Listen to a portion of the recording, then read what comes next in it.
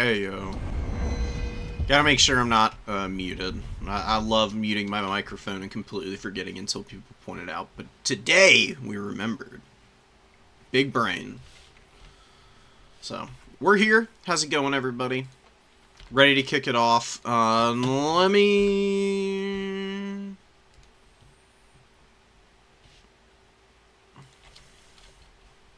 just message some people who are asking questions.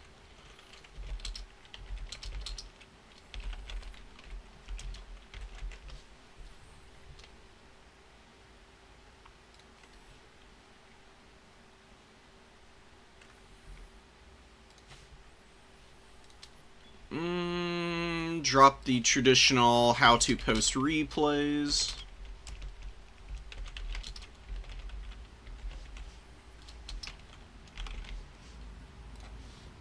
For all those who don't know.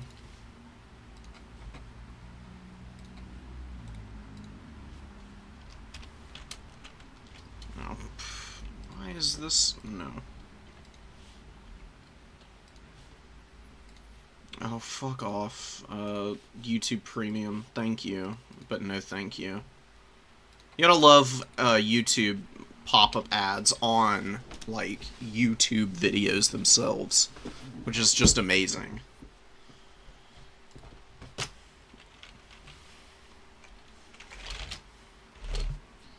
Alright, cool. So we got that going.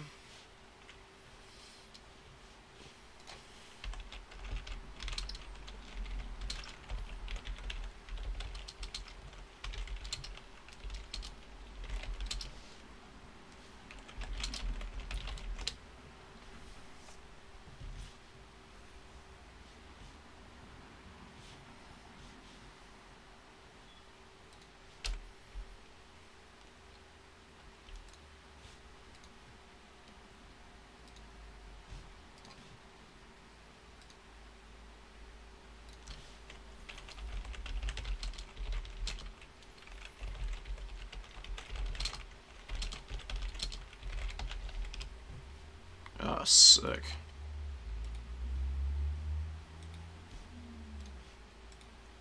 Here, we have a new player here. I'm talking with them right now, so I'm a little bit silent. I would love to get them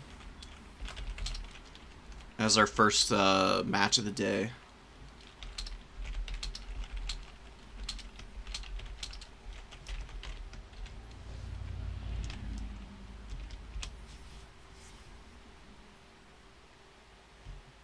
No, never mind, I can't, because they only accept DMs from friends. Ripperino.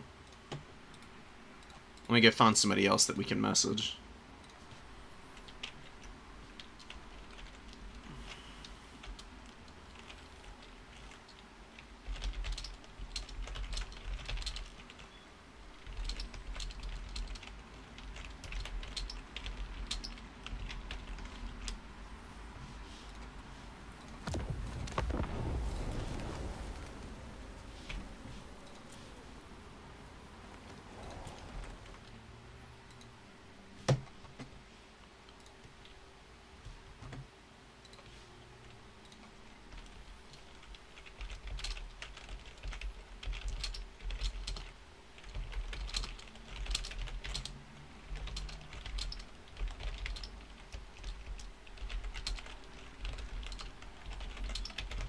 First come, first serve.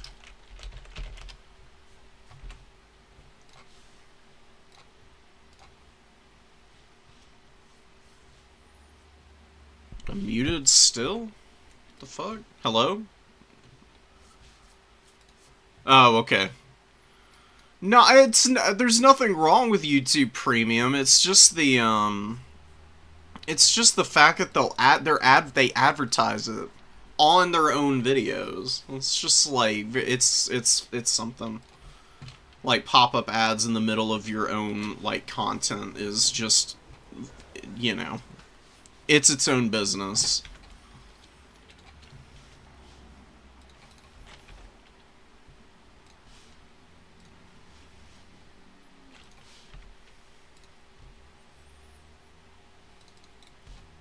Alright, here we go. Okay. We got promises of a good time here. Oh, come on.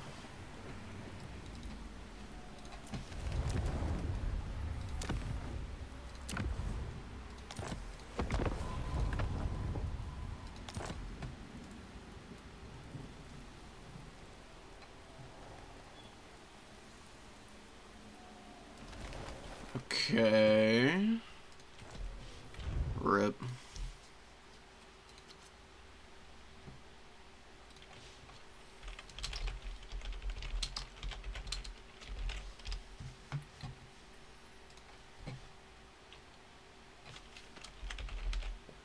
Okay.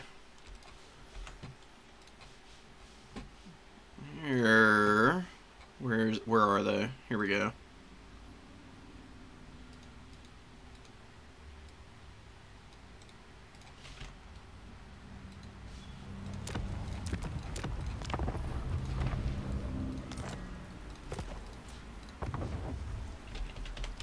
Alright, sweet. So one of the people that we messaged got back to me.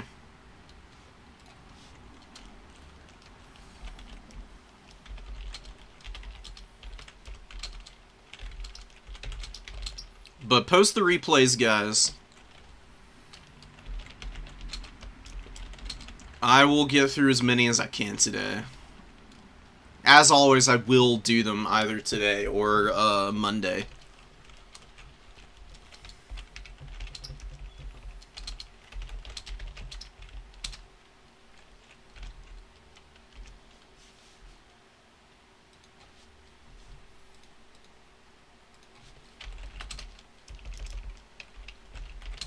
So what's everybody been up to this week? Cause I've been taking a break this last week, just chilling, not doing a whole lot. It's been pretty nice.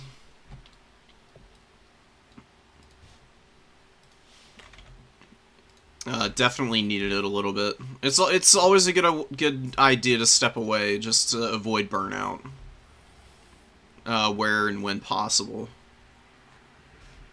I've been working on some ideas for some other videos that I'm going to be working on.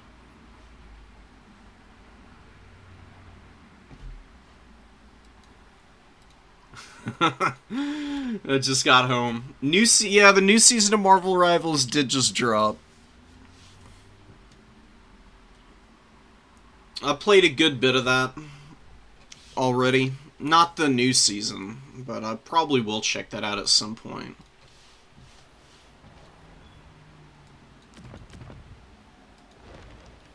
Broccoli Fangirl. What a great name, honestly. It's beautiful. Broccoli, Brussels sprouts, those are the real MVPs when it comes to vegetables.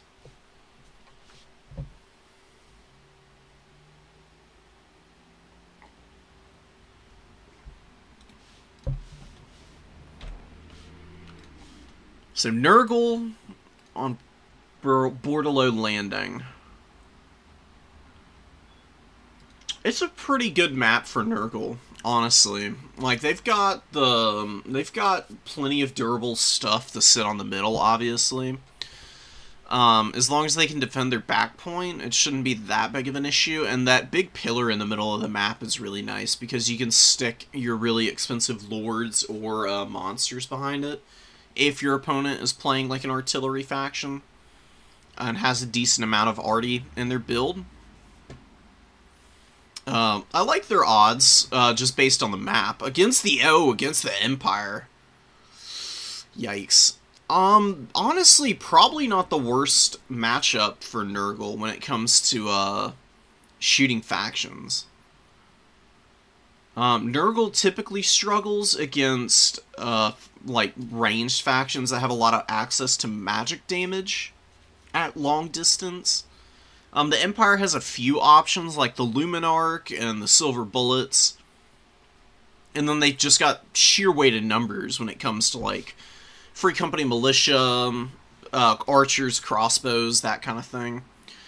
But Nurgle is surprisingly good at surviving through volleys of the Hockland long rifles, and is actually reasonably good at shutting those down just because of Furies. Some of their other, like, speedier tools can also be used to pummel those things. And then the Soul Grinders are obviously pretty strong here.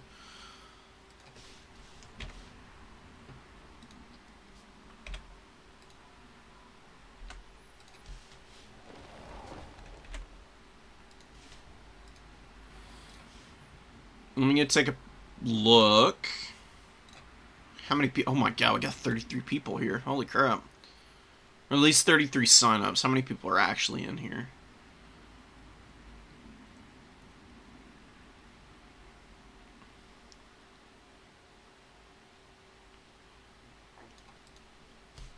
Got 24 people actually playing in the tournament. It's always good. New player tournaments tend to get a lot more signups and people checking in sometimes. But most of the people who are like actually who actually signed up for the tournament checked in and everything. Oh, Tamercon coming in. Wow, really aggressive Nurgle build. Okay. Oh, and we got the Black Lions over here for the Empire.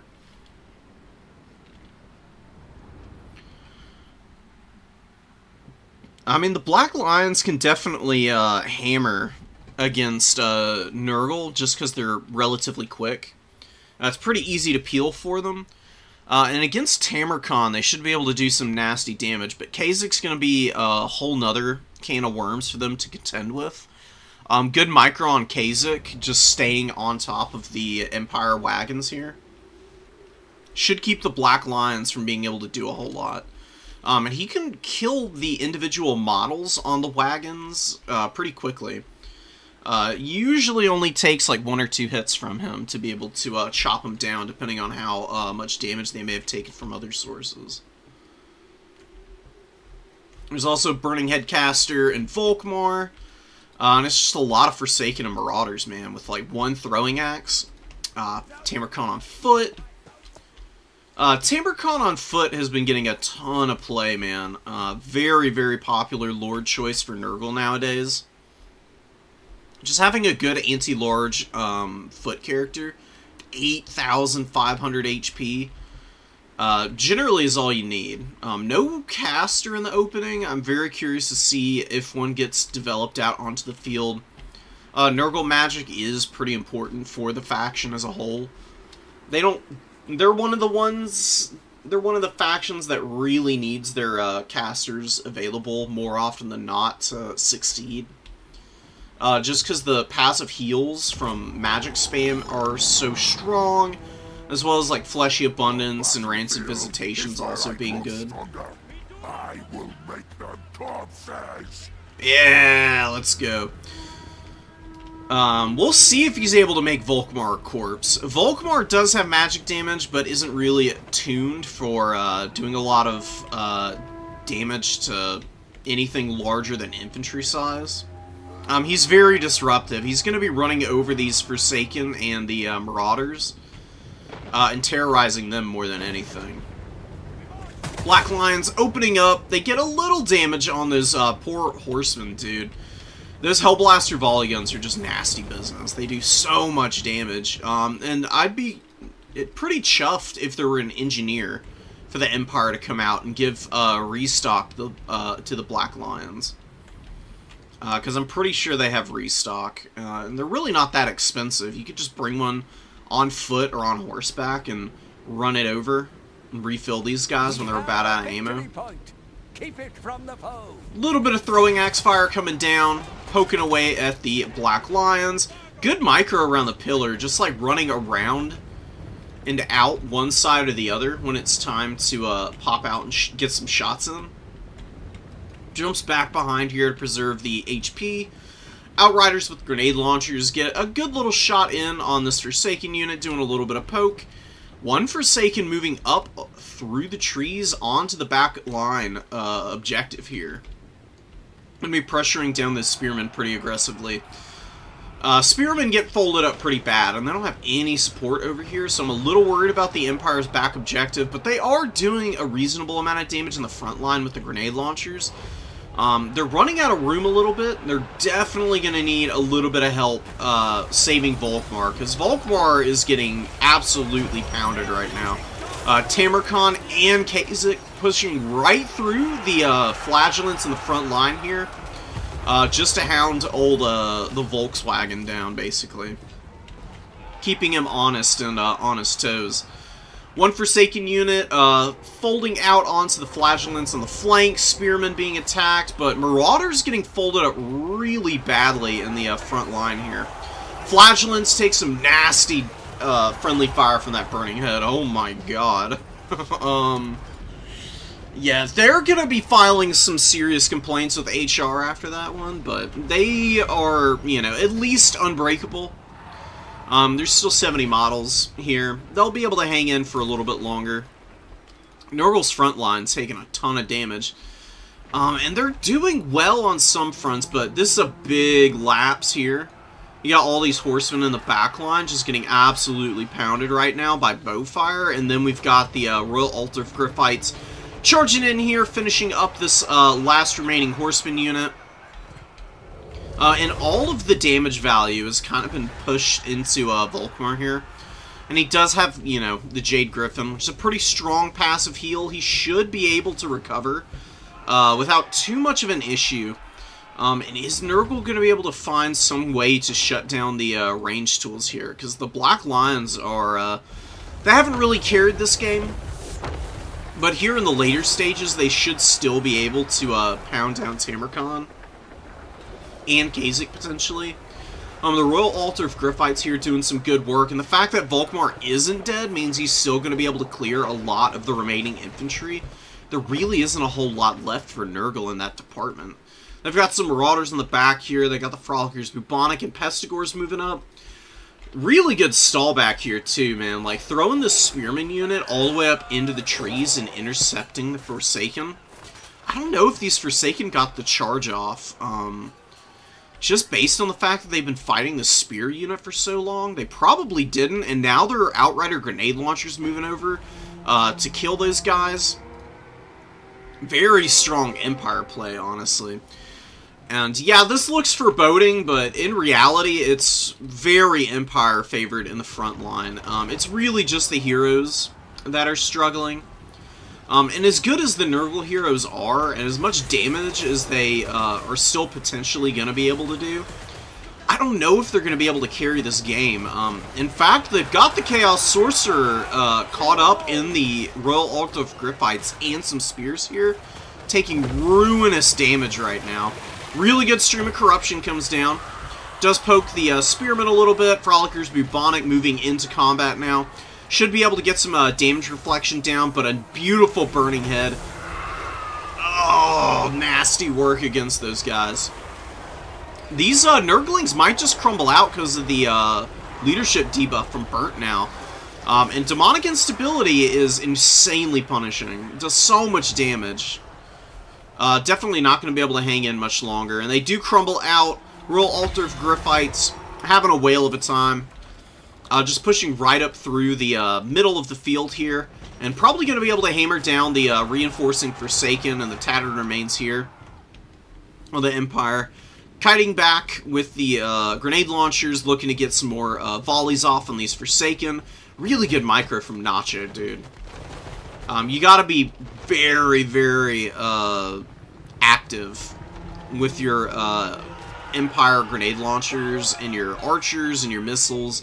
Can't have a lot of downtime on units like this, and Nacho's done a really good job of keeping those guys pinpoint and on target for the most part. Flagellants moving to the back point. Empire Knights coming out. More Flagellants advancing. Pesties getting pounded by the archers here. They do, of course, have some missile resistance, so they are mitigating a decent amount of that damage. Volkmar rolls in, drops his Grand Soulfire, also just running over models as he's passing through, but he's still getting bullied pretty badly. Typically, Volkmar is a pretty safe choice, But against Nurgle, with all of these powerful heroes who are just able to stay on top of him, he's really, honestly, not been all that impactful.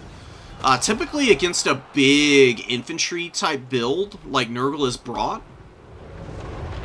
he'd be able to just absolutely mulch through these guys. But having a dedicated goon squad to protect all the Forsaken and everything has done Nurgle quite a bit of good. Really, the only issue has been the Horsemen. This is a broader issue in general for the Chaos factions. I'll get into it at the end a little bit more. But I would generally say against factions that are much stronger in the mid-range shooting game, like the Empire with their archers and the grenade launchers, throwing horsemen tend to be pretty terrible, in fact. I wouldn't recommend them. I would just bring Furies, because the Furies can do a much better job of screening grenade launchers while also doing substantial damage to them. And it's less of a waste of your time. Horsemen, especially Nurgle horsemen, who don't really have any good damage output in melee, you know, they can run into the back line. They just get folded up on leadership, take a shit ton of damage. They don't get to use their missile very aggressively because it's so short range. Whereas the Furies just do one job and they do it really well. It's typically best to hyper-specialize than try to bring a little bit in optimal of a pick that's a little too generalist for the matchup. Because really, what do these guys do that Kha'Zix and Tamerkhan don't already do in terms of killing SEs?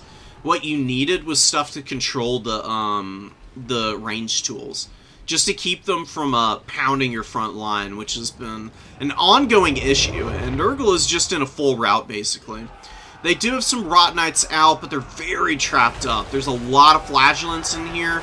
They're stuck on these Empire Knights, and the Royal Altar of Griffites, dude. 2,200 value. Still hanging in here, just having a whale of a time. Only 10 models left with their leadership rock solid. That base 90 is just so lovely. I mean, anytime you're getting up past about 85 leadership, you're talking about units that typically aren't going to be routing until they're pretty much entirely dead. They're pseudo-unbreakable at that point. They can be broken if they get rear charged and they have a bunch of leadership malices on them. But they'll stand and fight to the bitter end with just enough support like the Royal Altar of Griffites have gotten here. 380 HP, 4 models, and they're just now routing. Empire Flagellants chilling, and Rot Knights just can't get away, dude. They've just been slowly dragged down from end to end on this retreat that they've been undertaking here. Some Napoleon and Russia levels of attrition for them.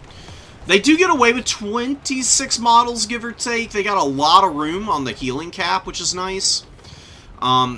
It's a little late in the, it's a little long in the tooth for Nurgle, though, to be keeping an expensive unit like this back in the forest for an extended period of time. By the time they're healed up and able to get back into a fight, it will probably be triple cap territory for Nurgle. They will need to grab all 3. They've got 2 right now, but the Empire having the middle and not having a very strong presence on the Empire's home objective is definitely not going to be doing Nurgle any favors for very long here. Some Empire Knights can probably clean up these Marauders. They can always just trot out some cheap stuff to go grab this point also. And then that's not even talking about and addressing this situation that's developing back here on Nurgle's own home objective. You got Volkmar here, rocking up, about to flatten these Marauders. You got 2 units of Flagellants, very tattered, but definitely going to be able to provide a decent amount of cap weight, certainly more than what's available for Nurgle here. And, you know, Empire being able to lock down all of the objectives on the battlefield is probably going to be very, very soon in the making. And the Black Lions is 1,600 value. Like I said, they didn't get a lot early. They were a little bit isolated for a lot of that. They were like sitting here in a pocket taking some fire. They got damaged by Kasich a little bit, and then they were just trying to stay alive. But honestly, sometimes that's all you need to do with your really expensive missile pieces, especially mobile stuff. Because in the late game, these guys have just been able to, like, pop out from behind the pillar and just control all the avenues of approach with good arcs of fire.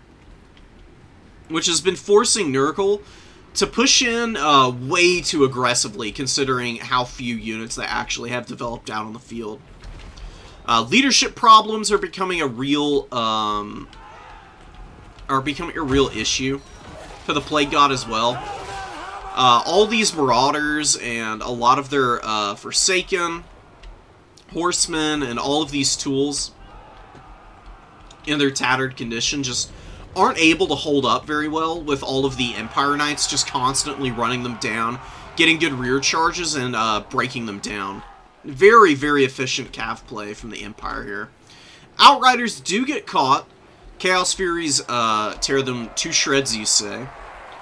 The Rod Knights are hanging in, dude. They've been microed very effectively in the later stages of this game. But the Black Lions getting some shots in on them now. It'd be pretty risky just to throw them up in here. The Royal Altar of Griffites coming back out. Furies and Nurglings trying to deal with the Spearmen here. Lots of cavalry available for the Empire. Not taking the back objective, though. They do need to claim one of these points. It's, you know, you don't want to just leave Nurgle with an avenue back into this game by giving them extra time to work with. And the fact that there's some horsemen developed out onto the field now, who could potentially finish off Volkmar. Although, actually, where did Volkmar die? I completely missed him. Where did he get killed at? Oh, catastrophic for the Empire, because they're reasonably high leadership, but it's never a good idea to lose your lord. He was hovering around here earlier. Oh, here's the grand, the war altar of Sigmar here. A little foreboding. Here's Volkmar. He must have had a head-on collision with the tree, and he wasn't wearing his seatbelt. And that's gonna be my headcanon for how he went down. He probably got killed by the throwing axes for real, though. So Nurgle maybe getting back into the game by killing the leadership of the Empire. With some good horseman micro, maybe they can kill the Royal Altar of Griffites. It's going to be a slow-going process. But if they can pull that off, then maybe they can break down enough infantry and somehow retake these objectives to be able to get the win, because it's really close on the tickets. It's definitely within an acceptable margin for Nurgle to still be able to have some time to work with. Having that double cap that the Empire just kind of got a little distracted. They didn't commit hard enough to either of the objectives on either side of the battlefield. It's put them on the back foot a little bit. And is leaving, like I said, leaving Nurgle with a little bit of an avenue back into this game. The last of the Black Lions getting absolutely hammered by the throwing axes. Does break, but they doesn't lose the model. Although, honestly, you'd probably prefer it just outright die, so you can get it back in the pool to regen the ammo and potentially come back out. It would take a while, but might be worth it. Those throwing axes get hammered by the grenade launchers, which has just been an absolute nightmare for Nurgle. Very common for the Chaos factions. Grenade launchers are amazing at damaging Furies. They're great against the infantry. They're even reasonable against quite a few cav units, as well as stuff like Flesh Hounds. Just a good all-rounder for the Empire when it comes to DPS and the skirmish game. Really can't go wrong with them, and they've been used very well by Nacho. Griffites and the Empire Knights, a little inactive. You just want to hammer down the infantry here, so that any potential shenanigans onto the back point become a lot less effective, vis-a-vis the fact that you've already hammered down the other threats on the field. The Flagellants just hiding back here. They found a nice little position to sit in. You know, they get 23 seconds of designated recreation time, so they're taking full advantage of it. But I would definitely push them back onto the home objective of Nurgle here. Just because they're unbreakable, they can lock down a lot of attention there for a good long while. Maybe kill the Nurglings even. Flagellants typically win that fight. Even in this tattered condition, I think they'd still be able to do it. Gryphites running off horsemen. We've got Kha'Zix the Befouled, who has turned tail. Is running for the hills now. Put in a lot of work. 1400 value ain't bad for him. And Tamarkon's been an absolute beast. 2300 from this guy. But getting hammered by the Hammer of the Witches, no less, is not the situation that he wants to be in right now. Definitely going to need to find some safety behind the pillar if he's going to be functional into the later stage of the match, which is winding down here. Not a whole lot for Nurgle to do. They just can't retake this middle point in time. And then, you know, they don't have anything moving up on the number 1 already. So it's pretty much game, set, match here for the Empire. But it was a really scrappy game. I think with just a little bit more efficient Fury play, just to hound down the grenade launchers in the opening stages of the match, Nurgle might have been able to win this. The grenade launchers just being so disruptive was pretty much the death sentence for Nurgle. You really can't afford to leave these guys to get this much value. Like 2400 on 2 summons of this one grenade launcher here, 1200 on the other. Royal Altar of Gryphites carrying some serious water as well, 3400 on 2 summons. Just solid all-around performance from this Empire build. Flagellants with some decent value as well, 1200 and 1000 here. 1900 on the wagons. Not a lot of notes, truth be told. Like, both of these individuals played their absolute hearts out and did really well. Like I said, really the only thing that I have to add here, you can probably cut one of the horsemen. Like, cut this horseman in the opening. Excuse me. Cut the horseman in the opening and bring one Fury. One Fury can, you know, help you out a little bit in the early game by just threatening dives onto Outriders. You can force your opponent to constantly be microing them, moving them around to where they're not actually shooting, which is functionally the same thing as killing the unit. If you just keep missile units from actually firing their weapons, you've basically done enough to keep them from accomplishing anything, and it gives you a huge advantage in the front line, because your opponent will have spent all this gold value on units that aren't actually doing anything, even if they're not dying. And Furies are much better at that than the throwing axes are. I do like throwing axes. 2 of them are really strong in this matchup, don't get me wrong. It's better to just always keep these in reserve early when you're going into factions like the Empire against Empire, Dowie, Dark Elves, High Elves, and Kislev. I would say that your Marauder Horsemen as Chaos of any flavor should probably be staying in reserve in the opening. That way they don't just get absolutely canned early on. You can bring some other mass if you're worried about your opponent running you over with knights or whatever. It's typically just a good strategy to develop these out when you're running into the Empire Knights and the Royal Altar of Gryphites. Because in the skirmish game, you're just going to get outranged by stuff like the Black Lions and bows and grenade launchers, and you just can't win the 1v1s. But the Furies can, which is why I'm saying you should open up with one of them. And just keep everything else in reserve.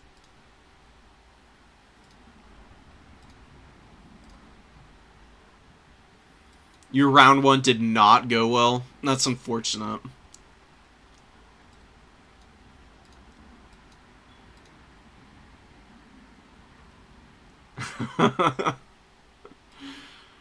Yeah, dude, Scarbrand is a very micro-intensive Lord Ghost. It's not easy getting him around the field.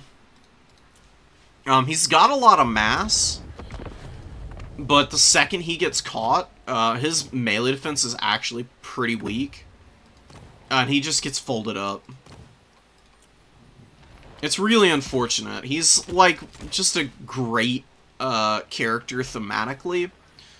I don't know what they need to do to buff him up. Like, there's a lot going for this guy, but in multiplayer, there's so many matchups where he just feels out of place. Just not able to really, like, follow up on a lot of the advantages that he can otherwise provide for you. I think it's got more to do with his base cost. If you were, like, 200... Like, if the Bloodthirsters, as well as the Exalted and Scarbrand, were 200 gold cheaper, that'd be really nice. He's good into other demon factions, as well as vampire counts, where the shooting is a little bit easier to work around. Against Greenskins, they've got a lot of missiles to just pepper Big Boy. And then they've got some pretty nasty SCs in their own right that can duel him. Like the Colossal Squigs and the Acid Burpa together can actually kill Scarbrand pretty horrendously. You got, like, casters like Azag who can hit him with Spirit Leech and work him down that way.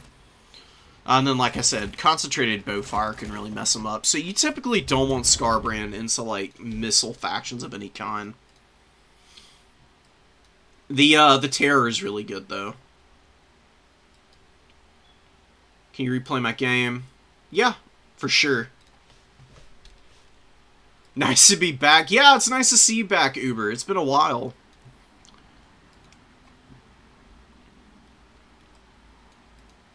Probably will get dunked on. It depends. This game is, you know, a matchup check and a knowledge check oftentimes, more than it is like a big micro barrier.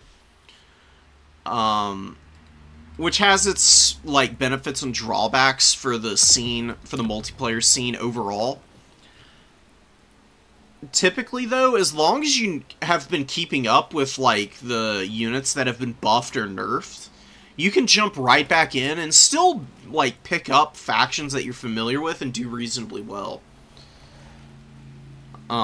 You know, like I said, it's just that base of knowledge that's most important, in my opinion. I think micro's not really all that, huge for Total War Warhammer. Like, it's nice to have good micro, but if your game knowledge is on point, oftentimes you can win just based off the back of that.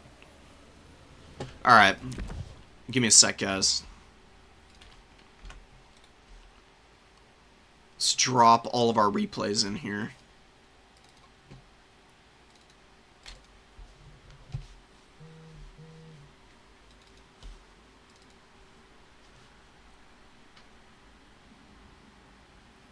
Whereas, here we go, we got our files and folders. We're getting set up here.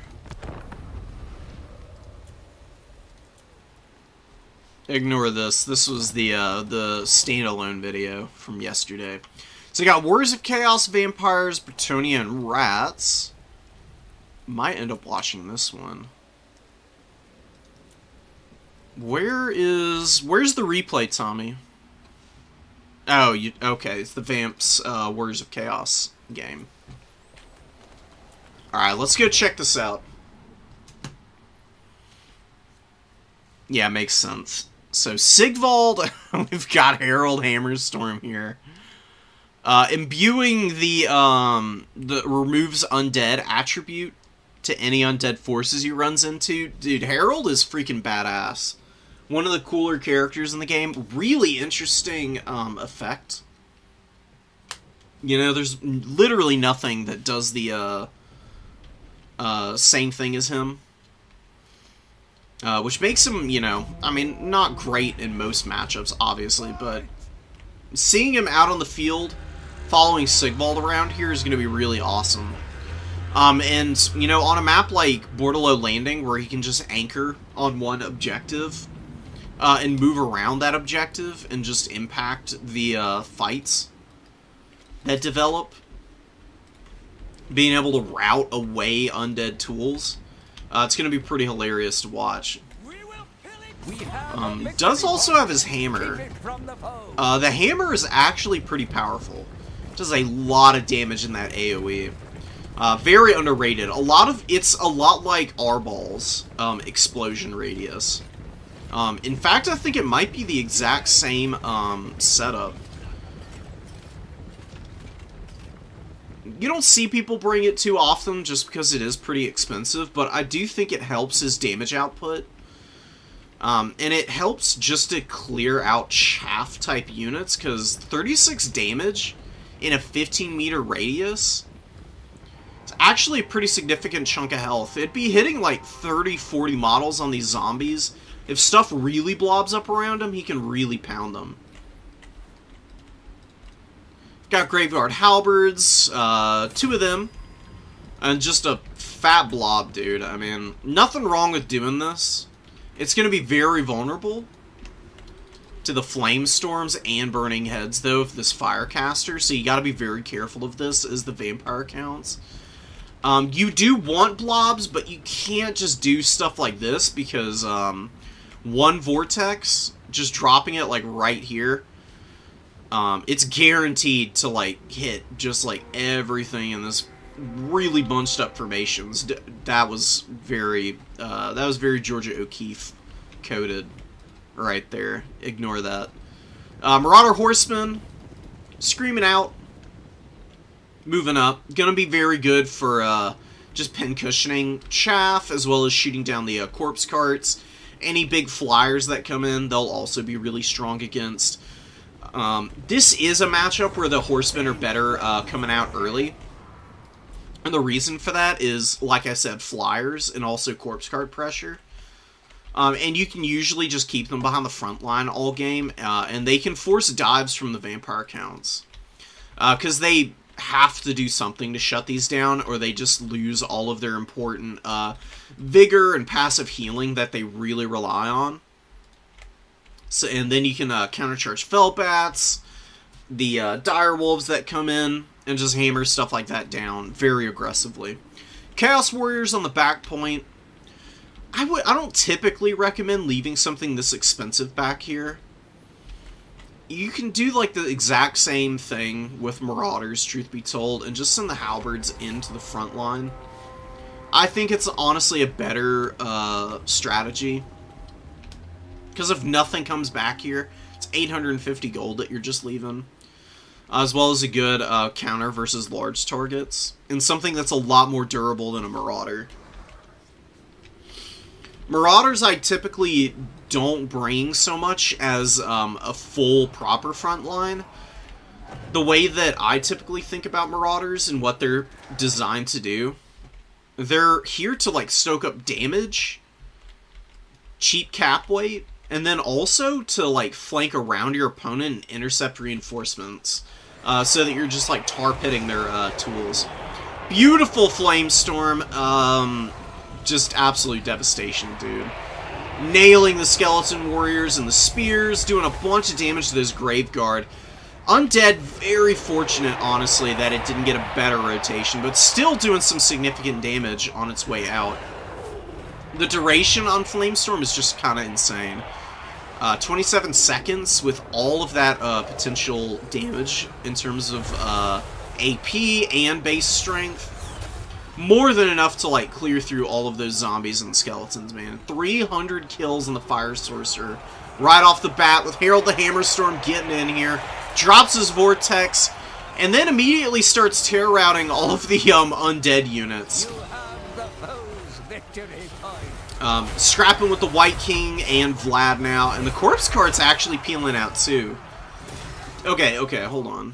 Does the Corpse Cart still give its buffs? Yeah, as it's routing, it still gives the Vigor Mortis.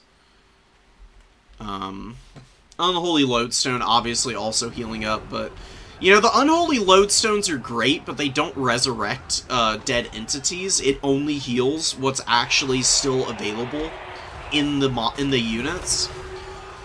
So if you're bringing something like Flamestorm, you're actually getting substantial numbers of kills, then you're really, really mitigating the potential healing of the vampire counts by quite a bit. because their units need inbos to actually like raise the number of entities in the actual units again. Vlad is getting absolutely pounded in the pit here.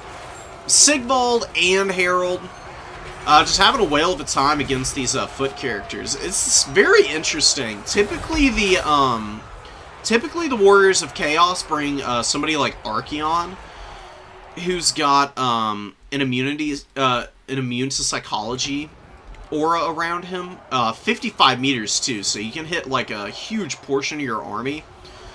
But bringing Sigvald and Harold and just having a really durable foot squad to duel White Kings as well as Vlad, honestly working out really well here. It's a pretty good strategy.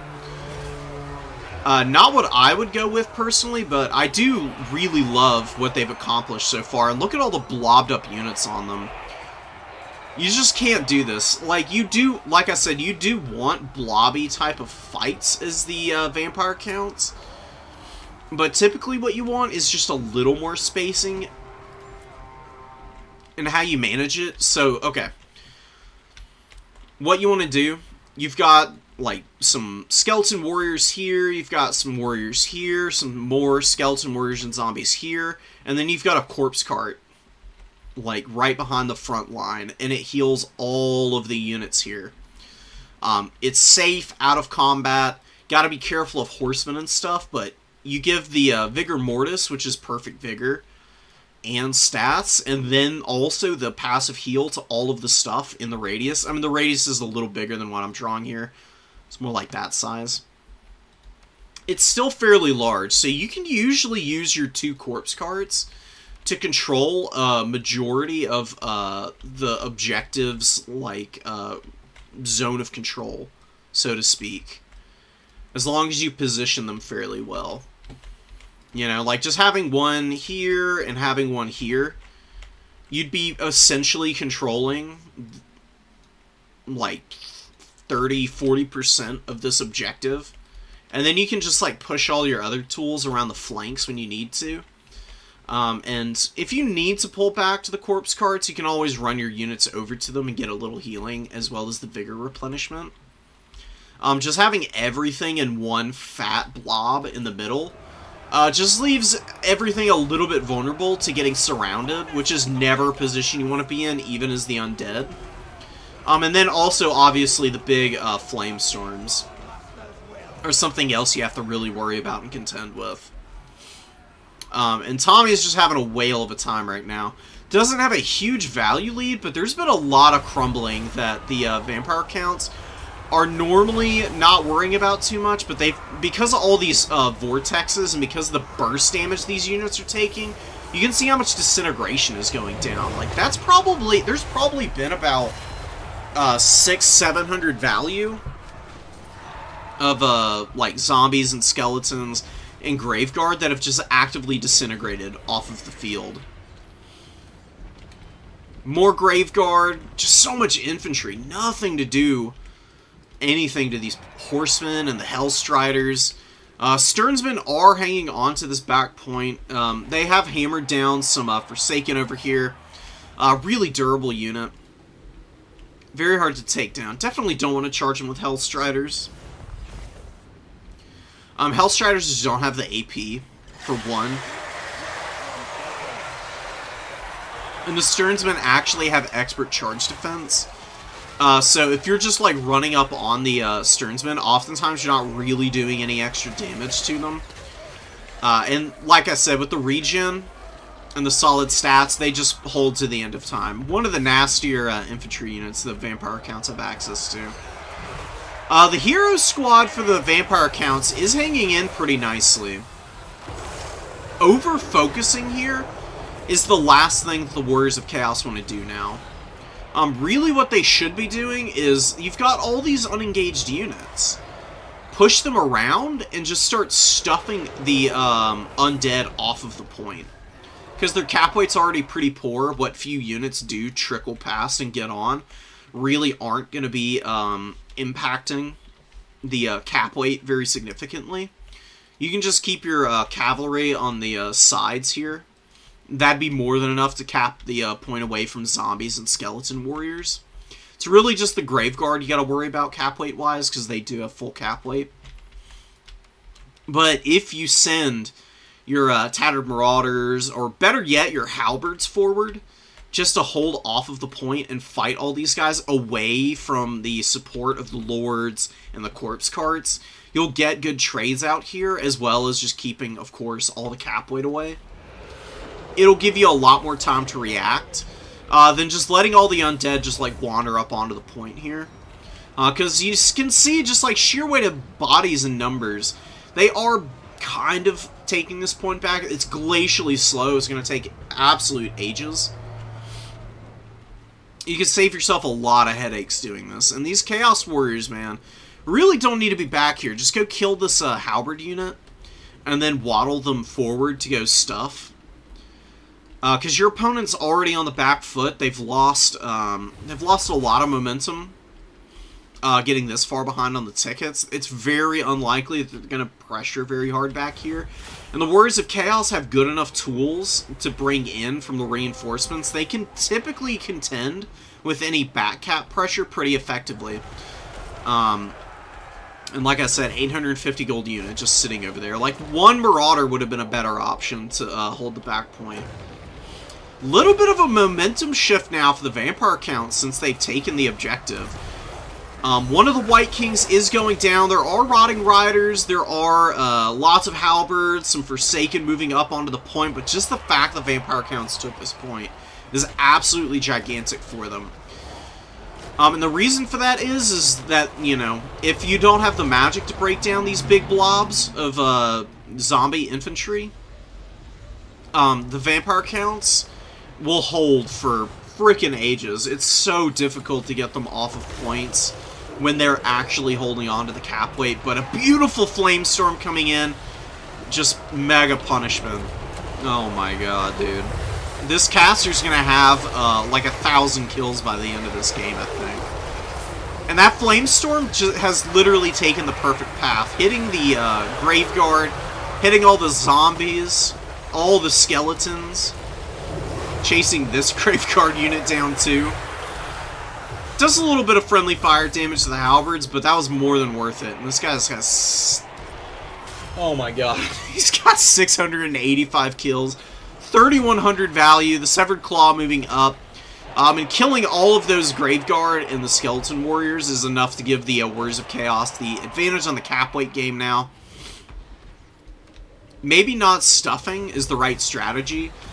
Just 500 IQ plays, letting the Vampire counts just blob up again, and then punishing with the Flamestorms has honestly worked out really well, so... it works. It works. If it works, it works. Why do anything differently, right? Sigvald, Harry, just doing their thing. They find the last White King here.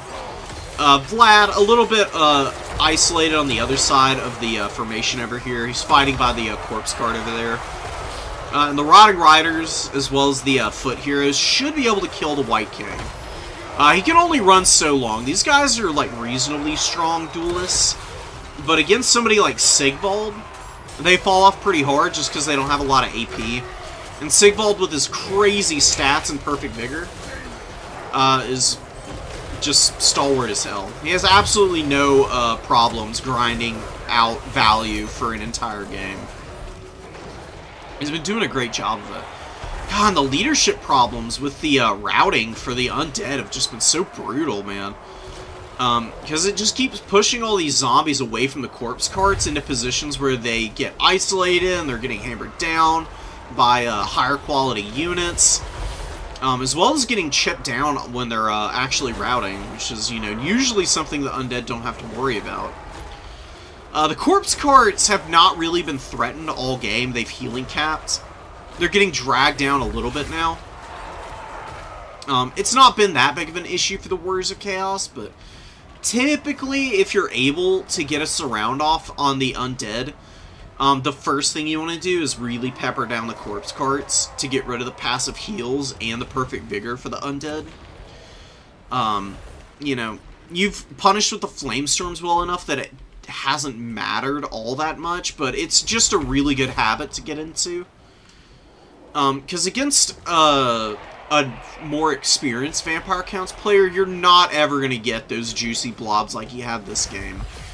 This is a very one-off performance from this Chaos Sorcerer here.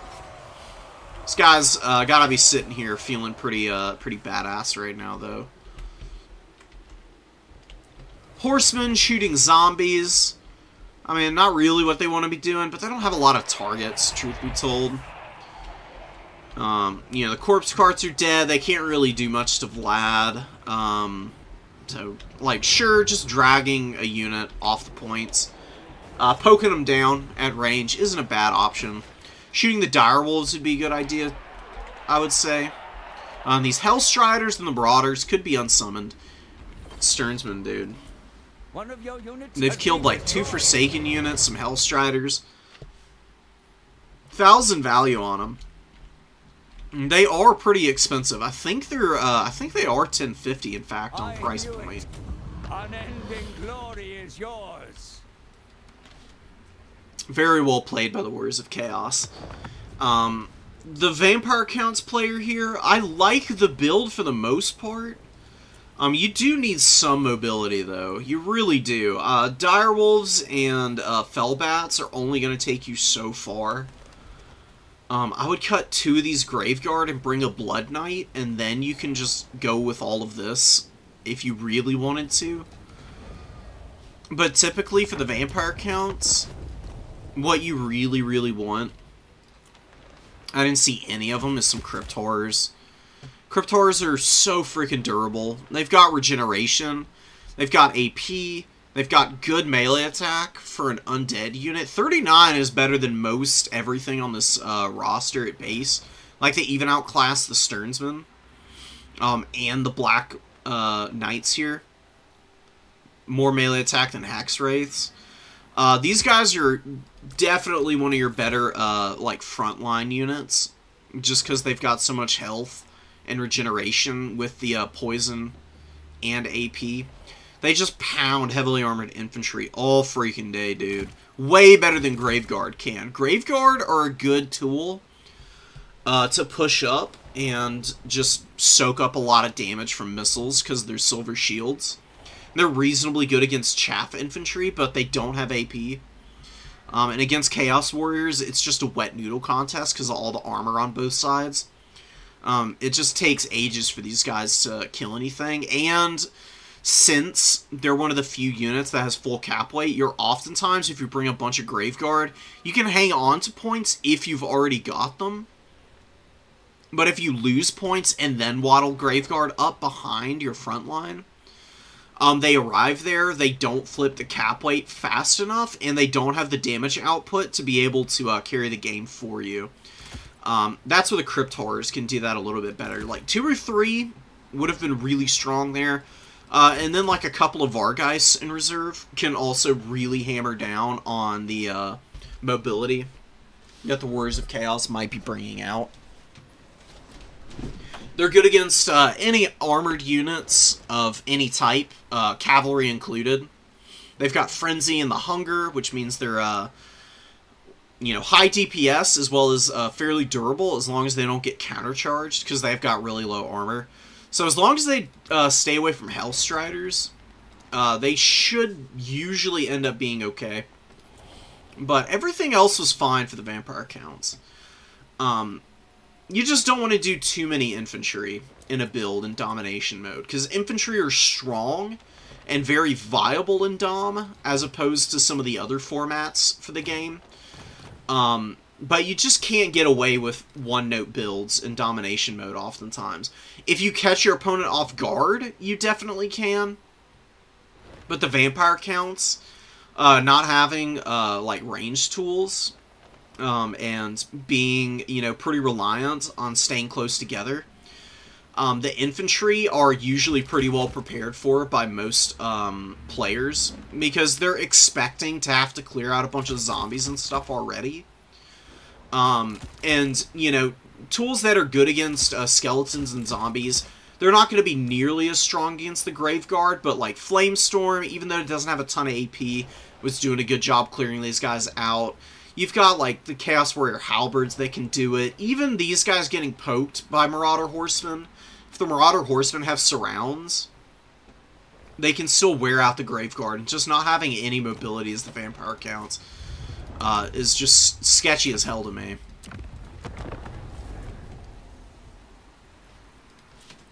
Alright, let's do some Bretonia Rats. Foreskin usually is playing Skaven, but actually going with Bretonia. We got the Green Knight here, we've got Fey Enchantress, we got lots of bows, some Pox Arrows and regular old bowmen, 1 Knight Errant, 2 Mounted Yeomen, 1 Grell Relic, some Men-at-Arms, and just peasant mobs. Against a Master Assassin, as well as an Eshin Sorcerer, probably with Warp Stars. That seems to be the favorite for a lot of Skaven players when they're bringing the Eshin Sorcerer. Does reasonable damage. Got Veil of Shadows, too. What is this madness? Okay.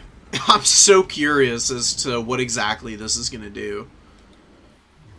Because I'm honestly, I cannot lie, I still don't fully understand what it is Veil of Shadows is supposed to accomplish. We got Night Runners and Gutter Runners out here. Yeah, just one of each hanging out together. Not a bad idea. Your opponent can see the Night Runners. Might just be like, oh, they just got like 1 skirmish unit here, and then you got the Poison Ninja Stars next to them. And then your opponent gets slowed down. They're like suddenly stopped up trying to get in on you, and you can just really pepper them down from that point. Gutter Runners and Night Runners with their throwing stars are actually really powerful. They do a ton of damage, dude. One thing I would like to see from CA, maybe, I would like to see the Gutter Runner and Night Runners get a little bit more ammo, because they only have 10 shots and 12 respectively. That's way less than a lot of other skirmish units, like Mounted Yeomen. Like, just giving them, like, 15 ammo apiece, I think would be pretty, pretty nice. You already see Night Runners a lot, but Gutter Runners are 750 gold, and they're not all that good in melee either. So it's really at range where they want to get as much value as possible, and with only 12 volleys, it's pretty hard for them to pay for themselves. It's a little unfortunate. So the Skaven give up the middle objective. I don't hate it. They're not very well equipped for getting up onto that point right now. There's just, you know, like, this is crazy to say. There's a little too much high-quality infantry here. Like, Spearmen at Arms and the Men-at-Arms with Grell Relic support are actually good enough in melee combat to beat Clan Rats pretty handily. Clan Rats are just such a shithouse unit. And they've got reasonable amounts of leadership with the buffs as well as immune to psychology, so they're going to be really obnoxious to contend with. And developing out some missile tools to poke away at the Mounted Yeomen and the other cav units, as well as the Green Knight, definitely going to help for when the Skaven do decide to push in. Plagueclaw Catapult coming out. Oh my goodness. Excuse me, guys. Sorry about that. Plagueclaw Catapult going to be trying to hammer down the Pox Arrows. That's what I would be trying to go after, at least. You don't really need to hit the Spearmen at Arms. You just don't want these guys to be holding all game. Look at the freaking Green Knight over here, just getting wrecked by the missiles. Oh yeah, the Teethbreaker's got magic damage. Oh my god, dude. Oh my god. Disgusting. Goodbye, Green Knight, dude. That sucks for the poor Bretonians, man. It's an expensive character. It's 1,500 gold down the drain. And who said rattling guns were bad? People just don't know how to use them, obviously. They actually do have some problems. It's really just their LOS. If these rattling guns actually open fire and they get some good line of sight, they do disgusting amounts of damage. They're a very underrated tool. They're really good against flyers also, because you're just howling Warp Gale flyers. And then Rattling Guns, you know, obviously have LOS if they're firing up. They're very good at peeling Pegasus Knights, Furies, anything of that type. There is definitely a niche for them. Skaven are just a hard faction to play because of their low leadership. I fully believe that. I actually think they're a lot better than most people are giving them credit for right now. Like Anticity says, they're one of the weakest factions in the game. I heartily disagree. I think well-played Skaven are actually one of the more oppressive mid-tier factions. I think they're solidly B-tier. And if they're well-played, they can feel like an A-tier easily. Just because of the fact that they can dominate so many different ranged factions, as well as do reasonably well against factions like Bretonia, who are more melee-oriented, typically. And have really strong mobility. It's really against the Chaos factions that the Skaven fall off. That's definitely where they struggle the most. And those are some of the more popular factions currently. That's probably why a lot of people think they're pretty weak. But I would argue with them quite strenuously. Pit Fighters come out. They get some good damage on the Questing Knights who are trying to peel out of here. It was a good attempt. Like, it's a pretty risky dive, though. If your opponent is back here, not really contesting your home objective, and also expecting you to move up onto the middle, instead of just leaving the Holy Wardens to get pounded here, what you do is move these guys back, and you just push up all your shithouse units to the front line. To the edge of the objective, I should say, and get your bows in range to poke at the enemy's front line. Because then they're going to have to counterfire your archers. And, you know, your archers, losing them isn't going to be great, but they're only 400 and 450 gold. And you can always push stuff up behind to support that pretty easily without too many worries. Just losing a very durable unit like the Holy Wardens is pretty awful. Like, these guys are your full cap weight, and they're just dying for free right now. And Bretonia really needs that cap weight available for the late game, or they're going to really struggle when the Clan Rats push up. Because a lot of people don't clock this, but Clan Rat units actually have full cap weight. Like, all of them do, which is kind of insane for 350 gold. Skaven actually have better cap weight than most factions in the game just because of that. It's just Skaven who have the expendable weight. Don't ask me why it's set up that way. It just is. But honestly, I think Skaven would be bottom tier if their Clan Rats didn't have good cap weight. Because that can keep them in games a lot longer than they otherwise could be if they start to downtrade, just by virtue of being able to Vermintide effectively.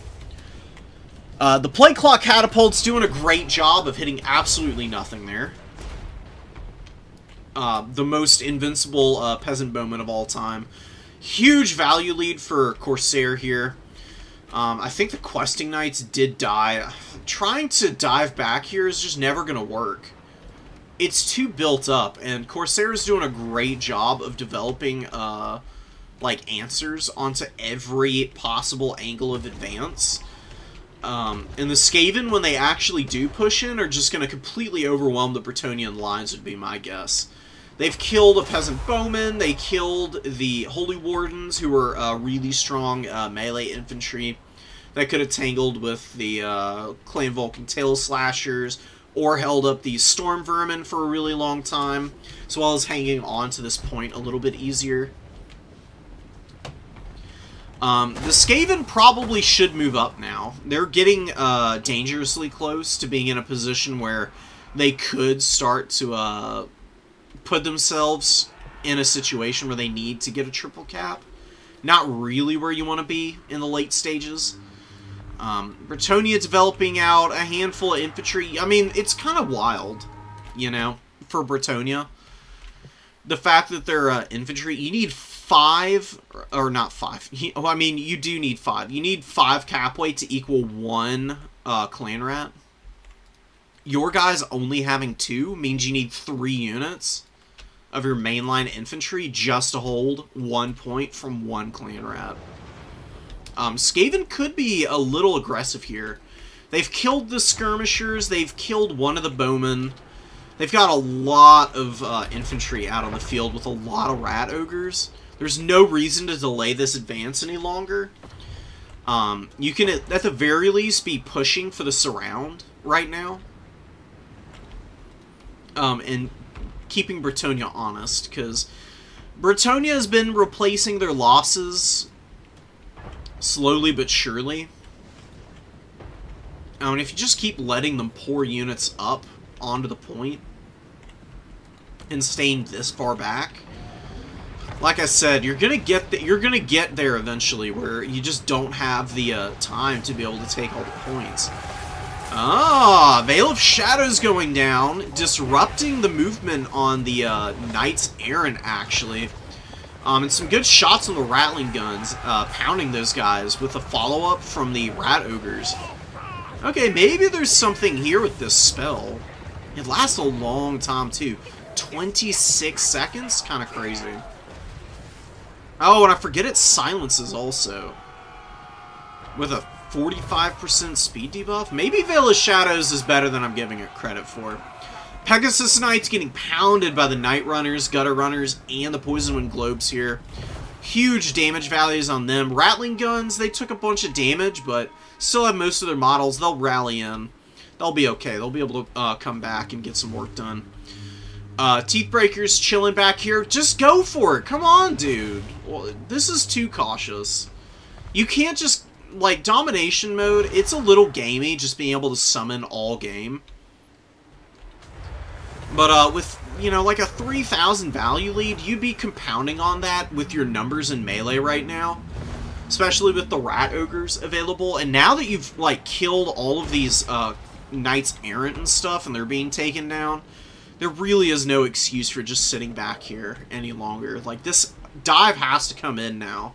You're way too close on the tickets at this point. You're probably going to have to game plan for a back push, in fact. I'm not sure what's going on with Corsair, like, just not understanding the ticket situation, maybe. The Green Knights actually pushing into the back line here. Trying to get after the Master Assassin, but tar pitting with the Rat Ogres. Rattling Guns being shut down by Companions of Quinnell. We finally get some movement up onto the middle point. My goodness, dude.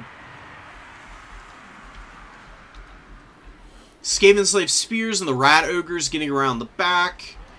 Weapon teams. Probably just need to send this whole blob over to the number 1 now. Because you're going to have to get it to stay in this game.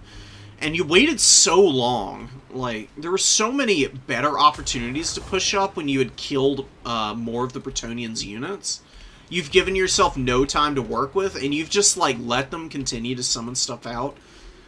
And, you know, Broken Clock is right twice a day. Same with Risky Dives. Eventually, you'll get into the back line, because your opponent makes, like, one mistake. And the Skaven weapon teams are squishy enough that can pay off. And the Bretonians are just kind of getting away with this game, honestly, because the Skaven took too long to push in. They had a great advantage early on, and, I mean, I would say by, like, the 6-minute mark, the Skaven could have been advancing, because they had killed a Questing Knight. They'd done some really good damage to the Manadieomen. They had plenty of infantry out on the field. They could have held their back point with just a little bit of attention. And they'd killed the Holy Wardens as well. And then they just waited around for, I don't even know what. Just a decisive advantage that they already had, that they were just expecting more returns on.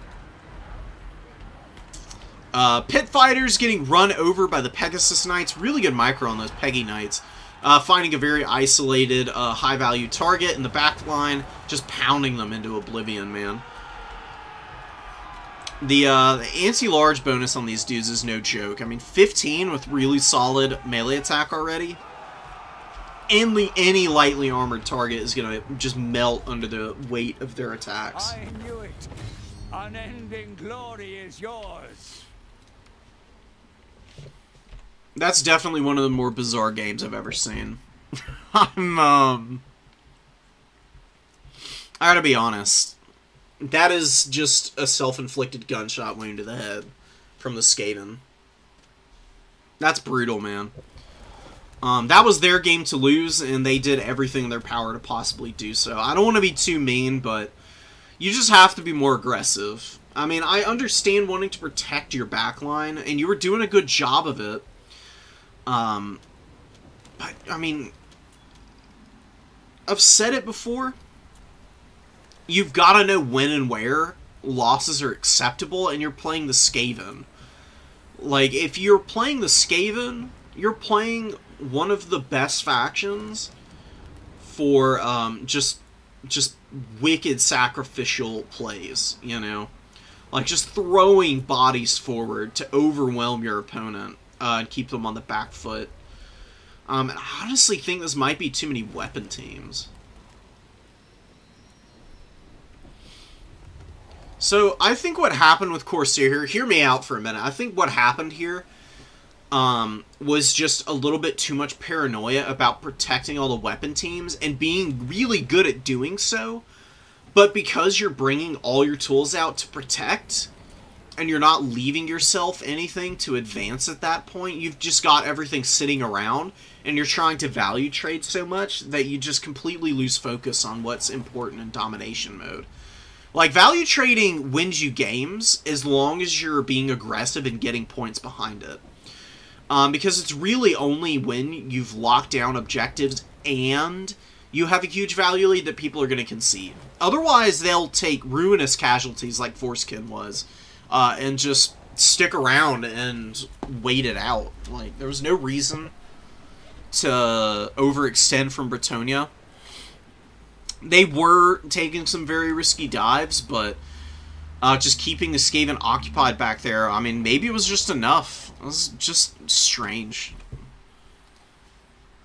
It was definitely something. It was an experience.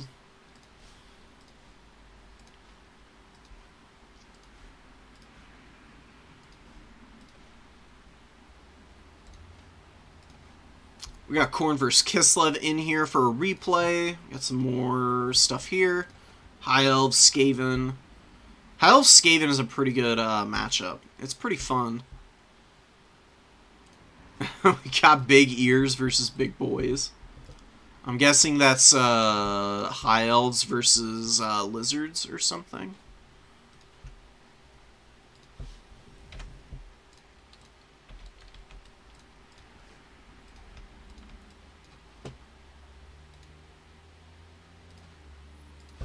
Alright.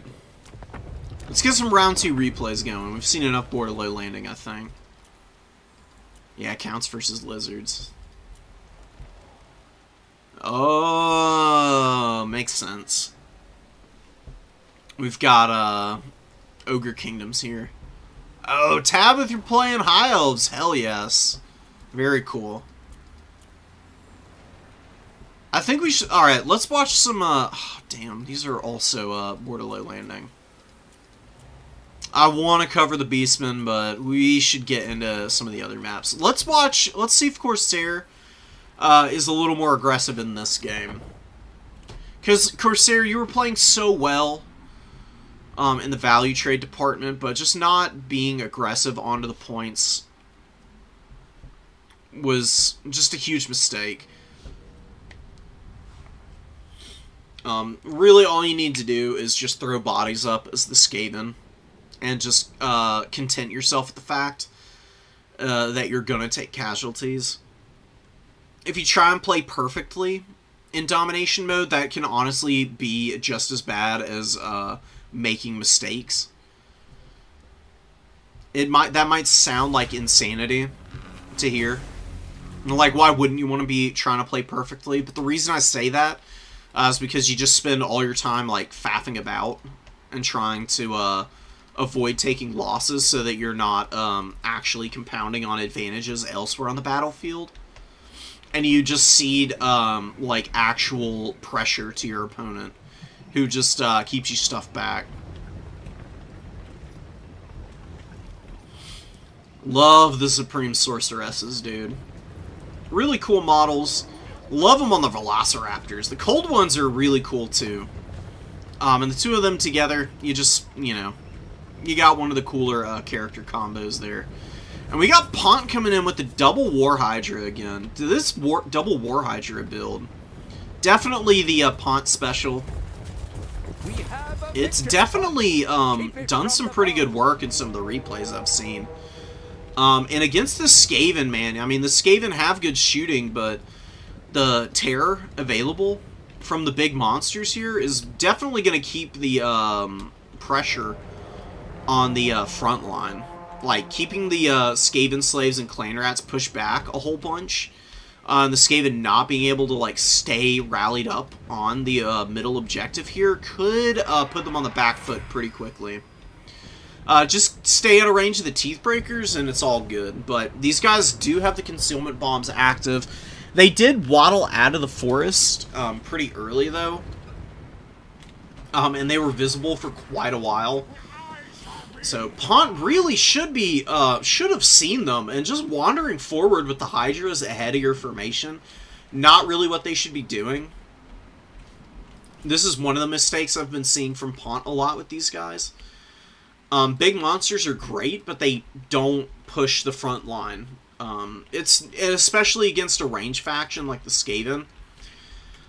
Yeah, these guys have the breath attacks and you can get good value out of them, but just getting pounded by rattling guns, really bad position for the War Hydra to be in. And, you know, the fact that these guys just came out of stealth, not clocking that in time, and just letting this dude get absolutely hammered early. Really rough position, just so much damage on them. Just wait. So what you need to do with the War Hydra is just wait for your front line to get to the point. And the War Hydras, what they want to look for is they want to look for breath attacks down the flanks of your opponent. Another thing, against the Skaven, if you see they've got weapon teams in one position, scout the other side. Just like throw these harpies over the top of this formation and see if there's anything hidden back here. And then just go for a dive onto this back point. Like, Skaven are somebody that you can always split push because they've got such weak leadership on their melee units. It's really just the weapon teams you need to avoid from them. If you can shut those down and keep the Skaven from consolidating a missile line, typically that's where you can kind of just run them over. You just don't want to take so much damage on your big monsters. But the War Hydra will escape and regen a bunch. And this other one over here is very healthy, which is awesome. It's going to be able to keep these rattling guns locked down for a pretty extended period of time. Teeth Breakers are up and active. Mutant Rat Ogre trying to do the flying punch onto the Supreme Sorceress here. Really needs to get the hell out of here. These Mutant Rat Ogres are an absolutely ridiculous melee combatant. They do so much freaking damage. And there's the Purple Son of Xerius. It's such a cool spell. And mostly for the audio. I don't know if people have ever really paid attention to it, but when you cast it, you get like a vacuum of space type effect almost. It like silences the shouting from units. So you just got this ominous purple orb like hovering around the battlefield with like abject silence around it. It's really cool. It's one of those little things that CA has like really made their name on. Like the animations and the audio in this game are pretty unrivaled, you know. There's not a lot to complain about in those departments. Really, the bigger gripes that people have with anything that CA is doing is more just to do with like lack of dedicated servers for multiplayer and little like quality of life stuff. They got all the big stuff right, truth be told, in this game. It's just consistently impressive, in my opinion. You know, how well they've like refined the formula for aesthetics and the audio design.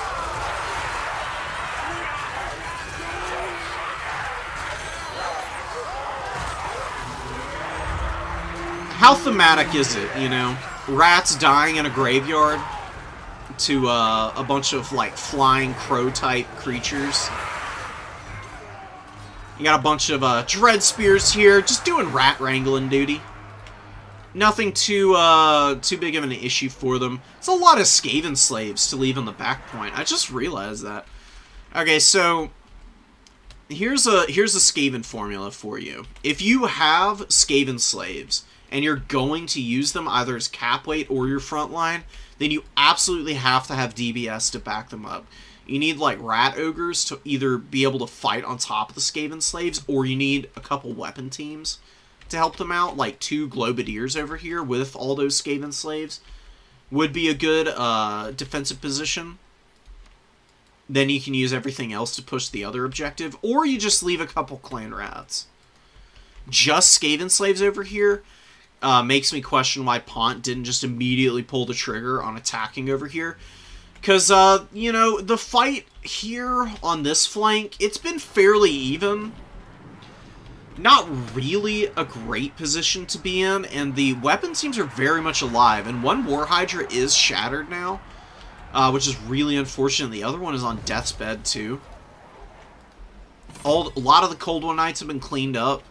You can just avoid weapon teams when you can.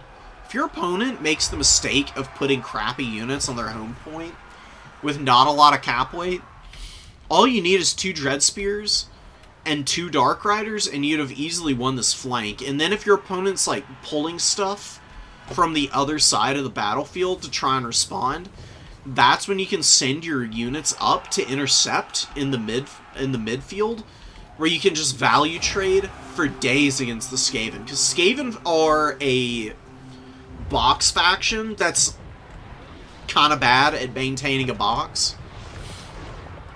Really, they're more like a smelly onion.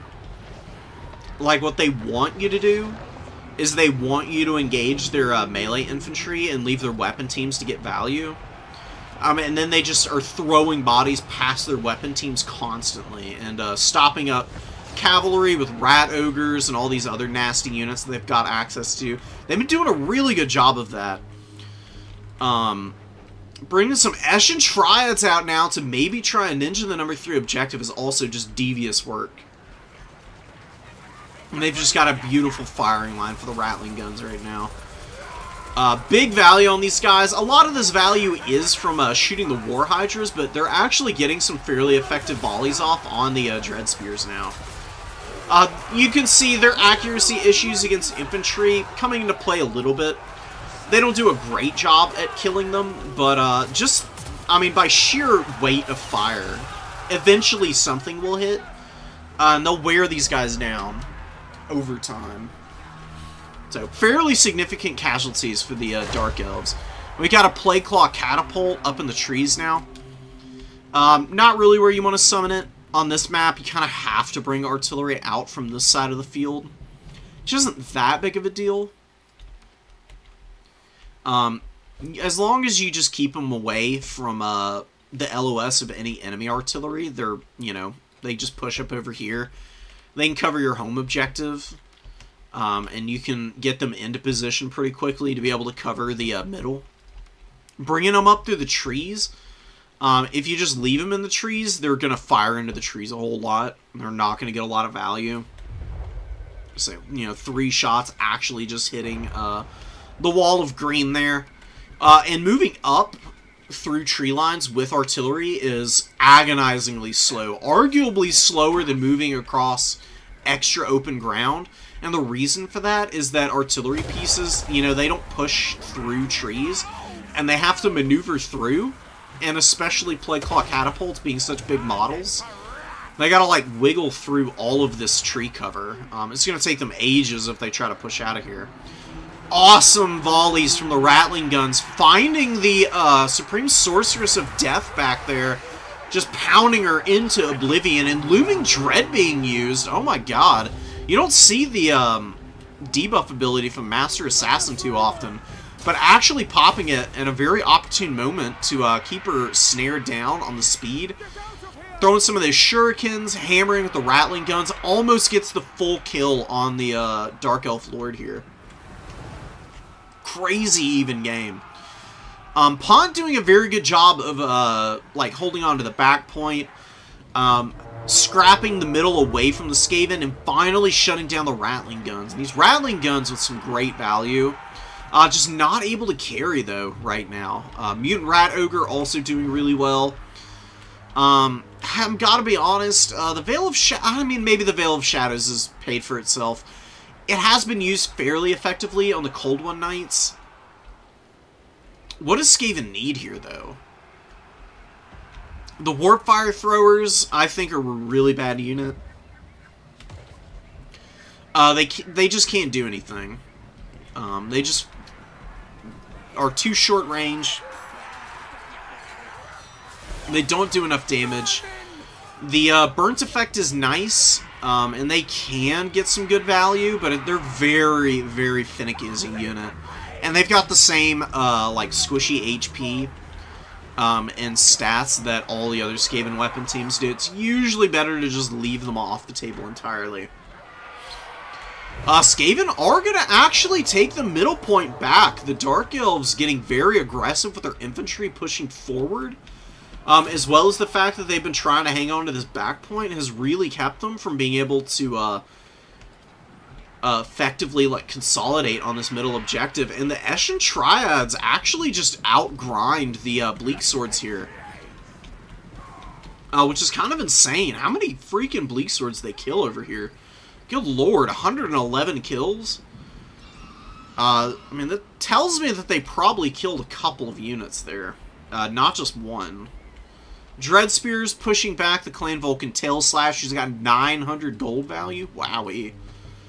That's a performance for the ages, honestly, from a Skaven Clan Rat unit. Like, these guys are an ROR, but I wouldn't have expected them to almost double up their value there. Big mistake summoning these Poison Wind Globes out when you need cap weight up onto the points. And we got...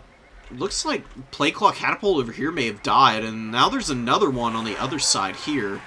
Unless this is the one... Unless he unsummoned the one that was over here. No, it looks like the Harpies landed. Oh, and the Plagueclaw Catapult crew is alive. It's just hard to see them with the trees there. But yeah, some Rat Ogres peel the Harpies. And now they really need to get up over here and save this objective. Eshin Triads getting shot in the back by some Dark Riders. Another Dark Rider unit in here pushing back these Triads. They do go down. Don't get a lot of value to speak of when all is said and done. They did reasonably well. They did attract a lot of attention here, but Skaven should just hold in here. There's no reason to retreat with your Lord and a hero right now. Like, yeah, the War Hydra is on the way in, but War Hydras are really slow.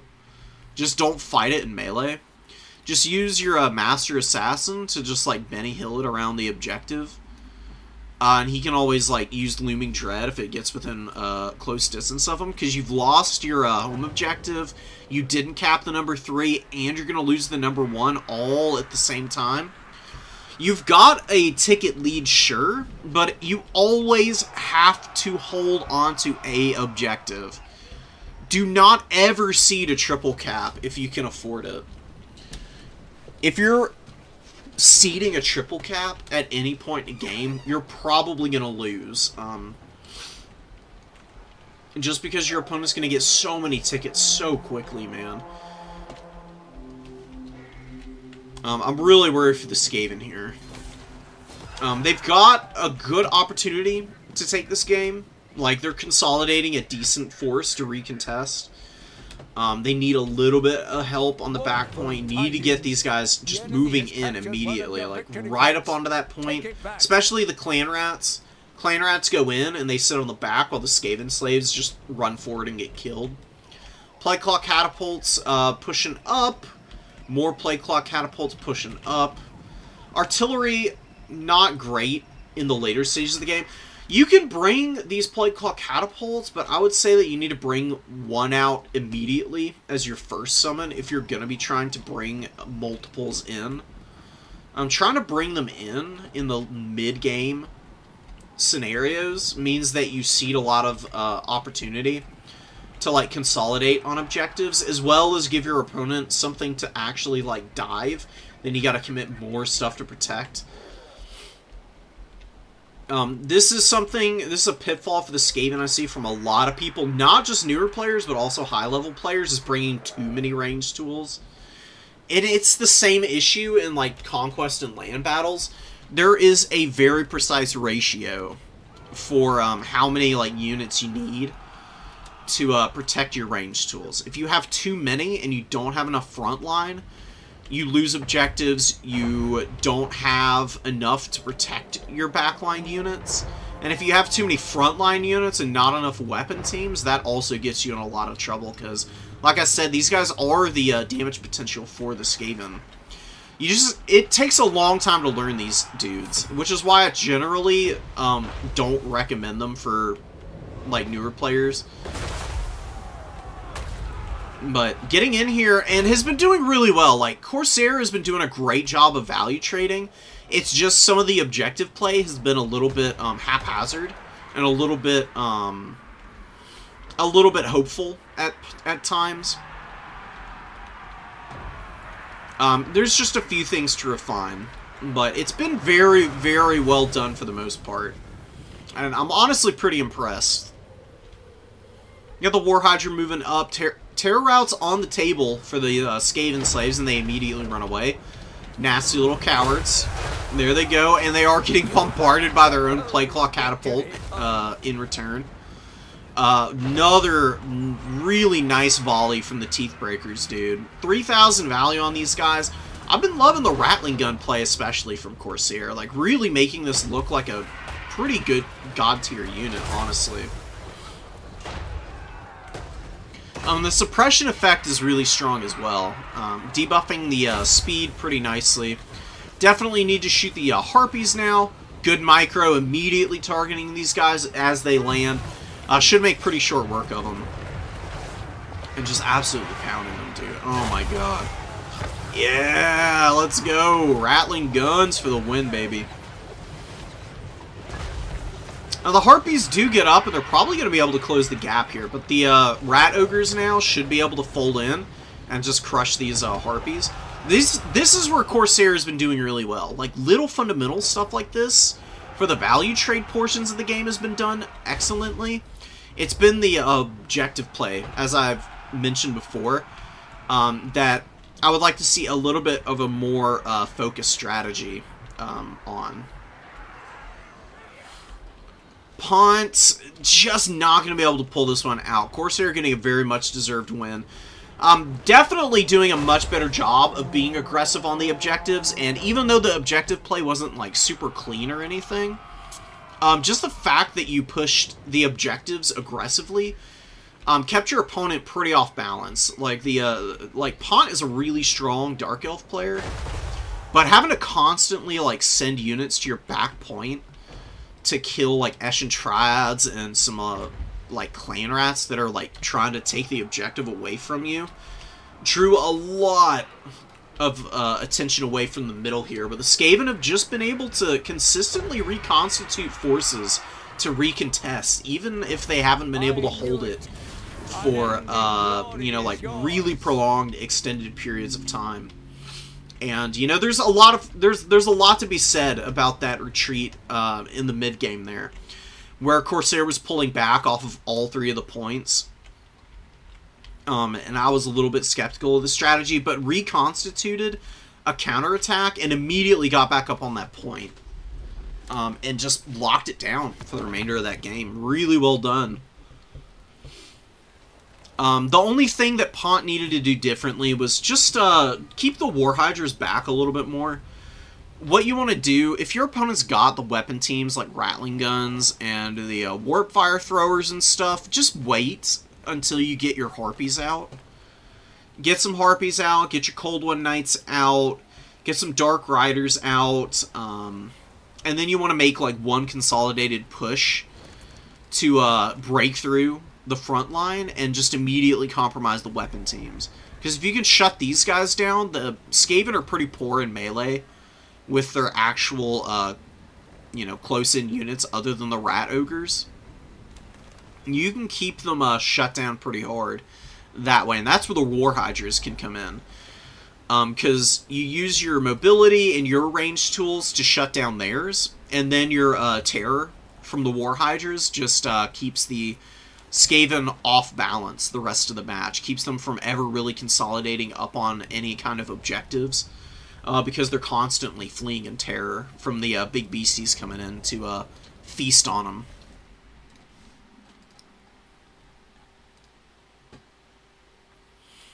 Alright, let me check the bracket real quick before we get too far into this, because they can go by pretty quickly. Alright, we're in round 3. What have we got here? We got Walk versus the Brets. Let's see if we can find somebody that we haven't spectated yet. Yeah, Ristu and Feral Hogs here. So Vampire Counts versus Tomb Kings. We got a Hyro Titan here. Holy crap. No freaking way, dude. Nobody uses Hyro Titans, hardly. Although this might be a matchup where Hyro Titans could be good. Thinking about it from an objective standpoint. It's got flaming attacks and magic attacks. Really good answer for corpse cards. Also really strong against crypt horrors. It can do some serious damage to dragons if it lands. You've got a middle point also for it to anchor on. Alright, let's see some Hyro Titan play. This is what I live for, dude.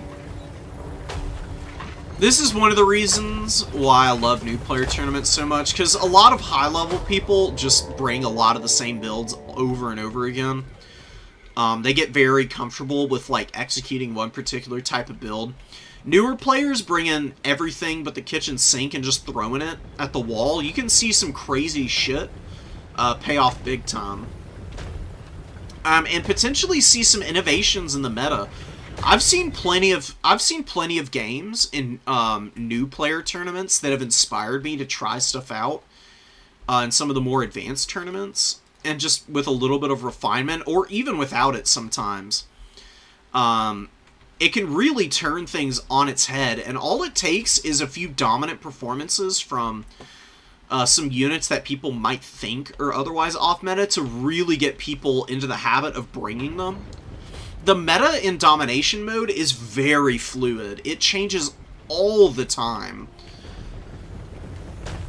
So, like, newer people coming in and just, like, trying stuff out often can be a good, like, sounding board, so to speak, for potential, like, new viable strategies. You have the Necromancer coming up. They're on the corpse carts with the Forbidden Rods, which is one way that they can be used. It's honestly not that bad.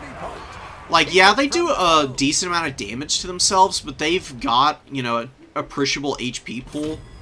And then they've got the regen and the Unholy Lodestone, and they got a bound summon as well, which can be really nice.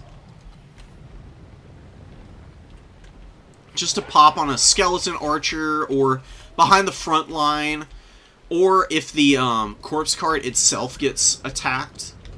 Usually what I prefer to do with the summon from the Necromancer corpse carts, just cast it on yourself if your opponent gets on these guys and they don't have anything to protect them.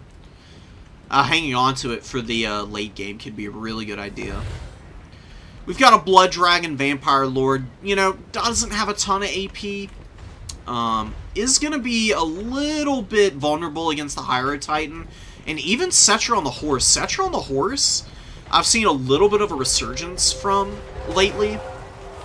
This guy is an absolute beast on horseback. He beats just about every single duelist-type character in melee combat. I don't know what it is.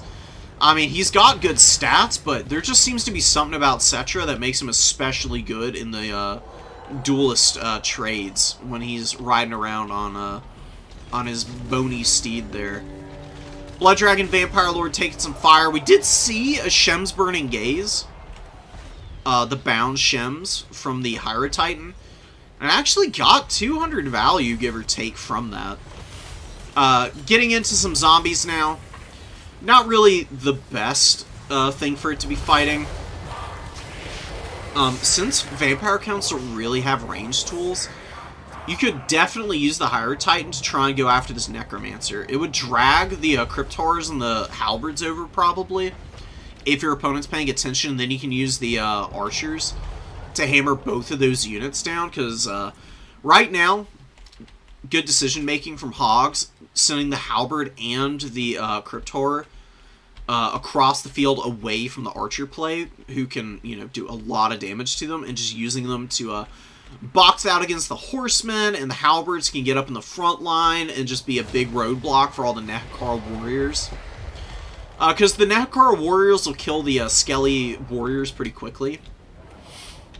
But, you know, it's going to take time. The halberds can actually just hold in and do even better in those fights. The armor just makes them so difficult to break down for the Nehekar's finest there. Skelly horsemen getting a side charge, crumbling out some zombies and some skeleton warriors. Spearmen also taking some serious damage. But nothing too serious that the vampire counts just can't just persevere through. The corpse carts, what the hell is going on? How's the value so high for the Tomb Kings right now? Oh my god. Huge lead for the Tomb Kings currently. The Black Coach is here, Vampire Lord's here, Necromancers are both alive. What is dying? How the hell did they get so far up? So confused. Something must have happened here that I've just completely missed and did not clock, because they've got a huge value lead. It must have been the Chosen of the Gods just pounding a whole bunch of infantry here. With some Usirians from Cetra, who's got some pretty decent value. Wow, the Hyro Titans also got a lot of value. What the hell is going on here? I'm baffled. I'm so confused. Maybe Shems and some Spirit Leeches and stuff have been hammering units down. Cetra does get surrounded by the Blood Knights here, but he did use an Usirians on them. And the curse is going down on these guys now, really wearing out this very elite cavalry unit. And Cetra, you know, takes a bunch of damage, but he's still alive, and he should be able to get a reasonable amount of healing from the Restless Dead. And I think the Realm of Souls hasn't had all its procs yet, so he should be able to get some healing from that as well. Oh, beautiful bound Spirit Leech coming down from the Hyro Titan. Cetra getting in there against the Necromancer as well. This guy is going to crumble out here, leaving the vampire counts just incredibly thin on this objective. Only having a couple zombies and some skeleton spears there now, and the Tomb Kings are just running away with this game, dude. Like, the aggression and bringing some, like, fairly high quality melee infantry has done wonders for clearing out the chaff, and it's leaving the Cryptars pretty vulnerable. You know, typically you don't want to see full health Cryptars by the 6-minute mark. You want to have done some reasonable damage to them. But if you've found a way to kill all of the chaff and just leave these guys isolated and alone on the field, honestly, that can be just as good as outright killing them. Because the way that Cryptars really fold up in the late game is typically when they don't have the chaff to sit on top of. Because their melee attack is nice, but their melee defense is pretty low at 28. So against even like a skeleton spear, the Cryptars will take some really nasty damage, and they only have 30 armor as well. So there are quite a few things you need to look out for when you're using Cryptars. As long as you've got chaff cover for them, they're one of the best sustainable monsters infantry units in the game. Hyro Titan having a good old time back here, dude. It's actually doing really good damage to these Cryptars right now. Cleaving into them with those big sweeping attacks. Hasn't killed any models yet, which is unfortunate, but it should be able to pretty shortly here. And its really solid stats are helping it out immensely. You can see it's losing a lot from being exhausted, but having 40 melee attack is still pretty damn good, and it's got so much HP too. One of your units has been destroyed. Is the age of the Hyro Titan upon us, guys? Probably not. I wouldn't expect a lot of people to bring them still, but this might be one matchup where they've got some use. I mean, the Spirit Leeches and the Shems have been used pretty well, and it's gotten pretty damn good value. It's 2,000 gold, which is the biggest drawback to it. Oh, and Cetra back here. Cetra does serve, and he serves the Blood Dragon Lord, apparently. Glorious. You Ouch. have killed an enemy lord. So, Ristu got a really good lead early, but it's kind of faltering a little bit in the mid-game here. And now there's Vargeist out on the field, and even though the chaff has been dealt with, it actually looks like maybe there just isn't enough for the Tomb Kings out on the field to kill these Crypt Horrors. They've got 1,500 supplies banked up. They lost one of their archers. Yeah, they did lose one of the archers. And this archer is not being microed to focus down the Crypt Horrors. This whole time, they could have been shooting these guys. The Black Coach has also been doing some pretty good damage. Kefir Garter hanging in here, the only melee infantry unit other than the Nekara Warriors over here that the Tomb Kings have at this stage of the game. These Nekara Warriors crumbling out. They got good value. 800 value is nothing to turn your nose up at. I think it's just the fact that the Chosen of the Gods are locked down right now with the Eyes of the Desert and these horsemen only just now advancing forward. That's leaving the Tomb Kings a little vulnerable in the mid-game here. If they just get their shooting units online here and get some solid value out of them, they should be okay despite losing Cetra. The Chariots don't need to be here. I don't know what's going on with them. Cleaning up a zombie summon, I guess. Locking down the Blood Dragon Lord, but chasing him is not really worth it. Use the Chariots to go run over these Crypt Ghouls. Crypt Ghouls get folded up by mass of any type because they're so lightly armored. They don't really do a lot of good damage to armored units. And the Skeleton Chariots actually have pretty reasonable armor values. 80 at base, 60 now that they're debilitated, but that's still pretty respectable. They can definitely clean up these very lightly armored infantry with their shock attacks. Running into Crypt Horrors, not what I would go for. These guys are not invisible. One of them is, but the other isn't. This is where the Tomb Kings need to be like focusing their chariots and missiles right now. The archers do crumble out, but Eyes of the Desert and the Chosen of the Gods are still here. Chosen of the Gods are 2,800 value. Good grief, dude. Black Coach is able to help crumble out the Kefir Guard with the support of the Crypt Horrors. Is on death's bed, though, and is probably going to be finished off here by the charge of those Skeleton Horsemen and the Ushabti. Ushabti are not great against Crypt Horrors either. Ushabti are very reliant on their bonus versus infantry to do damage, because their melee attack is absolutely horrible.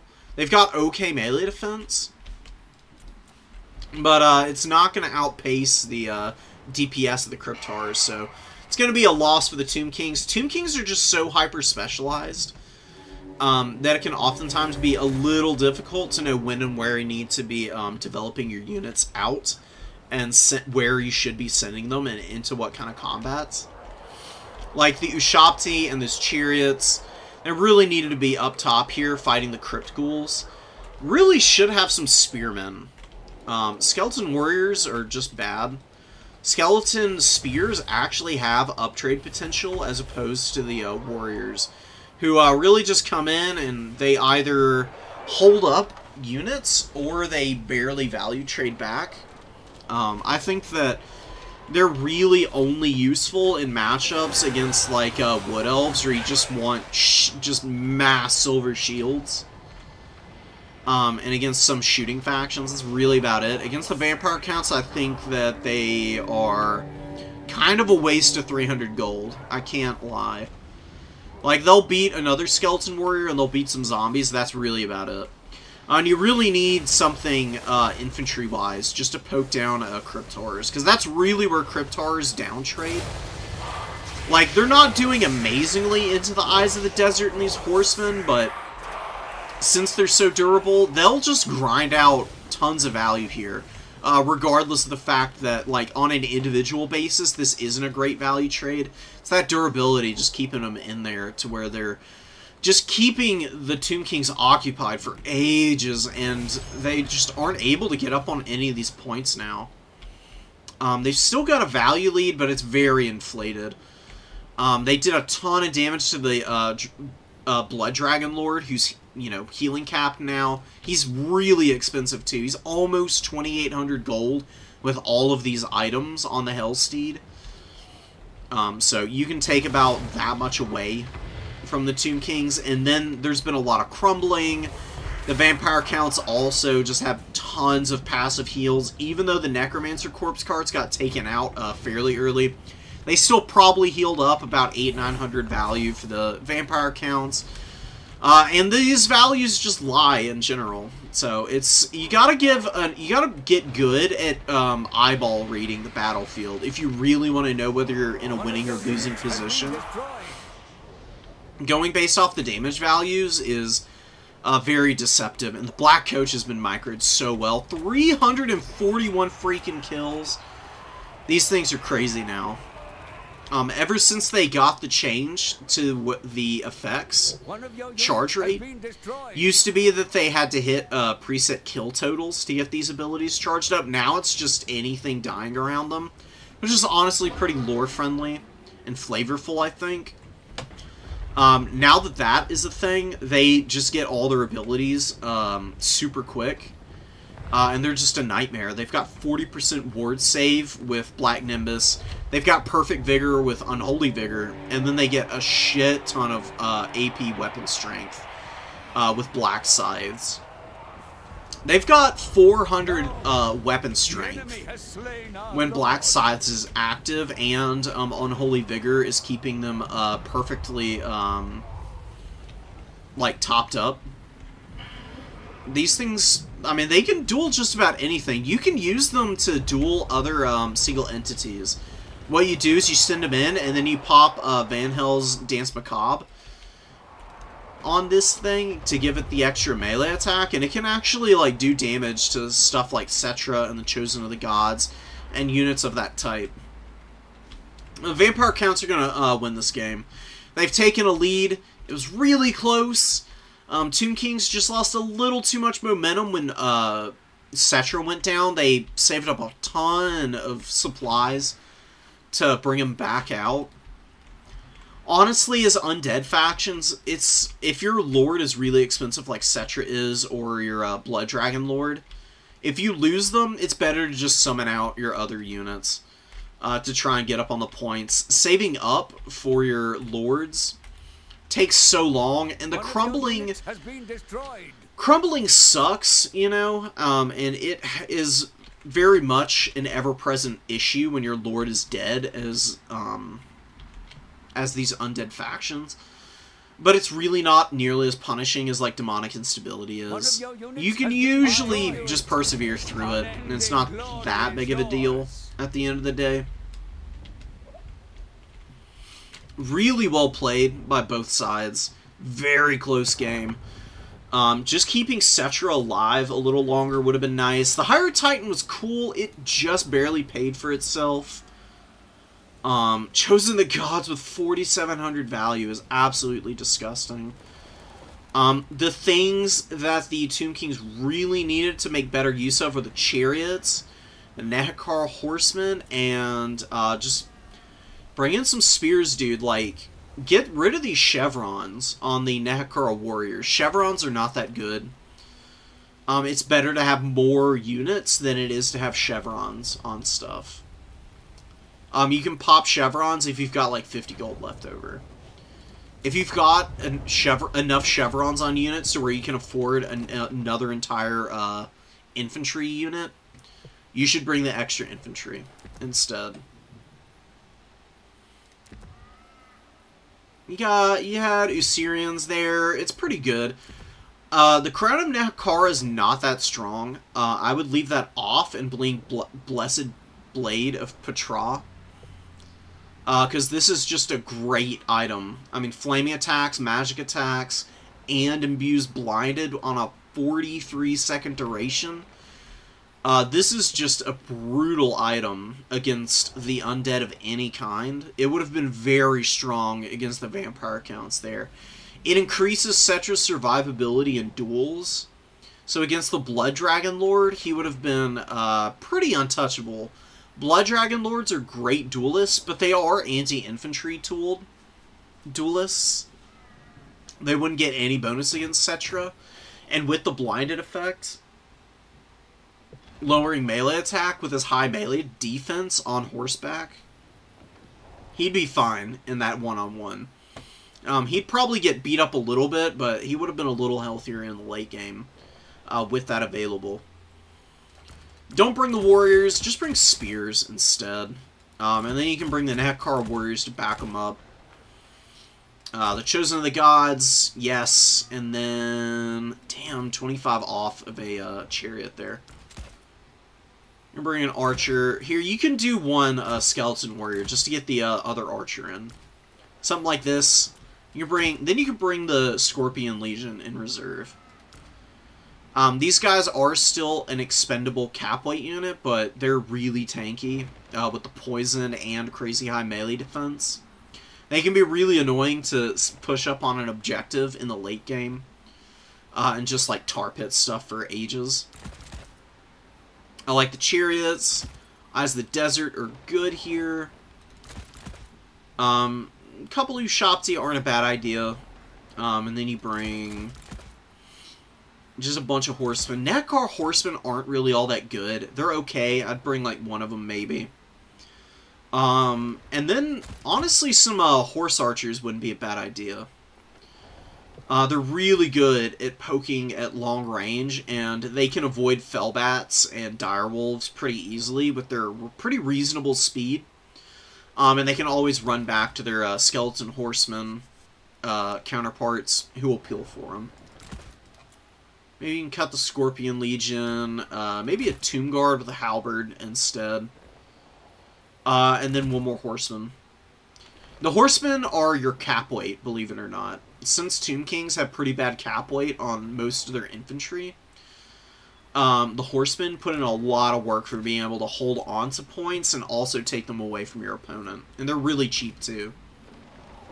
It's pretty easy to get your value back from just like rear charging in. Their charge bonus is decent enough that they can run down quite a few annoying units and keep your opponent off balance. And the skeleton chariots can hammer against any like heavily armored infantry that the horsemen don't really want to tangle with. You also got the Ushapti for that though too. Maybe you can just do 3 Ushapti. Chariots are good, but if you bring too many, it's a lot of micro. It's usually better to focus in on like 1 or 2 chariots in an army to just maximize the effectiveness of that particular one. Instead of trying to just have godlike micro and have a bazillion chariots like running stuff down all over the field, because that can get really overwhelming. It's a lot to pay attention to. It's usually better to make it easier on yourself from a micro perspective.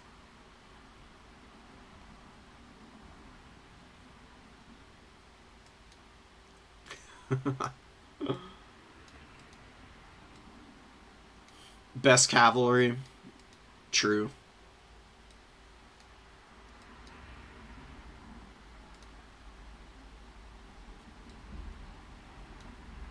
Can't really get value out of elite cavalry. So the thing about the elite cav, like Blood Knights, is they're gonna attract a lot of attention no matter what you do. You know, they're an expensive unit. They have a lot of damage potential. Your opponent's gonna be paying attention to when and where they get summoned out. And against the Tomb Kings, Usirian's just really good at picking those guys apart. And also the Chosen of the Gods and the Sepulchral Stalkers can hammer them down pretty badly. That's probably a matchup where the Blood Knights are better left at home, I would say. I think they might be a little too squishy against the Tomb Kings. Game is broken today. Rip. I'm so sorry to hear that, Tabith. I'll get your Beastmen game. Don't worry, Bobby. I just wanted to cover some of the other games on Decrepit more first. But we can get into the Beastmen now. Beastmen, one of my main factions. And this is a pretty solid build, honestly. The only thing I would add to Malagor, Flock of Doom is great, but I really like Enfeebling Foe. For the Beastmen specifically. I don't know if it's very good for other factions, but because of the way that Beastmen are, you pop Enfeebling Foe, and your charge bonus becomes even more effective because you're lowering melee defense. You can absolutely annihilate an infantry unit or a mobility unit by popping Enfeebling Foe and just countercharging them. It's gross. I mean, it's so good because of the Beastmen's like general playstyle. It synergizes really well with it. And it's nice for Malagor, because Malagor can pop it and go dual characters pretty effectively. It works in a pinch pretty nicely. We got some Ungor Raiders, just a couple of them. Not a bad idea at all. Very good at poking away at horse archers, just because they've got so many freaking models. Even though they're not, like, an amazing archer unit, they're pretty short range, don't have, like, any AP, really. Just the weight of fire and how cheap they are, as well as the stalk, makes them pretty annoying. Very underrated unit.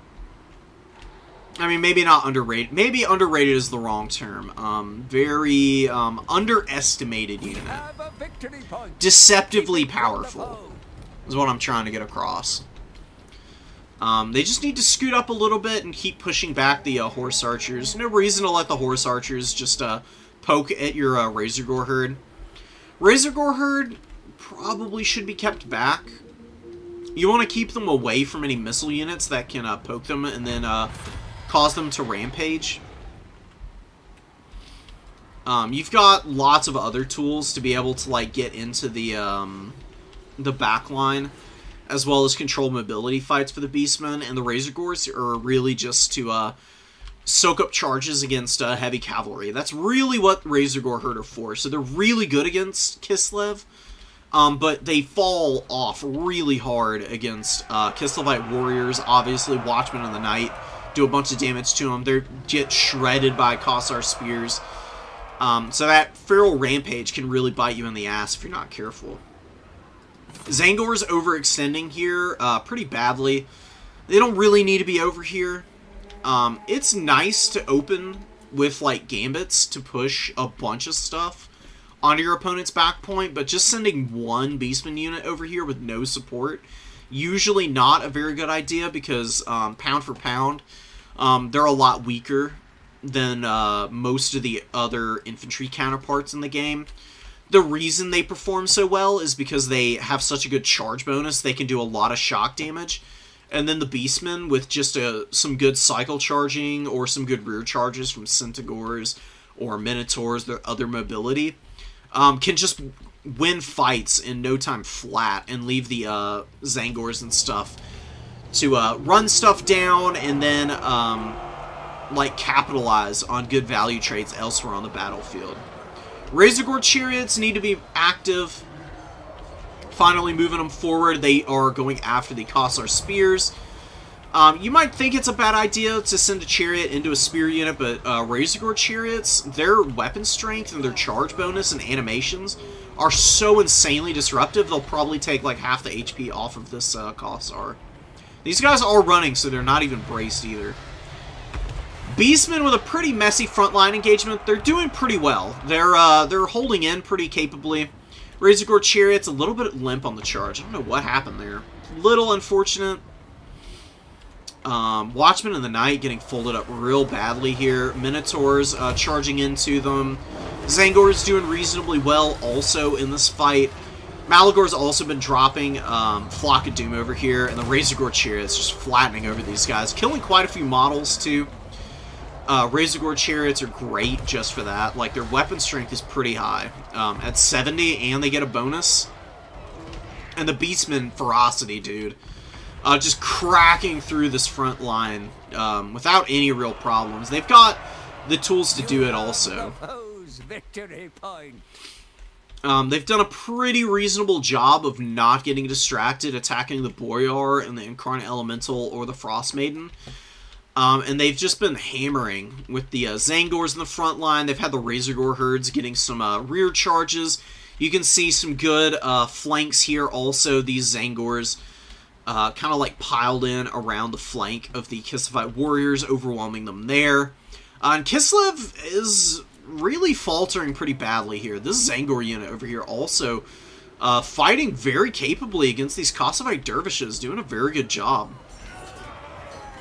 A lot of these dervishes doing some weird nonsense over here. This might be why the Zangors are winning this fight over here. Completely alone and isolated. They've been killing this Kosovite dervish unit. Finally get a charge in here. Maybe gonna break the leadership on these guys. I don't know though. I mean, that's a lot of value just from the baseline infantry.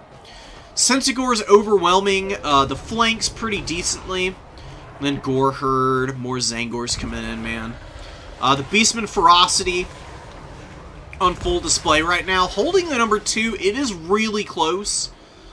The Beastmen, though, are pretty good at isolating big targets by doing stuff exactly like this.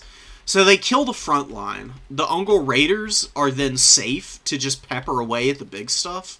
They're doing a very good job of shooting down the Incarnate Elemental. And then all of these crappy spears underneath, they're also contributing a little damage. The Minotaurs haven't gotten great value, but it's still okay.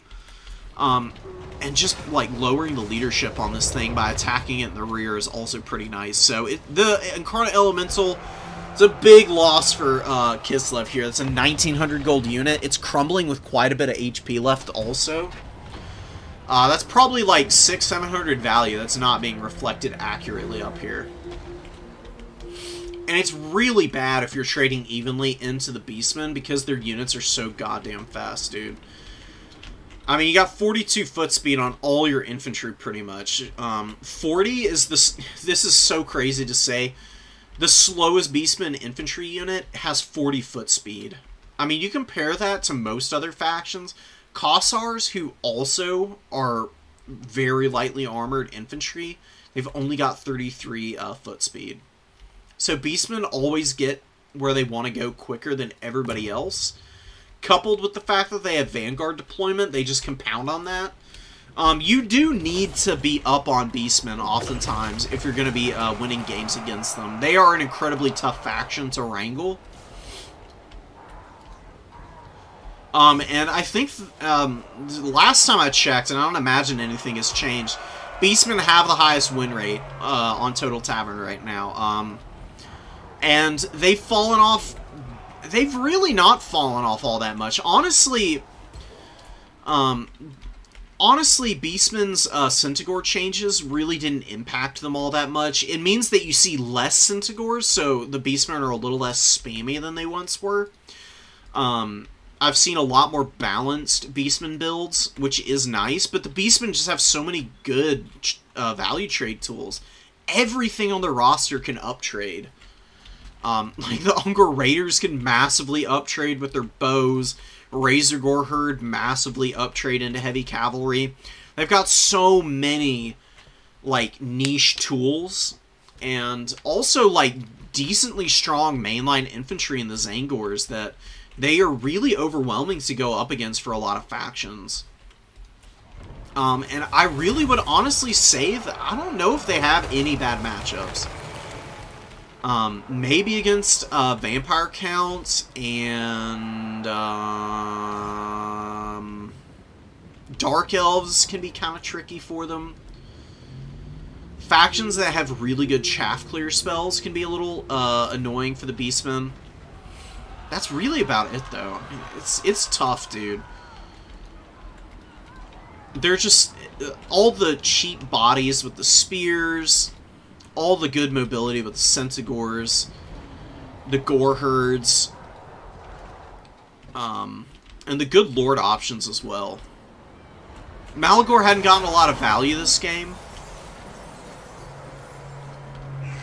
To be fair, though, he doesn't have to get crazy value oftentimes. Flock of Doom is best against cavalry units. So, like, coming and popping it on the Winged Lancers wouldn't be a bad call. It's a little expensive just to be casting it on one target. Typically, you want to be hitting, like, multiple units with Flock of Doom, which is why I bring Enfeebling Foe. Because if you don't get good Flock of Doom opportunities, you can always just use Enfeebling Foe to debuff your opponent's, like, engaged units. And just win those fights even harder. Razorgore Chariots being disruptive. Not crazy value on them. But 101 kills and just continually, like, flattening and keeping the missile units off balance. Honestly, not something that you can really ignore. Most factions have a really hard time corralling the Razorgore Chariots. You can't do it with infantry. You have to commit a mobile resource like Winged Lancers or something into those fights, and blobbing up the Razorgore Chariots with their 100 armor, it can be a long time before you can break them down with standard cavalry, which gives time for the Centaurs and the Razorgores to find the flanks and just crush those heavy cav units. Kislev just falling apart here. Boyar's dying. Griffin Legion and the Winged Lancers don't have any infantry support now, so it's very hard for them to disengage. The Beastmen numbers are just too chunky. Like, they're pretty tattered. Like, a lot of their units are pretty beat up. They've just got so many more available. And the Butchers of Kalkengard are at full health here. And just the fact, dude, that Beastmen, with all of their, like, Vigor replenishment and stuff like Bestial Surge on their Lords. Malagor doesn't have it here, but he does have the passive ability where every time he casts, he lowers the Vigor on your units, which can be so impactful for keeping things at, like, full efficiency for the Beastmen. So it puts your even your tattered units into a position where they can continue to up trading late into the game. Razorgore Chariot with 1,300 value. It's got 3 models left. I mean, basically at full health if you really want to think about it. It's probably going to lose one of the models here. Winged Lancers kind of poking away at it. Or the Dervishes, rather. More Flocks of Doom going down. That was a pretty good cast. 2 models left on that Chariot, but 1,300 ain't bad at all. Getting run down. Poor little guys, man. Yeah, the Bestigor on the back. Swinging the Great Axe. Cheering everyone on. Senties and Spears getting into that fight. We'll just, we can just fast forward through the rest of this. Don't think Kislev can get back in here.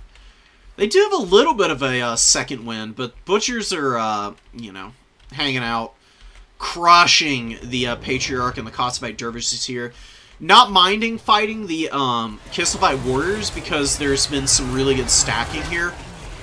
Goreherd on top of the Butchers of Kalkengard mean those halberds aren't doing much of anything.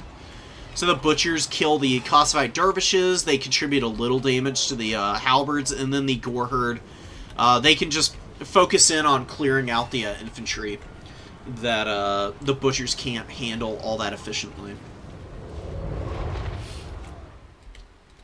More numbers, more Ungor Raider fire.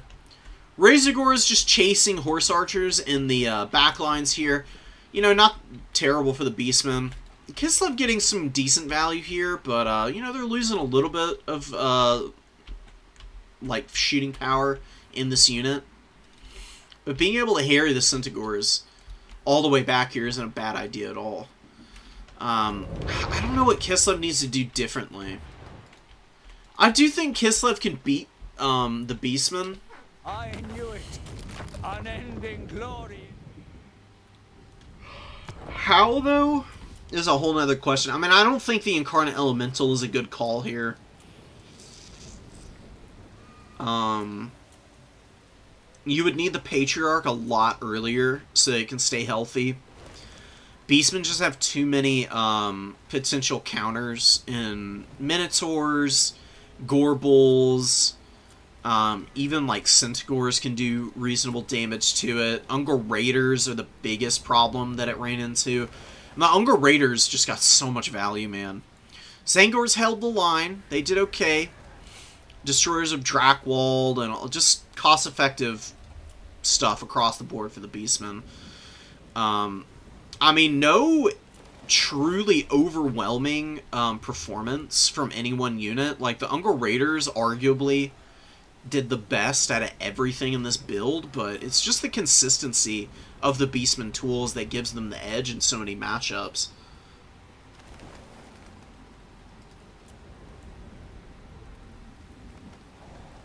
Jeez.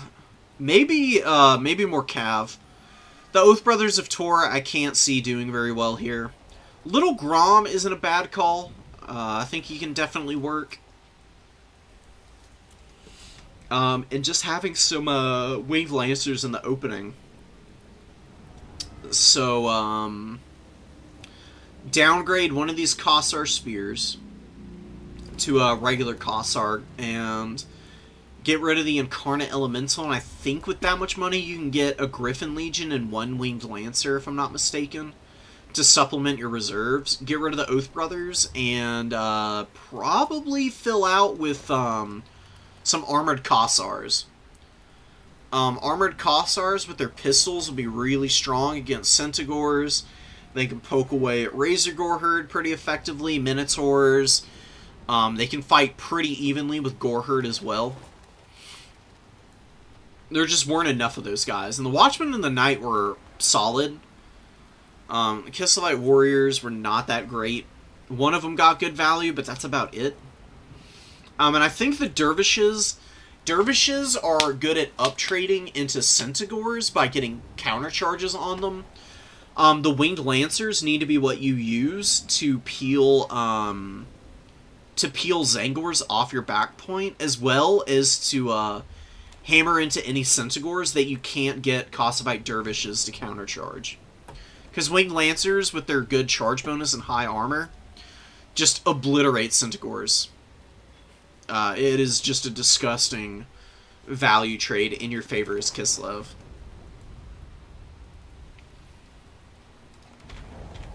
Really solid stuff from our Beastman champion there. Dude, yeah, the Razor Gore Chariots, as long as they can actually just charge through stuff, are actually kind of crazy. If you haven't seen my breakdown of the Beastman roster, Bobby, you should go watch it, because I talk about Razor Gore Chariots there. I seriously think they're the best chariot unit in the game. They fold up everything, infantry-wise, that the Beastmen cannot handle. Like, some of the few units that can't be dealt with by the Beastmen are, like, really elite infantry sometimes. Like, Chosen and Aspiring Champions can be a little difficult for the rest of the Beastmen roster to contend with at times, unless you go with, like, Bestigors, but Bestigors are a big investment. Just one Razor Gore Chariot immediately counters, like, any and all Chosen and Aspiring Champions that your opponent might bring out onto the field. And then you can just swarm with numbers, which is where the Beastmen typically thrive to begin with. So, it's crazy. They're damn strong. The only bad unit on the Beastmen roster is this one. The Ungol Herd is an actually bad unit. Everything else is usable at the very least. Even Giants. Giants aren't great, but you can actually get in and, like, beat stuff up. Like, if you think your opponent's going for some kind of, like, crazy, weird blob build, and you want something that can, like, sit in there with really high leadership and not terror out away, while still just, like, bashing the brains out of anything that it locks horns with on a budget, this is your answer. Giants are really good at that. Gorgons, you would think, would be a little bit better, but I've been testing it, and Giants actually beat Gorgons in a one-on-one. So if you're going for just, like, if you just need immobile, like, durable, Goon Squad cap weight, Giants are honestly a better answer than a Gorgon. Gorgons are much better at moving around and supporting mobility fights with the bonus versus large and the strength and flesh, so they are really good at controlling cavalry, actually. Giants tend to be a little bit better in one-on-ones against other big monsters, ironically enough. Catching them can be a problem, but if it's a game like on Bordello Landing like we just saw, that's where you can use giants. Cygors are also good, dude. There's just so much cool stuff here. The Eye of Morsleep is an actual hard counter to all of the Chaos factions. I swear by it. Any day of the week, I will bring the Eye of Morsleep into those matchups without any issue. Alright, let me check bracket real quick before I get into another replay. I don't want to miss semis. We might be almost done with round 4 here. Oh, we just started round 4. We got one game that's already finished. But that's it. We got Jaden versus Ghost King here. So let's just get into it, man. We got Scarbrand, double Blood Reaper, hell yes, on foot. Honestly, pretty good niche for them is just as foot characters. They're 850 with Bloody Shackle, which is the only thing they've got here. Bloody Shackle is a 48% heal. So while Blood Reapers might look a little vulnerable on the HP front at first glance, because they've only got 4,200 or something like that. It's really not all that much. Oh, they don't even have that. They got 4,000. Even though it says they've got 4,000 HP, when you pop this heal, functionally they've got closer to 6,000.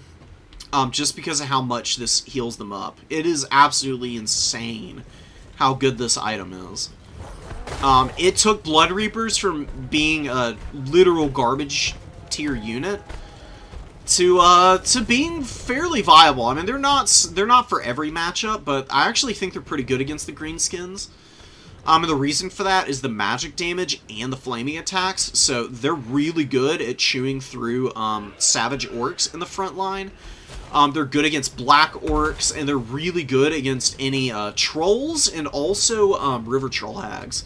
And you do see river troll hags fairly often from the Greenskins, just because death magic is so good. But none of that this time. We've actually got a Savage Orc Great Shaman here. Did use a Gaze of Mork on Scarbrand, but not a very efficient use of Womb. Because it doesn't have a lot of armor piercing. It's better against unarmored targets. And then, of course, Khorne with 35% spell resistance. Scarbrand doesn't mind all that much. Slaughter and Carnage, Rage Embodied being the items and ability. You know, pretty solid toolkit for Scarbrand. He can definitely win this game. He is damn strong, but if he gets caught up in anything, he'll get folded up pretty damn hard. And, you know, this is one of those instances. Marauder Horseman, Throwing Axes of Khorne, amazing unit, not very good early against factions that have either good skirmish cav or just good light bow lines, because they get pounded by units like that. Better to keep them in reserve where they can come in a second wave and just go for a bigger infantry push early on. Marauders, just all Marauders. One Chaos Warrior. I think that's probably where Khorne is going to be in the most peril. So they don't have a lot of durable infantry. And with all these bow units available for the Greenskins, Khorne is going to have to commit pretty hard to a dive on a lot of these Savage Orc Air Boys if they want to win this game. So, okay.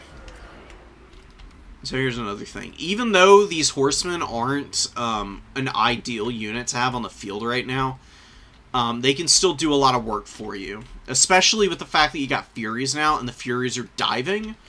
This is where the horsemen move over, and what the horsemen do is they either countercharge the Boar Cav as they engage the Furies, or the Boar Cav try to engage the throwing axes, and then the throwing axes kite away from them doing damage all the way out of combat, frustrating your opponent. And it gives your Furies time to actually kill these Boneline units. I'm a little afraid that what's going to happen is the Borcav charge in and they kill the Furies, and then the Airboys are still perfectly healthy and able to do some really disgusting work against you. Great Shaman does get isolated by Scarbrand, and he pops Rage Embodied, getting some good attacks in there, taking about 1,000 HP off of the Savage Orc Great Shaman already. And just continuing to pummel this guy. Definitely Jaden needs to get him back up in the sky. And Scarbrand pushing back through the front line, still getting poked down. Really good focus fire with the Airboys. It's exactly what you want to use those units for. It's just to deter big targets like that. One Fury does kill one of the Airboys, but another Fury did get folded up. 650 gold down the drain. Without killing its Airboy in return. What is Khorne bringing out? This is something that you don't really want to do either. Oh, what is this? Uh-oh. Oh, no. Alright, so Chaos Warhounds, I think, being forgotten about in the trees here. Yeah, that's 900 gold. So Khorne is really expensive as a faction overall. And you're almost always going to be at a numbers disadvantage out the gate. Unless you just forego bringing Scarbrand and you go Valkia. And you don't bring the Blood Reapers. Although I do think that bringing those heroes and Scarbrand is a decent idea against the Greenskins. You have to fully commit to cracking open the middle formation if you're going to bring a build like this as Khorne. Because you are too expensive to be leaving stuff unengaged around the battlefield. Like, all your infantry are losing in the front line because, you know, the Greenskins, they've got the Wa. They've got lots of buff spells to cast on all of their units also. And it's really leaving you in a really awkward position on the front line where all you've really got are these Chaos Warriors now. The enemy has captured one of your victory points. Take it back. Taking that back objective is nice. The Khorngors should just get engaged here to kill the Orc Spears, and then they need to move up to the middleman. So what the Khorngors could have been doing, the Khorngors also could have supported the back push, because they're quick. They've got 42 foot speed since they're a Beastmen unit. You send the Khorngors forward, wait until they're like close to the front line, at least within shooting range of the enemy's bow units. Then you send the Furies to dive the bow units, and then the Khorngors push around, and they try to get in on the flank of the cavalry. Or just get in front and behind the missile unit. The missile unit is the green line, the Khorngors are the blue line. And the Khorngors just keep anything from being able to support that fight, and then the Furies just absolutely shred the poor missile unit, which is completely alone and unable to fend for itself at that point. Blood Beast coming up. Blood Beast's damn good, and they actually are doing some pretty good damage to these Boarboy Biggins, but it's a little too much heavy cav here for them to deal with. They're holding fairly well. They will get some pretty reasonable value, but just are not going to be able to carry that. And Scarbrand's just so expensive, and he's just continually being worn down. It's exactly how you want to deal with them. And the Greenskins have just been breaking down this front line so well. This is really well played by Jaden, truth be told. Khorne's not, like... There's no big mistakes happening from Ghost King here. Just a little too much passivity is my only complaint. And I hate Warhounds. Warhounds are a bad unit. The only thing they're good at is getting rear charges and capping points, and they capped a point here, and now they're just sitting and doing nothing. They could be over here, like, attacking the Airboys. Something to lock down these bow units, because they're starting to rack up some pretty significant value. Savage Orc Bray Shaman with the Mumbo Jumbo chant, buffing up all the boys in here. Lots of Savage Orcs and the Black Orcs in here doing pretty well. Taking some serious casualties. The Blood Beasts are actually hanging in so nicely. And the Blood Reapers also getting some good value. They have used Bloody Shackle, both of them, so no more heals for those guys. And you see the Greenskins crushing all the other Marauders and stuff. Just gonna start intercepting reinforcements and closing this game out for themselves here. No way to punish all this blobbed up infantry. So, I really love Scarbrand. I really love his breath attack. I've been using him a lot more with the breath attacks for exactly this kind of situation. Because people tend to avoid blobbing when they see Valkia, because Valkia has Sloupnir to punish stuff like this. Scarbrand typically doesn't. People forget that he has a breath attack, and it actually does a ton of damage if you get flank shots. This would be a perfect opportunity to get a flank shot on these Black Orcs and all these Night Goblins and really crack open this fight and potentially terror out all this stuff, except for the Black Orcs who are in ITP, of course. But sending the Night Goblins running and just being able to wear down this really expensive unit, as well as charge up Slaughter and Carnage, would be really nice right about now. Scarbrand just gets stronger and stronger the more kills he has when he has this item, but he needs some, like, sneaky ways to facilitate charging this. Otherwise, him going into melee combat over and over and over again, he's really good on the charge, and he's decent in sustained grinds, but, you know, when there's bow units also shooting at him, he has to play a little bit more carefully. And the breath attacks just make it a little easier for him to charge up his item there. Biggins being unsummoned. Korngor's chillin'. This Korngor, you know, it's pretty overwhelmed. It's getting shot up by arrows, getting charged down by a lot of cav as well as stone trolls, but doing reasonably well. Oh, and a Sword of Corn coming down. It'll do good damage to both of these units, honestly, though. Okay, so here's the hot take. That did more damage than if you cast it on just one, but honestly, casting it on just one target and fully killing that bow unit would be better than doing more damage. Because you've still got both of these bow units online, and you didn't really kill that many models with that sword either.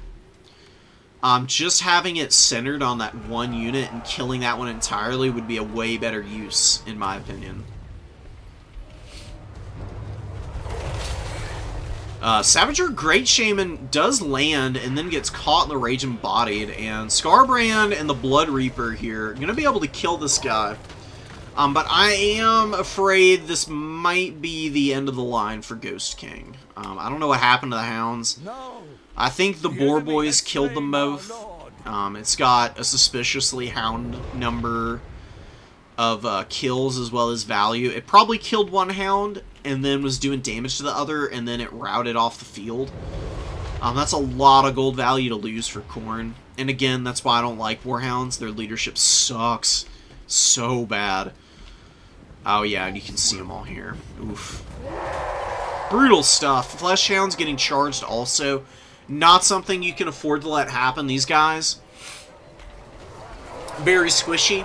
They've got like no armor. And their leadership is okay at 60, but it can fall apart pretty fast if they're getting flanked and losing combat really hard.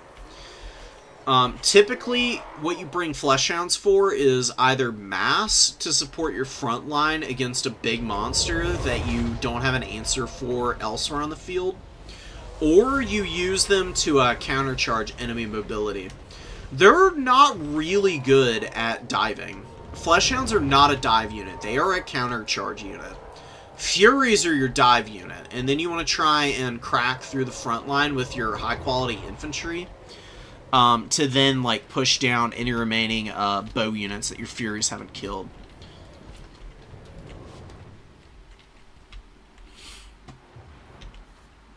Scarbrand with good value. Blood Reaper, it's acceptable. It's not amazing. This one has more than paid for itself.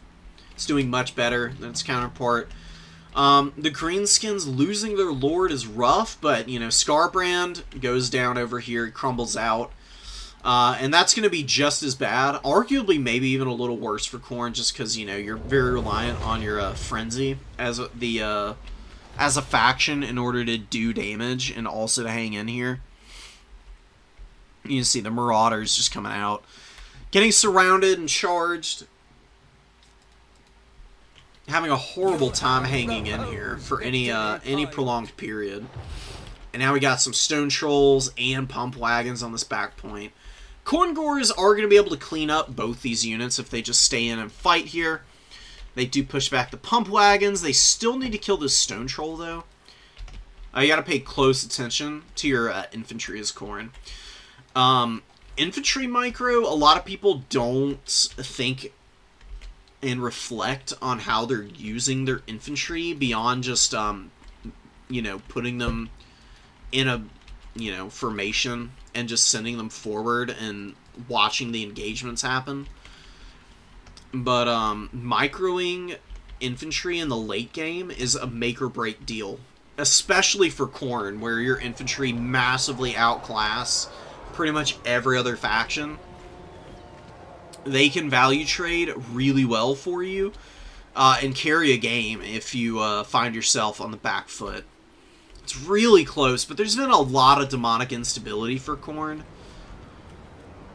So I would say that, you know, despite the values being pretty even, Greenskins probably have about 800 value, or probably more, because the Hounds routed off too. Probably got about 800 or 900 value that's not being reflected here. Probably some demonic instability is also. They've gotten a little healing on the Blood Reapers, and the Blood Reaper actually comes back out immediately. They're good fighters, but you need cap weight here. Don't really need the single entities so much right now. I mean, they are very difficult to kill for a lot of the tools that the Greenskins have out, but they're just going to hold the point and run you out on time at this stage. Yeah, the Blood Beasts were solid. I knew it. Give me a minute. I'm trying to think of how Khorne could have taken this game with their build. I mean, losing the Horsemen early was not great. That's probably where they fell off hardest, and the Savage Orc Airboys cannot be allowed to get over 1,000 value. I mean, they're more expensive than a lot of other bow units, but that's just not going to ever work out well for you. Boarcav was solid. Stone Trolls were solid. Infantry, solid. Like, just solid all-around performances from the Greenskin forces. I think Khorne just needed to build up. Just get all your Furies out. Get 2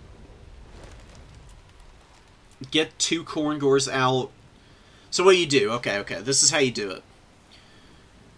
Bank up your money. You know, you start off with 500, bank up 1450, and if your opponent has brought out a bunch of Boarcav, bring out the Khorngors first. If they haven't, and they've brought more infantry, then bring out 2 Furies. And if they haven't brought anything out, then you bring the Khorngors, just in case, because it takes them longer to get to the front line. Then you bank up, and you bring out your 3 Furies, and then you can start diving. And the Blood Beasts come in as the second wave after all that, because they can really hammer the tattered Boarcav that might have been fighting Khorngors, trying to counter dive Furies and whatnot. And they can also hit any of the infantry that are left over. The starting formation is really solid, and I think you can do some good work with these throwing axes if you play a little farther back with them early, just to stay out of bowfire range. And and then use them to support the flank fight. Like when your Khorngors and your Furies are pushing around and diving the back line, that's where the Marauder Horsemen can kind of pull in right up behind the Khorngors, use their throwing axes to get extra value on the big Cav, as well as potentially charge down any air boys who you can get surrounds on with the Horsemen. Khorne is very, very micro-intensive. A lot of people call them a brainless Unga Bunga, but I heartily disagree. You do not have a big margin of error with Khorne. If you make mistakes with Khorne and you get punished for it, you don't have magic. You don't have as many comeback mechanics as other factions do. You lose your Lord and you lose your Frenzy, you're screwed. There's so many things that you have to do correctly as Khorne. They're not a beginner-unfriendly faction. But, there are a lot of interplay, like interdependent dynamics between their units that you have to maximize in order to take games with them. Get rid of the Warhounds also, and what can you bring? You got 900 gold. Let's go check it out.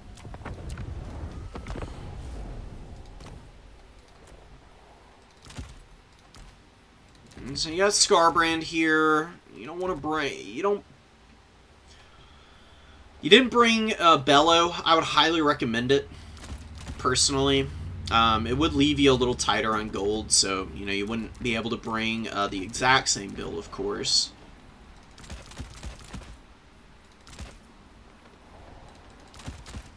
The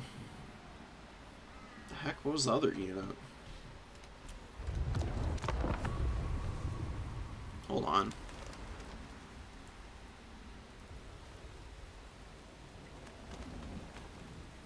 Huh.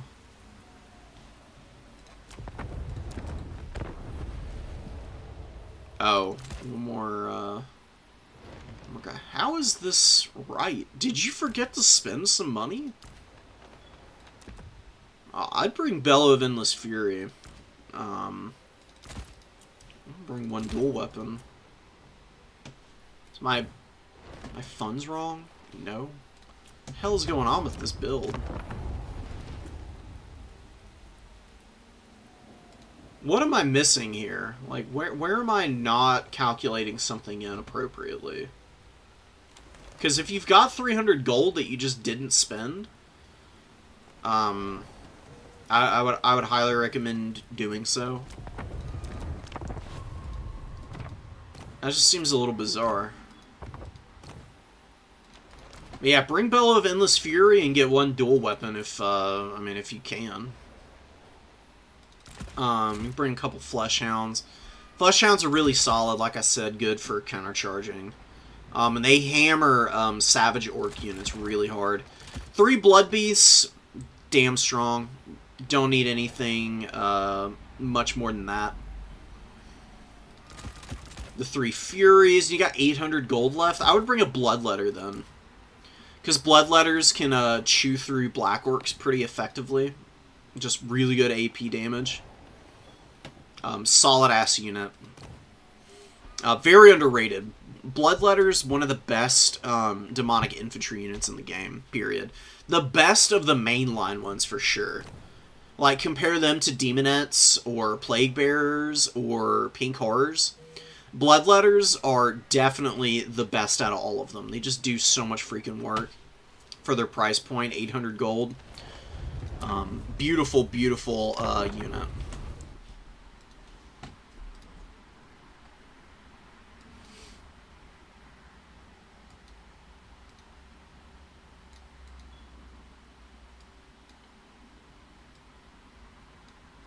Don't worry about it, Ghost King. Scarbrand's hard to use.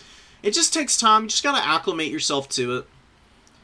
Like I said, you know, Khorne, lots of people are gonna, you know, complain about them, but I really don't think Khorne is, like, overpowered at all. I think they're, like, bottom of A tier in terms of their, like, power level, just because of those, just because of that lack of magic and like good comeback mechanics, if they don't value trade well early, they can get wrecked. They are unga bunga, but they're not as unga bunga as people say they are. You can't just throw your units in haphazardly, is what I'm trying to say. It's the Khorne actually needs to have really good tactical and strategic play to work. Because if you just throw your units in expecting them to win one-on-ones because, you know, it's the Blood God, why wouldn't they? Then you're gonna lose games as Khorne. You have to outposition your opponent. Feedback in general is still pretty clueless with Bretonia. I don't play a lot of Bretonia. I can't give you a lot of advice there, unfortunately, but I will check out your replay. We probably are not going to be able to do that right now, though, because it should be time for semis and finals. Or thereabouts, at least. Yeah, we got one more game finishing up. I'll get to all the other replays later. I'm going to chill here. I'm going to start saving some more replays for sure. And then also communicating with our semi-finalists.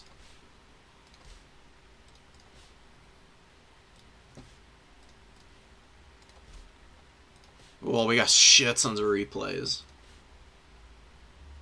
We got so many, I know I'm not going to be able to finish them all today. I would literally be here till, like, I'd be here for probably another 8 hours. But on Monday, that's usually when I finish up any replays from the new player tournaments that I haven't gotten to. But we'll go for a couple more hours after we get through semis and finals here. And get as many done as possible. Oh my goodness. Beautiful, beautiful. Thank you, folks, for sending me these replays. I really appreciate it.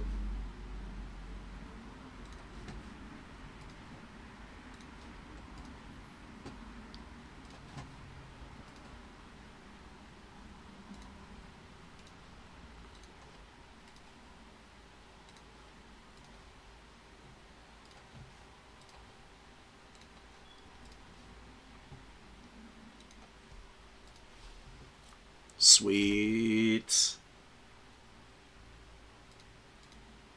How many I got here? Holy, holy crap.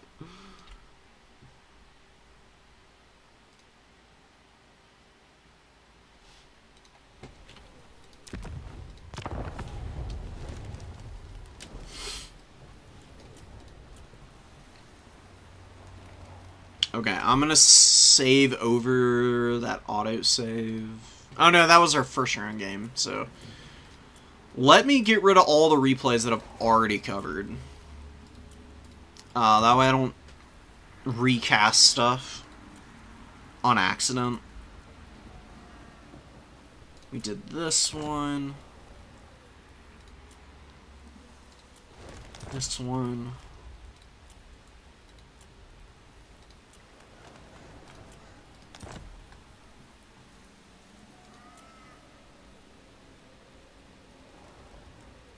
Oh, I just noticed, Winter. Winter is one of our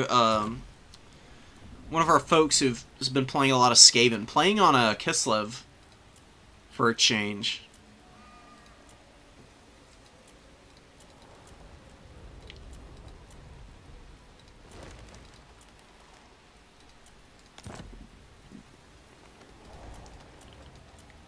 Any other? I think that's all the ones we've done. Oh no, this is unless you guys rematched, I imagine this is a duplicate.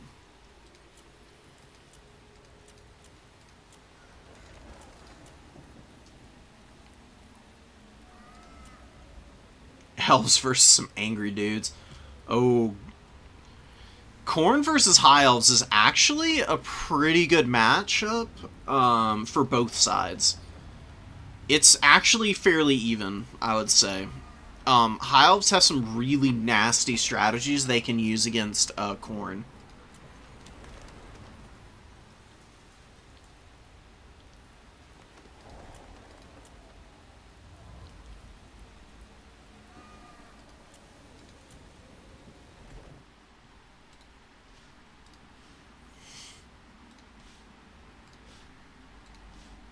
Excellent. Thank you. Thank you, Jinyi. I'll make sure that I get these in the, in my replay folder. I'm gonna rename this one, though.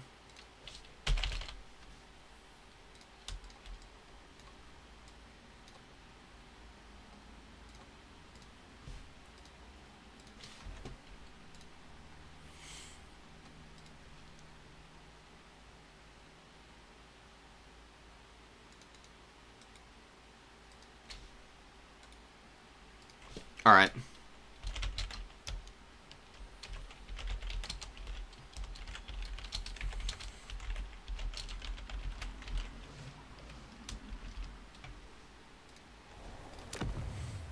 Message our brothers in arms here.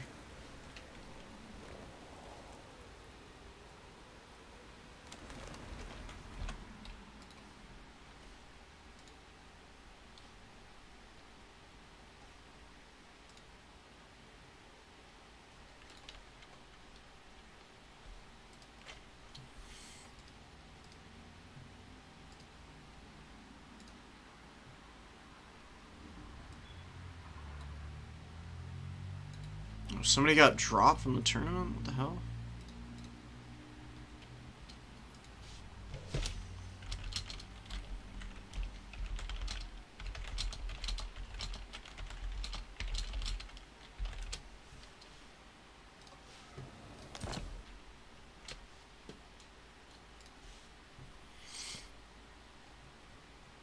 Alright, who are our top 4 competitors as well?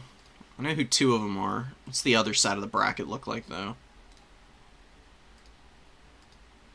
So we got Nachofer and Levis, and then Bobby and Jaden's. Okay, hell yeah. So we got Beastmen, and we've got Greenskins.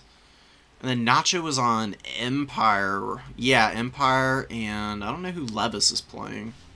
Guess we'll find out.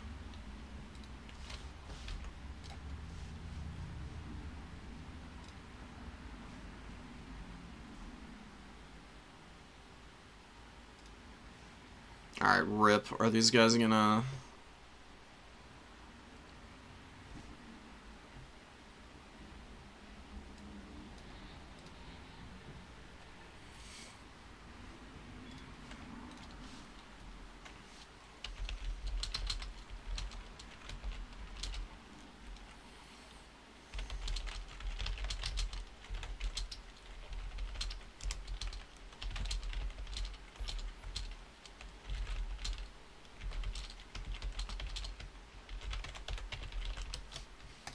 So the match, the match I want to do, they're probably going to be popping out to add me in. I really want to watch this Greenskins versus Beastmen match. Because it's a really cool matchup.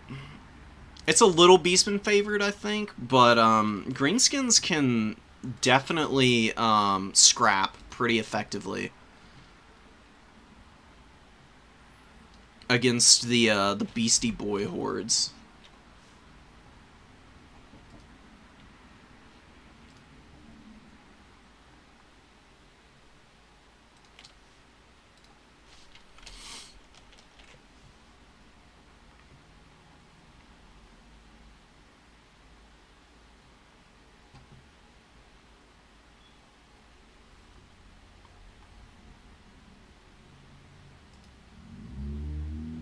Alright, well, rip. Maybe in these... Maybe they're not going to add me in. Is the other side of bracket going? It might be.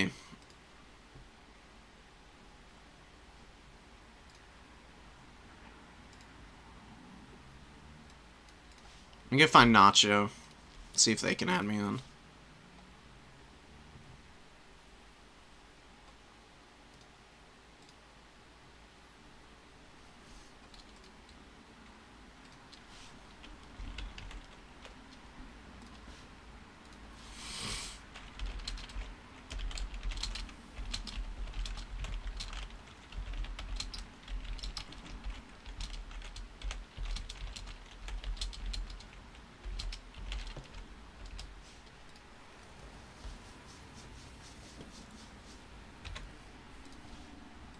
Damn, they just jump right into it. Okay. Ripperino.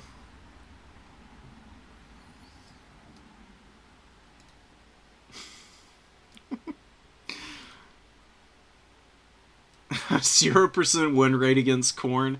Didn't you beat me in one of the games we played, Tabith, a little while back?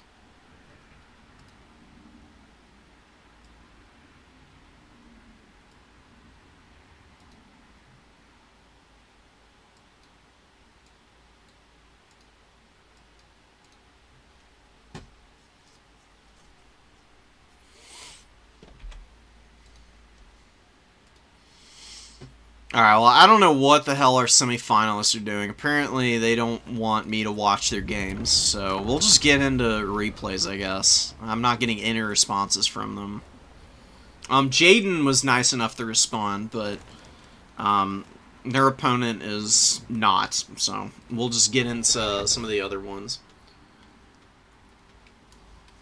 We'll do one replay, and then we'll just get into the, finals. I'm gonna go ahead and tell them to wait for me for finals.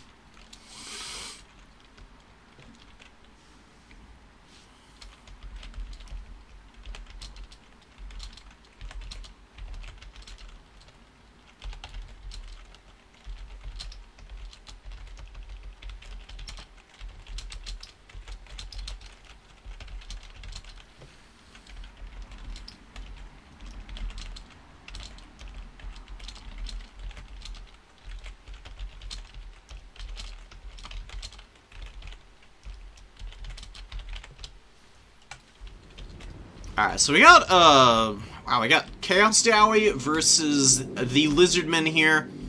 Levis rolling in with an Ancient Salamander, Lord Mazamundi, Croxies, Red-Crested Skinks, lots of Chameleon Skinks, Max Chameleons, oh, love to see it. Chameleon Skinks are a really good counter for Skirmish Cav. Not super surprised to see them.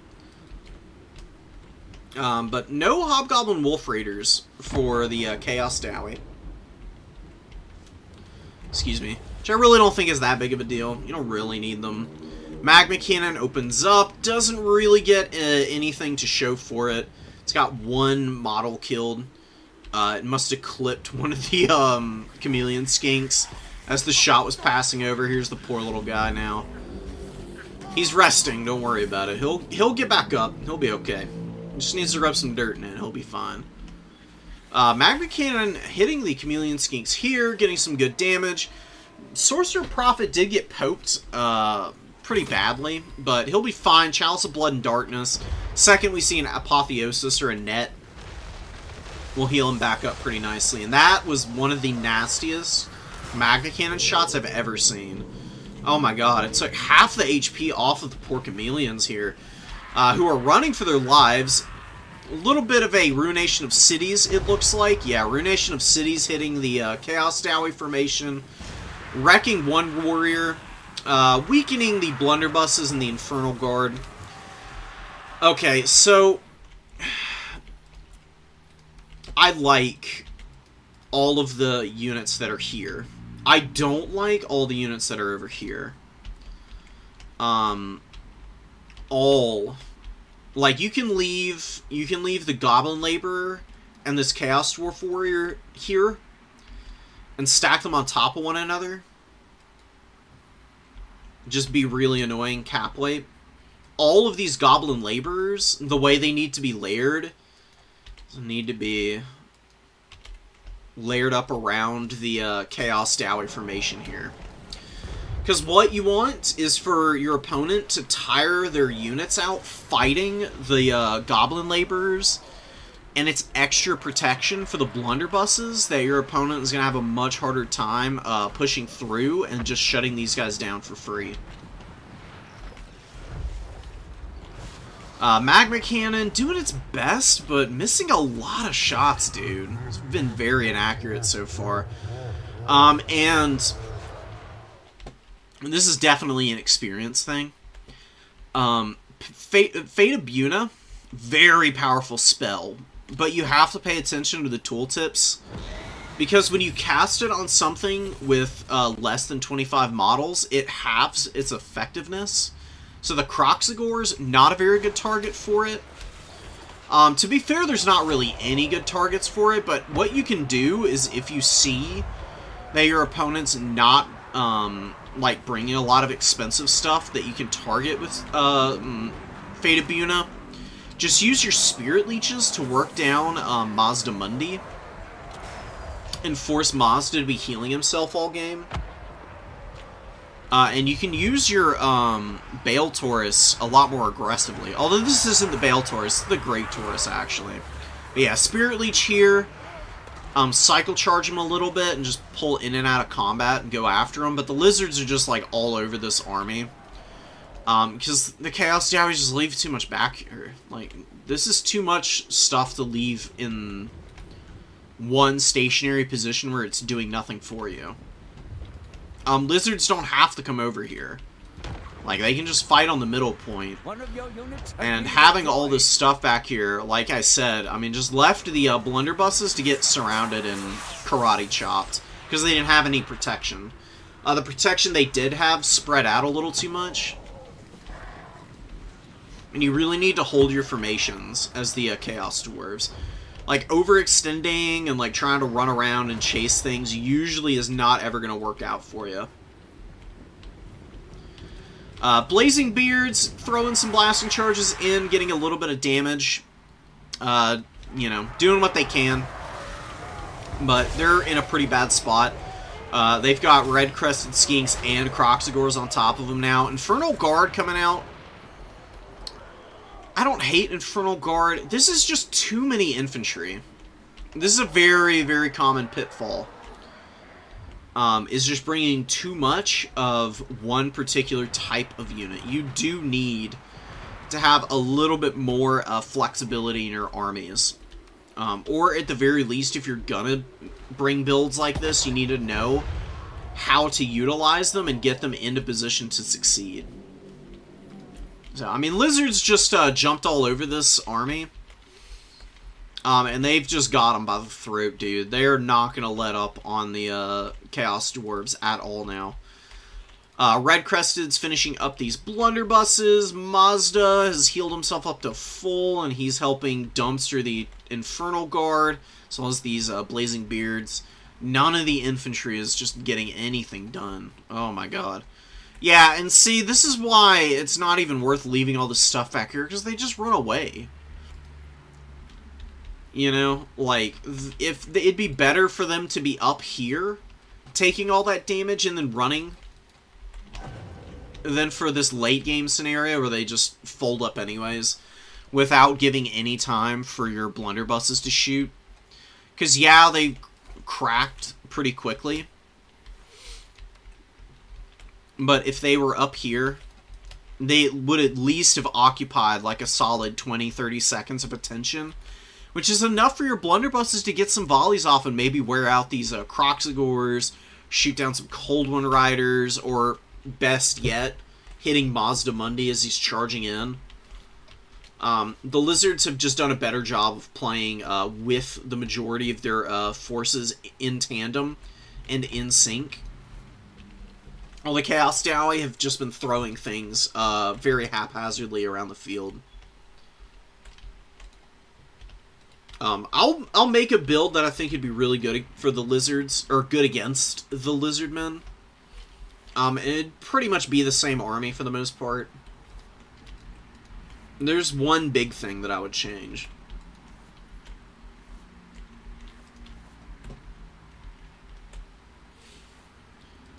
Plinking away. Yeah, firing downtown. The Feral Cold Ones.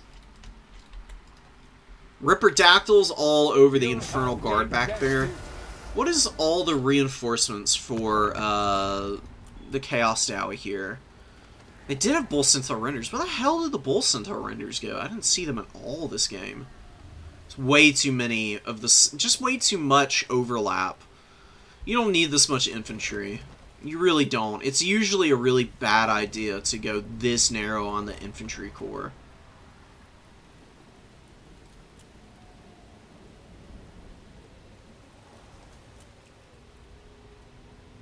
Or maybe not narrow, necessarily. It's pretty wide infantry corps. It's just too wide. You're pigeonholing yourself by bringing this kind of a build.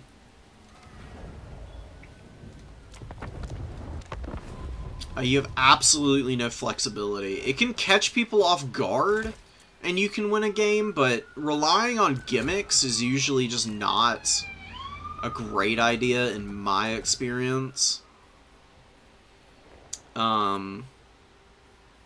Caster-wise, Death Magic is not bad against the Lizards, for sure. It's fairly effective, but I would really go for something like Burning Head.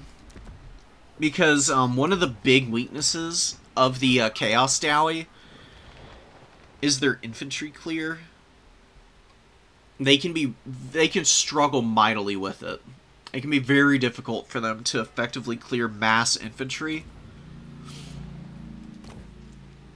And that build wasn't really tuned for that. That build was not really tuned for lizards at all, in fact. What you probably want to do, you can go with a lot of infantry in your front line.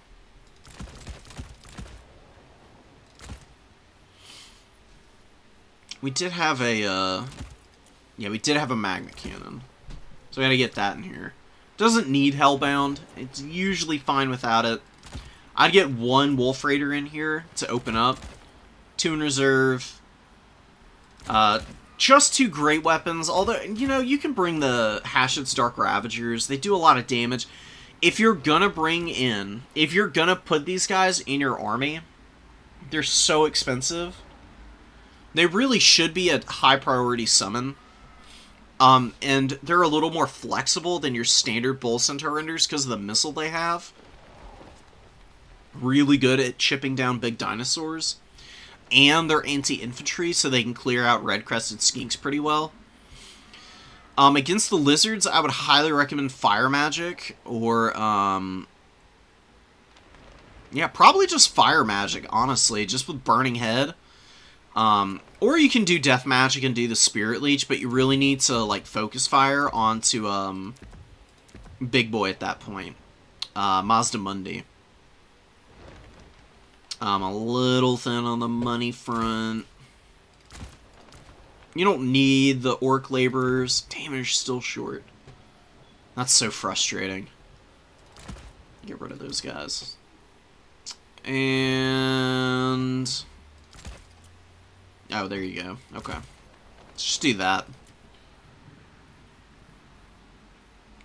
I really wouldn't recommend standard Infernal Guard. They're okay. You can just bring the Blazing Beards of Basharik, who have the blasting charges, which has more utility. And what else do you need here? You really need at least 1 Infernal Guard Fireglaive. They are so good for the Chaos Dowie. They absolutely thrive having Fireglaves on the field, and they're really strong against the Lizardmen because they're so good at big targets. They do a very good job of ranging a lot of the Chameleon Skinks and other skirmish units, to the point that these guys fire fast enough and have good enough damage output that the missile resistance Chameleons have usually isn't enough to save them before Infernal Guard can kill them, as the Chameleons are trying to close the gap and shoot these guys down. 1 Iron Demon's not a bad idea either.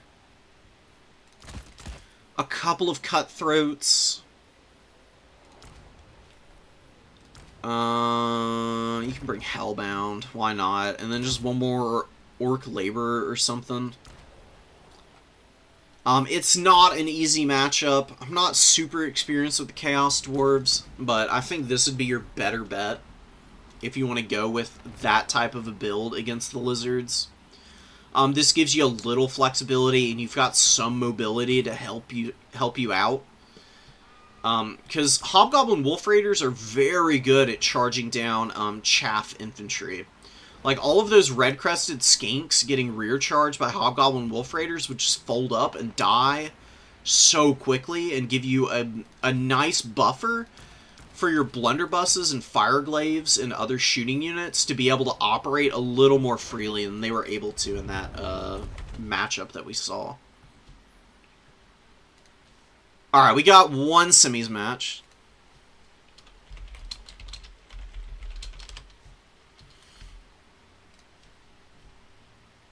Alright, where's the other semis match? Pretty please.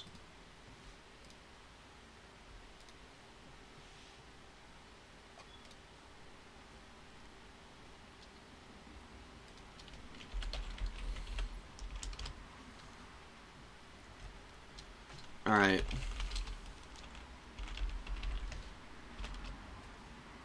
Let's get the finals lobby going. It'll be a little bit of a spoiler as to, you know, who won their semis matches, but whatever. We're really here for the, learning. Trying to make the multiplayer scene a little bit less impenetrable, because that really is probably the biggest issue with the Warhammer multiplayer scene.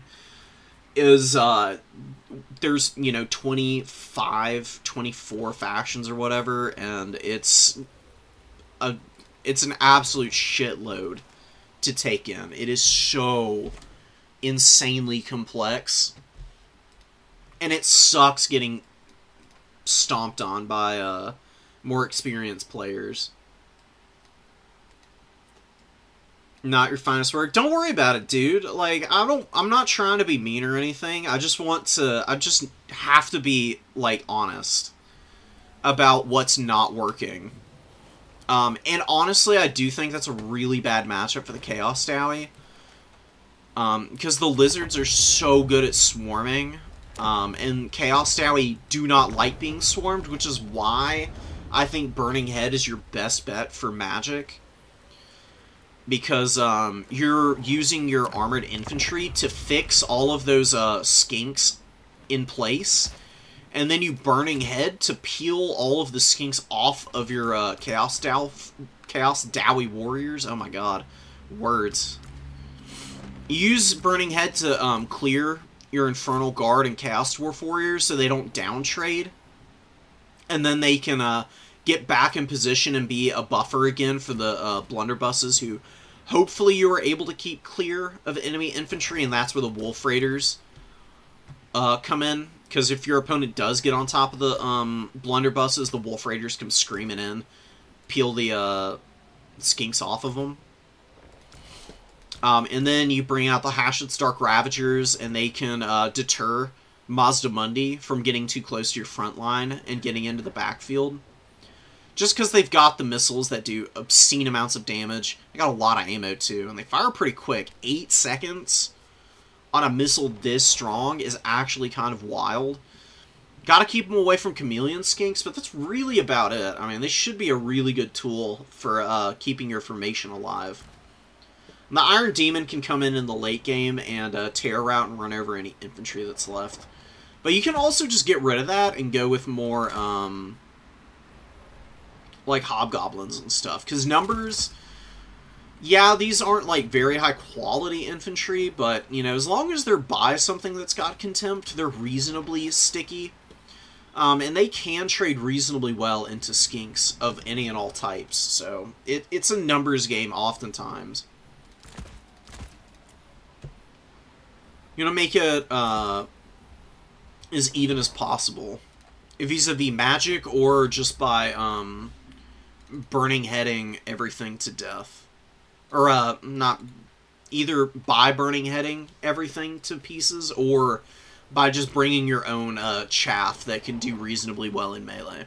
And people need to use Hobgoblin Sneaky Gets, because I've been testing them, and they're actually pretty insane now.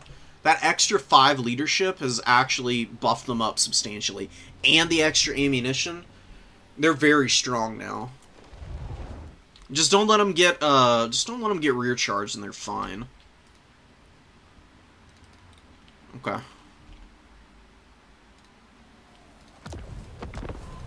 Let's get in here.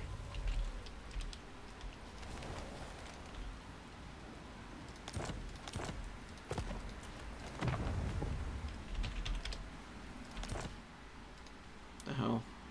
Oh, okay, that's the password. Whoops. Sweet.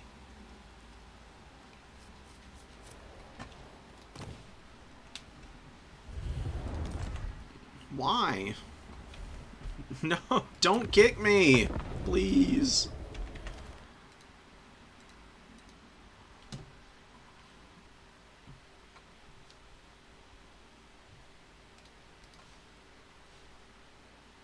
All right, we'll let everybody figure out what we're doing for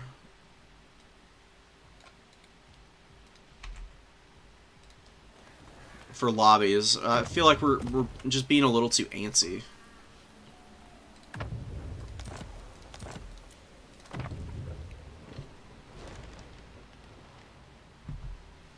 Alright, here we go. Empire versus Greenskins. We got a classic. We got an OG matchup here. Damn, like one of the original trailers too. The what is it? The Emperor Karl Franz trailer. Just one of like the first in-game battle engine trailers that we got. It's freaking awesome. It's still one of the best trailers, in my opinion.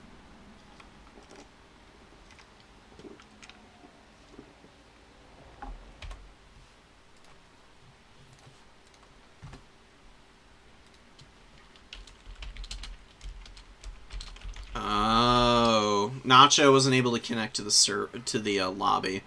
Classic CA lobby moment. You love to see it. Happens all the freaking time. If it's faction diversity. Yeah, Age of Empire... Okay, it is faction diversity. And here's the thing. Age of Empires 2, the factions are fairly unique, but they all follow, like, a very similar gameplay formula. Like, the divergence between the rosters in Age of Empires is not as, like, severe as the difference between the rosters in Total War Warhammer. Because they play so utterly differently that if you try to translate between the different factions in this game, oftentimes you're going to be bringing a lot of really inefficient units, because there are units on the Beastmen roster that are available to other rosters that they just use better. Like, a cockatrice for the Beastmen is way stronger for them than for the Warriors of Chaos, where it's not a unit that you'll ever bring. But for the Beastmen, it is an absolute nightmare of a unit. It is so good. That was just a low-key amazing buff that the Beastmen got this patch, was getting cockatrices, and I've been loving using them.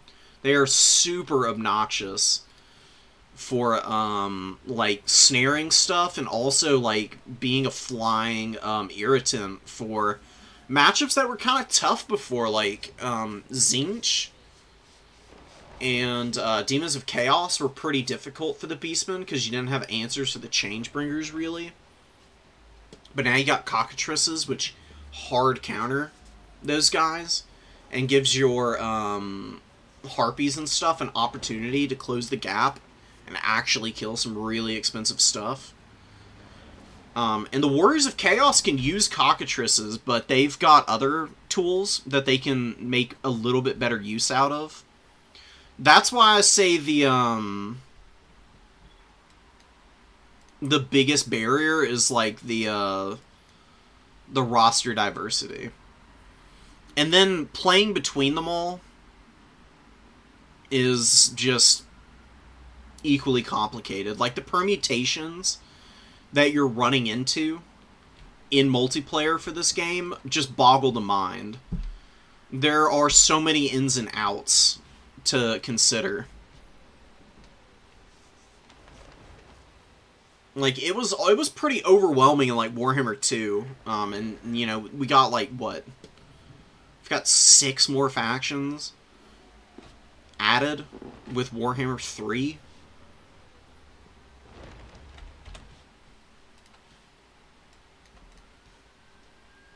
It's a lot. It is a lot. I'm gonna boot y'all out for a sec. Not, you know, out of the stream or anything, but I'm gonna bring y'all over to take a little peeky at the win rates right now. That way I can snoop on the builds.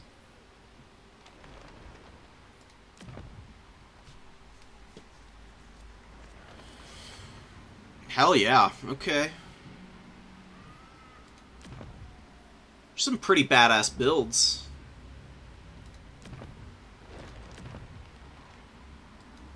We've got a really interesting unit in the Empire list. Curious if it makes the final cut. I'm curious how Nacho would be using it as well, but we'll see. Alright, they're going to be kicking off. Beastmen actually did drop below Slaanesh, so Slaanesh is just, you know, back to dominating the win rate again. Not really all that surprising.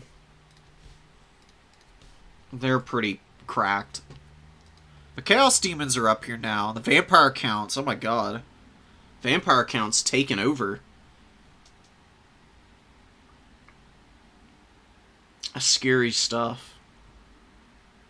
Corn, even. Dowie, even.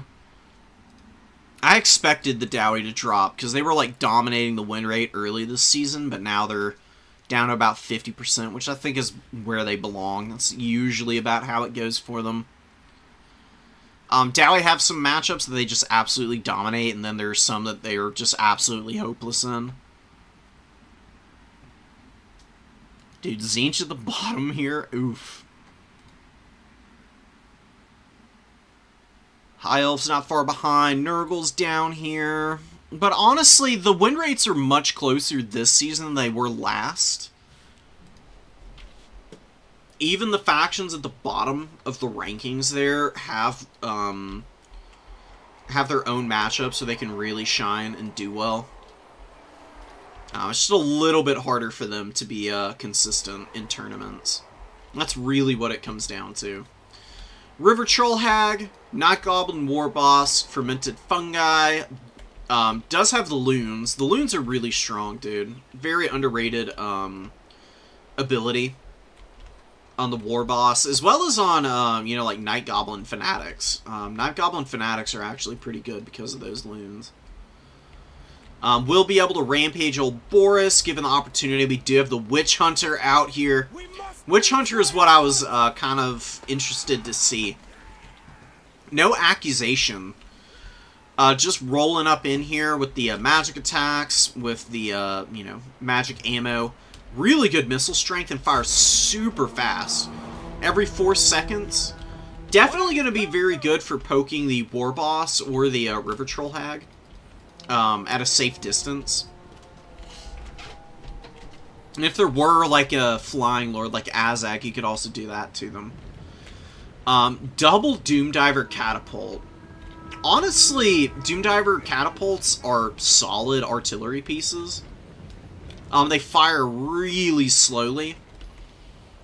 Faster than some artillery pieces, and you can see that you still can kind of kite them. Just because, like, the missiles, they track very well. But their turn radius is limited. Like, it can't just, you know, get you for free. They're much better against flyers than they are at shooting infantry heavy formations, so I'm a little worried for the Greenskins in that respect, but they should still do some reasonable damage to the flagellants. And now they're actually getting some shots on the grenade launchers, which is, you know, like, reasonably effective. Definitely do need something to wear these guys down. You don't have any bows, which I cannot really agree with for the Greenskins. Like, if you're afraid of long-range tools for the Empire, like their artillery or the Sunmaker, you can bring the Night Goblin archers, because they have Stalk, so they can get in for free underneath all that, and then just pour fire in to the State Troopers. Beautiful Burning Head. Absolutely ruining the Goblins right now. Oh my god, just fold it up, put in a trash can. Flagellants pushing through into the second line. Boris did get rampaged, though. This is a bad situation for him. The War Boss can do some good damage. Got the River Troll Hag on the way in. Definitely needs to drop the Mither. And then the Boar Boy Biggins, if they get a full surround here, can absolutely kill Boris Todbringer right now. The Rampage does wear off, and it looks like he was on the edge of the formation.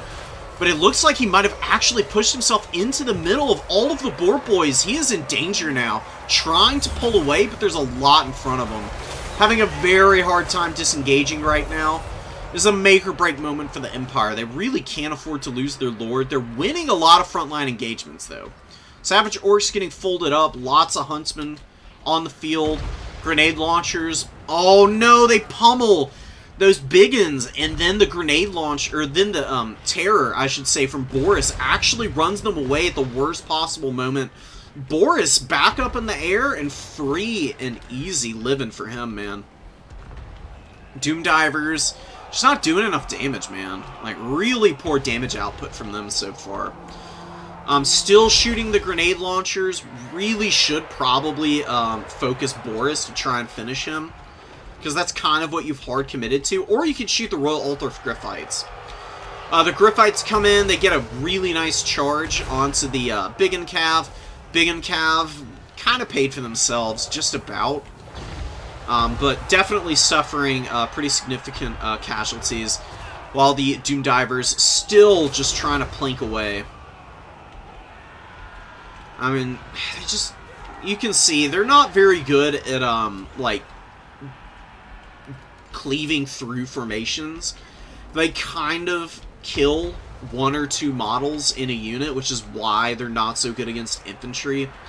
They do cleave through infantry a little better than most cav, but cavalry is not a great target for them. Flyers, monstrous infantry are the best targets for the Doom Divers. And the Empire just routing so many of the Greenskin forces. And the Greenskins, though, they've got a value lead here, but a lot of that is tied up on Boris, of course. As long as Boris survives here, the Empire, I think, is in a pretty dominant position right now. They're losing some state troopers. They still need to deal with the Doom Divers, because, yeah, they're not doing a ton of damage, but they still have plenty of opportunities here to be able to finish up a bunch of the units that are left out here for the Empire. Royal Altar of Griffites getting hammered right now, thanks to the Boar Boys. Oh, and the Spite of the Bad Moon is going down on them, giving them that bonus versus large, but more terror routes, just hampering the ability of the Greenskins to effectively counter a lot of the units that the Empire is relying on right now. But that was a really good volley from those Doom Divers. Did a bunch of damage to the Royal Altar of Griffites there. And they're basically on death's bed, and they really have not paid for themselves. This is one risk with this cavalry unit into factions like the Greenskins. They can get a couple good engagements, but all it takes is to get locked down in one fight for too long, and then to get hammered by a couple of units, and they can really fall behind. Look at the Flagellants, dude. This is how you serve Sigmar right here. They're on death's bed, and they just rush all the way through the protecting spears and the Orc Boys just to get on top of the Doom Diver catapults here. You actually do need to kill these guys, but the Orc Boys do turn around to get in front of the Empire Knights who are on the way in. Orc Boar Boys moving up. 30 Flagellants honestly probably could kill a lot of the crew here. I don't know if they'd be able to win just because they're so low on health. Eventually, the Gobbo crews will be able to hit these guys and do some damage. So they'll probably die before they kill the crews, but them being there is disrupting a lot of the shooting. Oh, and look at this. The Royal Altar of Griffites on death's bed. Find the Night Goblin War Boss. Get a surround on him and beat him into the absolute pits of hell. To shreds, you say. Yeah, he's dead. Poor little guy. He's a decent combatant, but very squishy. Doesn't have a lot of armor. leadership is also kind of poor at 60. And just being isolated like that, you just can't afford it. And he does go down, and the Witch Hunter actually in here contributing a little bit too. Yeah, that's awesome. Gives a nice little yop there, showing his stuff. And we got the flying Lord bug going on. Finally lands and does get a good shot in on the River Troll Hag. She'll probably shatter here in a minute. And you thought terror routes were a problem earlier for the Greenskins, but now, with their Lord dead, their leadership so horrifically debuffed, the Royal Altar of Griffites and Boris are going to be a genuine nightmare for the rest of this game. Wow. The Flagellants routed both artillery crews. The artillery crews with the Lord dying, watching some of their friends routing, actually turn tail in sheer terror and are just running for the hills, man. I don't know if they're gonna rally either. They've taken a bunch of damage. The Lord is dead. It's going to be really close. They might not rally before they get to the edge, and by the time they get back, I mean, it'll be game, set, match, because the Empire has all the points now. Greenskins getting absolutely folded up in the late game here. This is what happens if you pour a lot of damage into a Lord and don't kill him. To be fair, that was just mostly a matter of luck for the Empire. They got pretty lucky with the terror routes on the Boarboy Biggins. And honestly, this is why you bring the Broken Tusk Mob, because the Broken Tusk Mob is ITP period. Or you bring a Savage Orc Biggin. Because this is a matchup where, yeah, your opponent does have like Empire Knights and stuff who have a lot of shock damage that can do good work against Savage Orc Boarboy Biggins, but magic damage is really where those guys get hammered. And their physical resistance is arguably just as good as the 85 armor of the regular Orc Boy Biggins, and they're pretty resilient to terror, and the Empire can bring a lot of terror, especially with their Lords. And Boris Todbringer is pretty common. Royal Altar of Griffites are pretty common. Having some stuff that's ITP, or at least has, you know, ITP-type imbuements, is pretty crucial for winning games like this, because you really do need it to be able to stick in against those type of units and not have inopportune terror routes that just put you on the back foot and lose you games. Because that's kind of what happened here. Like, Boris was caught dead to rights in the backfield. One good volley with grenade launchers, and one very fortunate terror route later. You know, you've got a pretty even game on gold damage value, but probably a solid 1,500, probably like 1,200 has been poured into Boris without any real gain. He's very healthy still with 4,300 HP.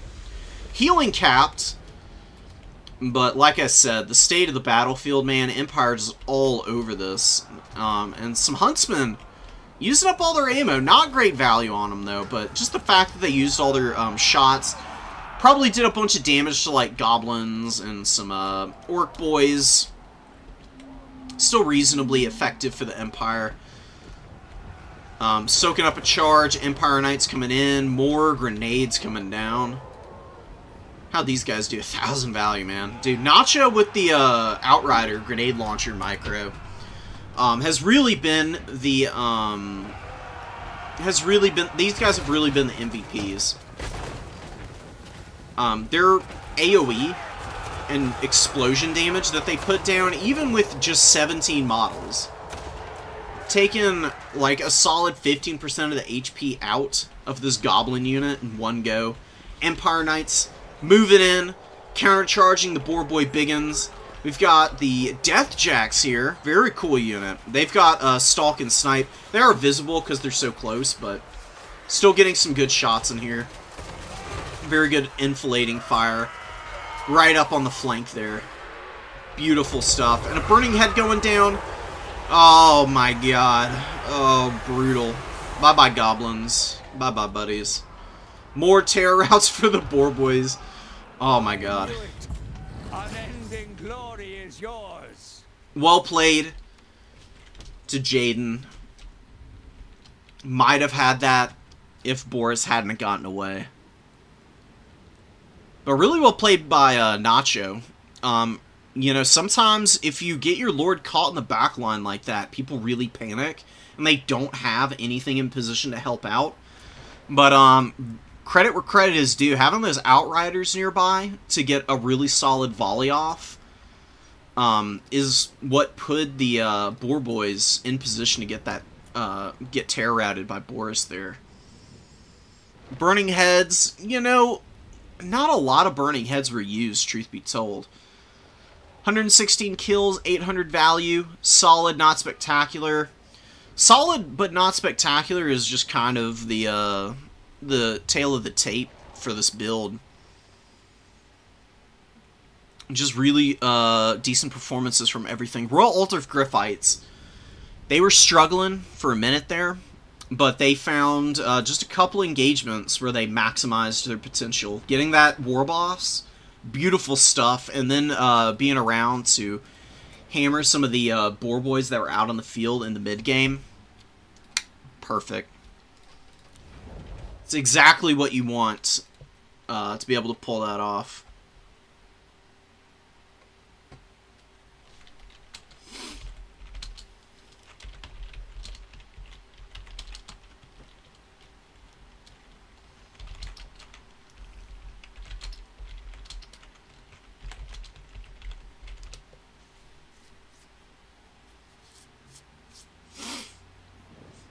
Alright guys, we've got plenty more replays to go. So I'm very curious how the Greenskins beat the Beastmen here. Like I said, a little bit Beastmen favorite. No freaking way.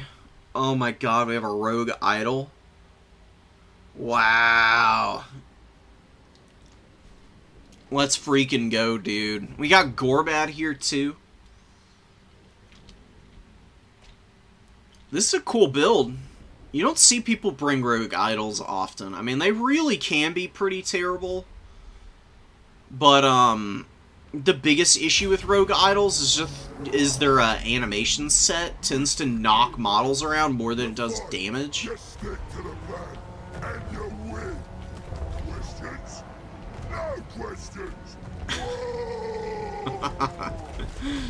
Gorbad is so funny, dude. His voice lines are awesome.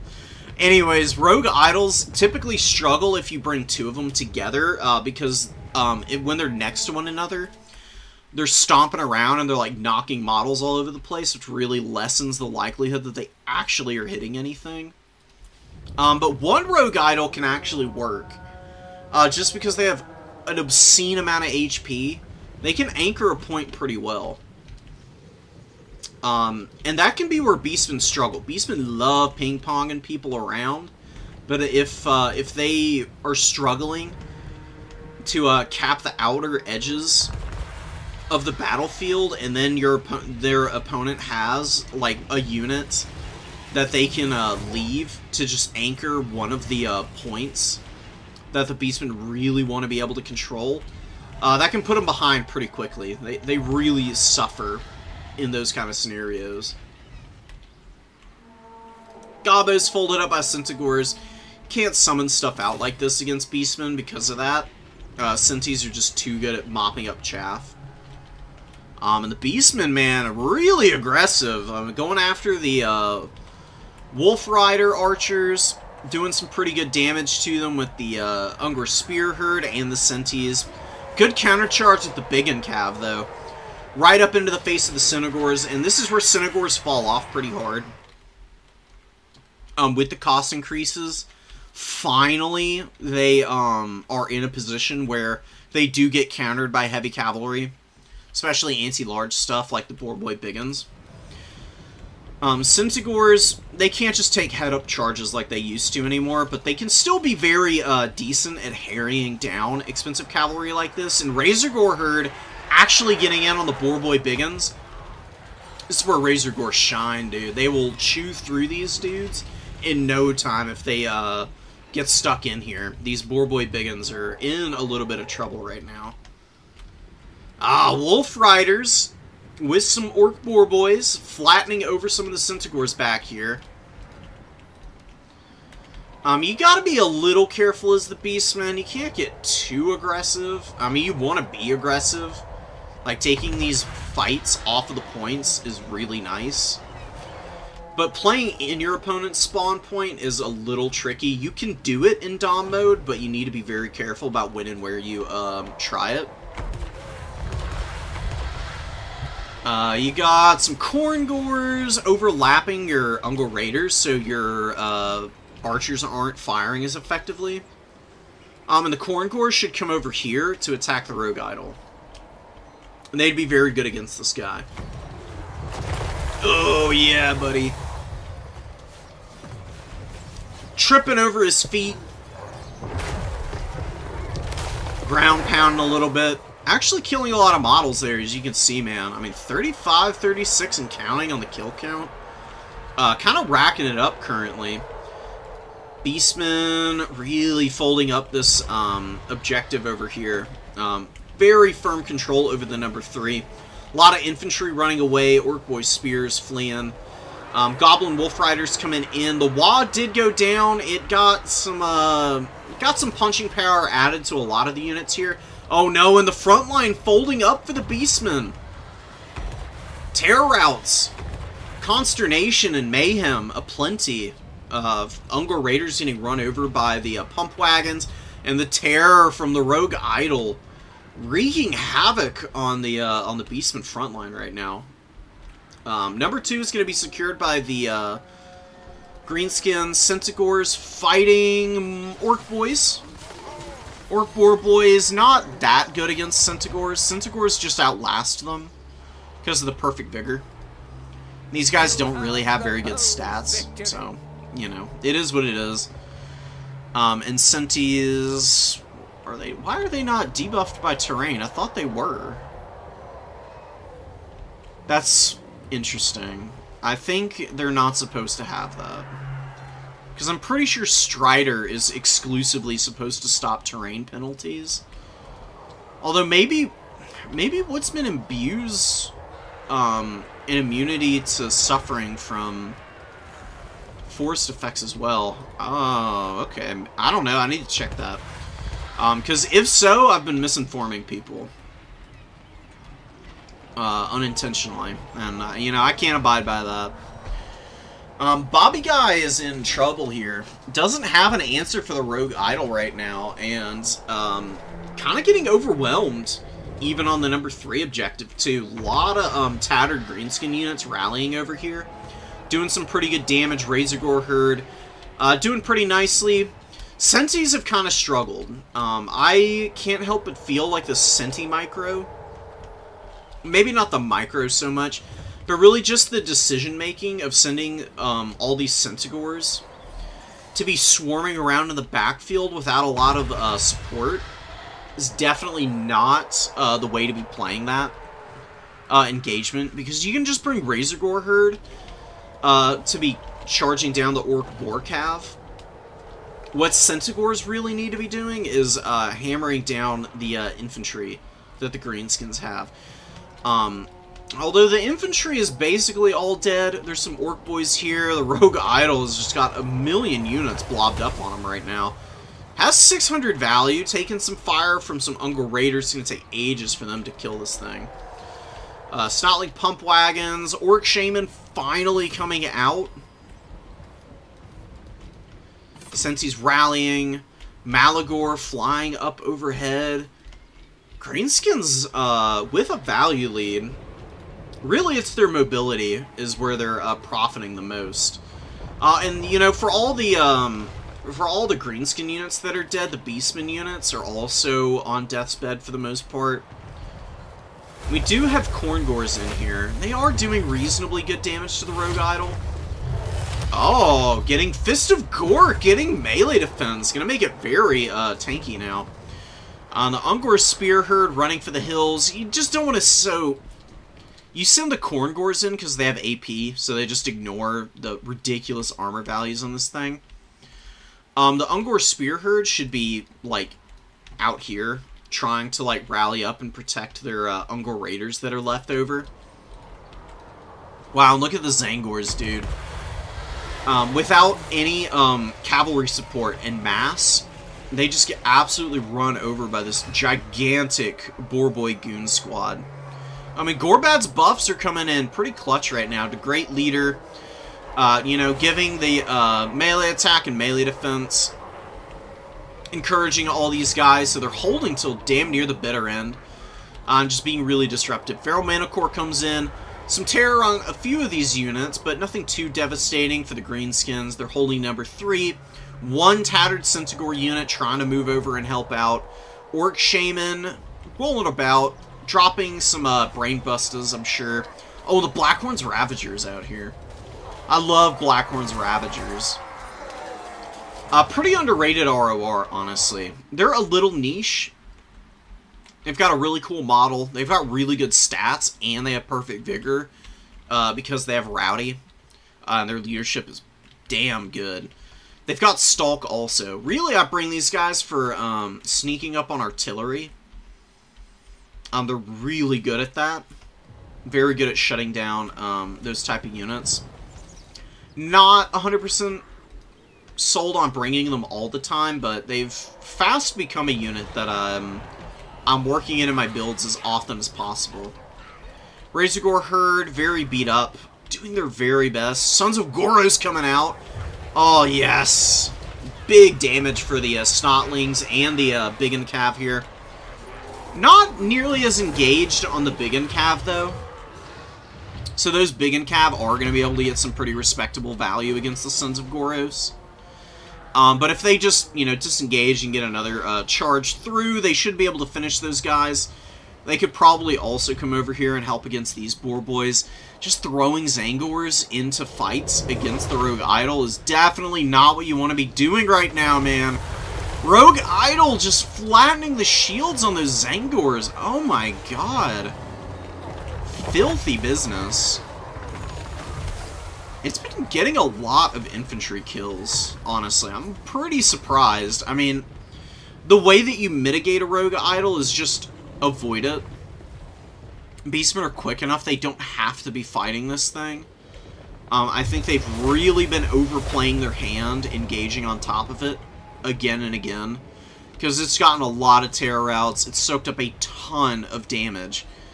And also gotten some pretty respectable value. It's, what? They're 1700 gold or something like that. Sons of Goros, oh, come on, get them in here. They really should be trying to kill Gorbad right now, because the Sons of Goros and the Manticores should be able to kill this guy.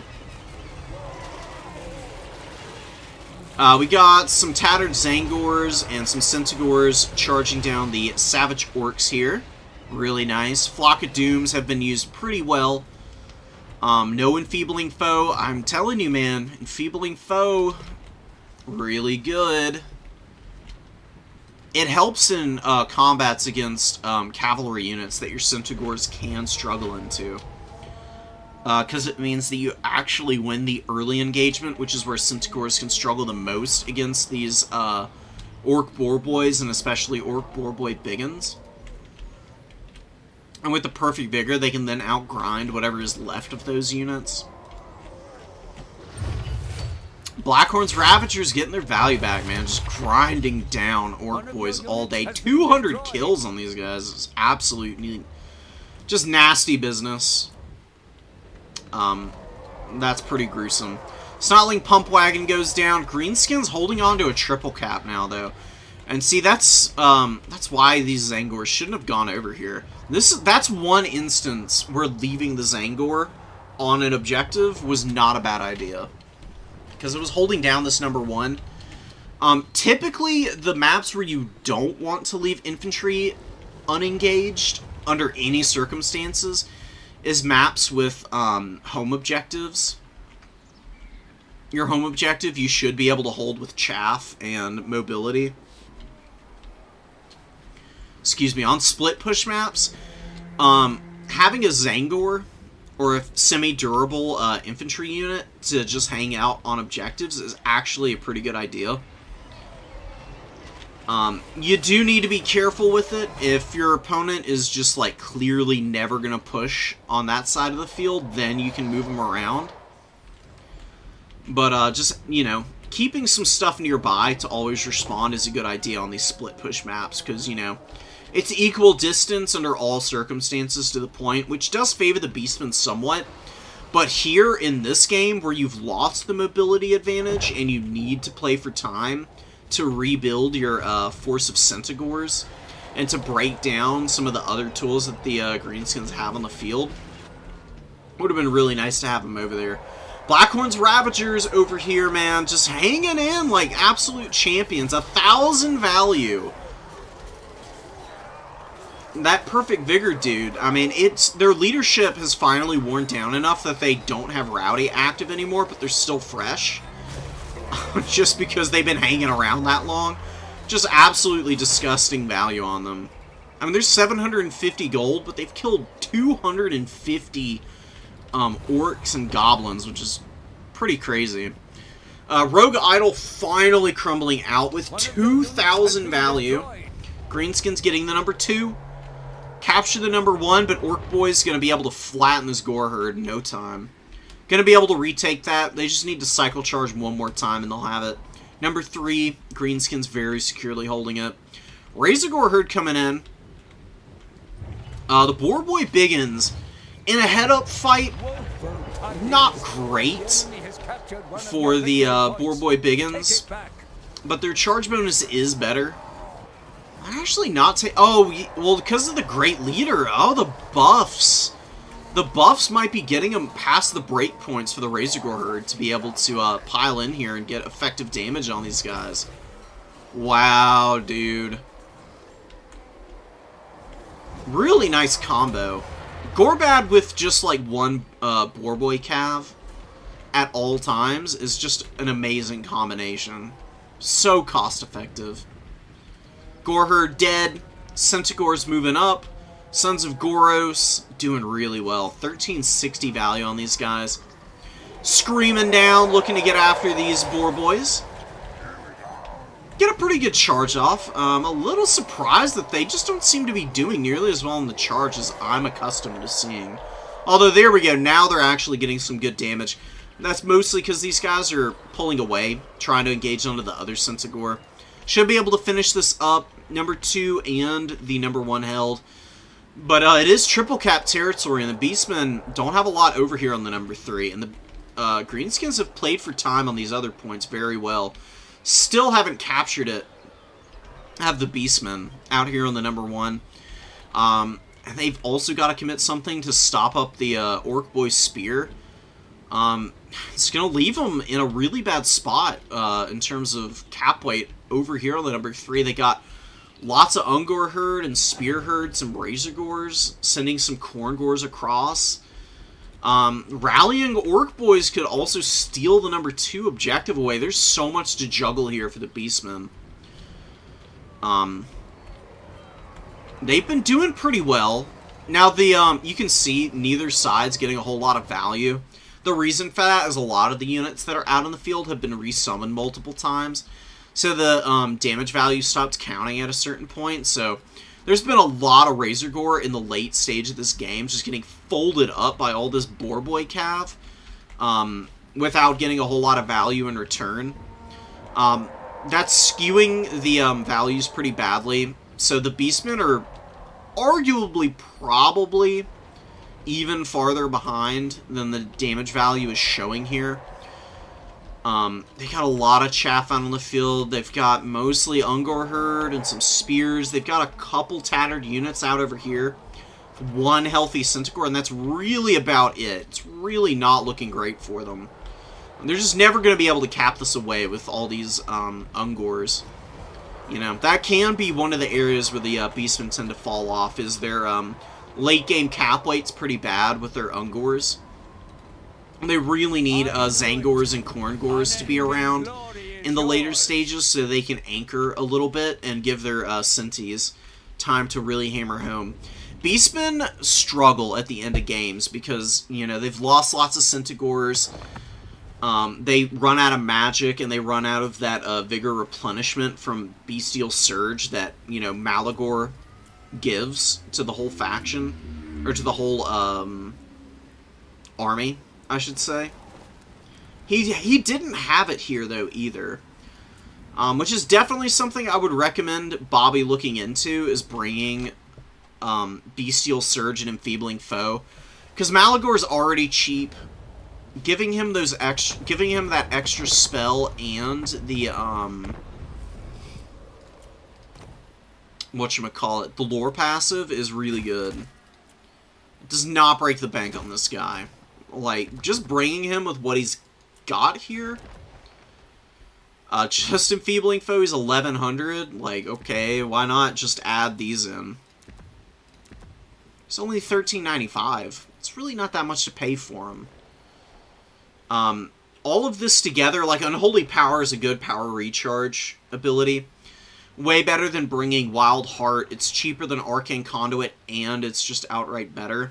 So you can actually spam your spells a little bit better. And then Bestial Surge, lowering the Vigor on all your forces, means that they stay fresh longer, which means they're more effective for a longer period of time in the early game. Which is really where the Beastmen can just take over a match. Push their opponents back so far that they can never actually rally in and regain an advantage. There is also the possibility to bring Torox in this matchup. I actually really like Torox against the Greenskins. He is so good at sustained combat. He's got a lot of HP. He beats Gorbad pretty badly in a one-on-one too. He's got the brass body, which gives him some pretty serious survivability. You usually aren't going to get more than like 3 uses out of brass body, but just 40% ward save for 41 seconds is pretty fat. And extra melee defense is also good. Slaughter's Call is a really good buff, and you can always just bring a Bray Shaman. And what you probably want to do against Greenskins is do Melkoths and Enfeebling.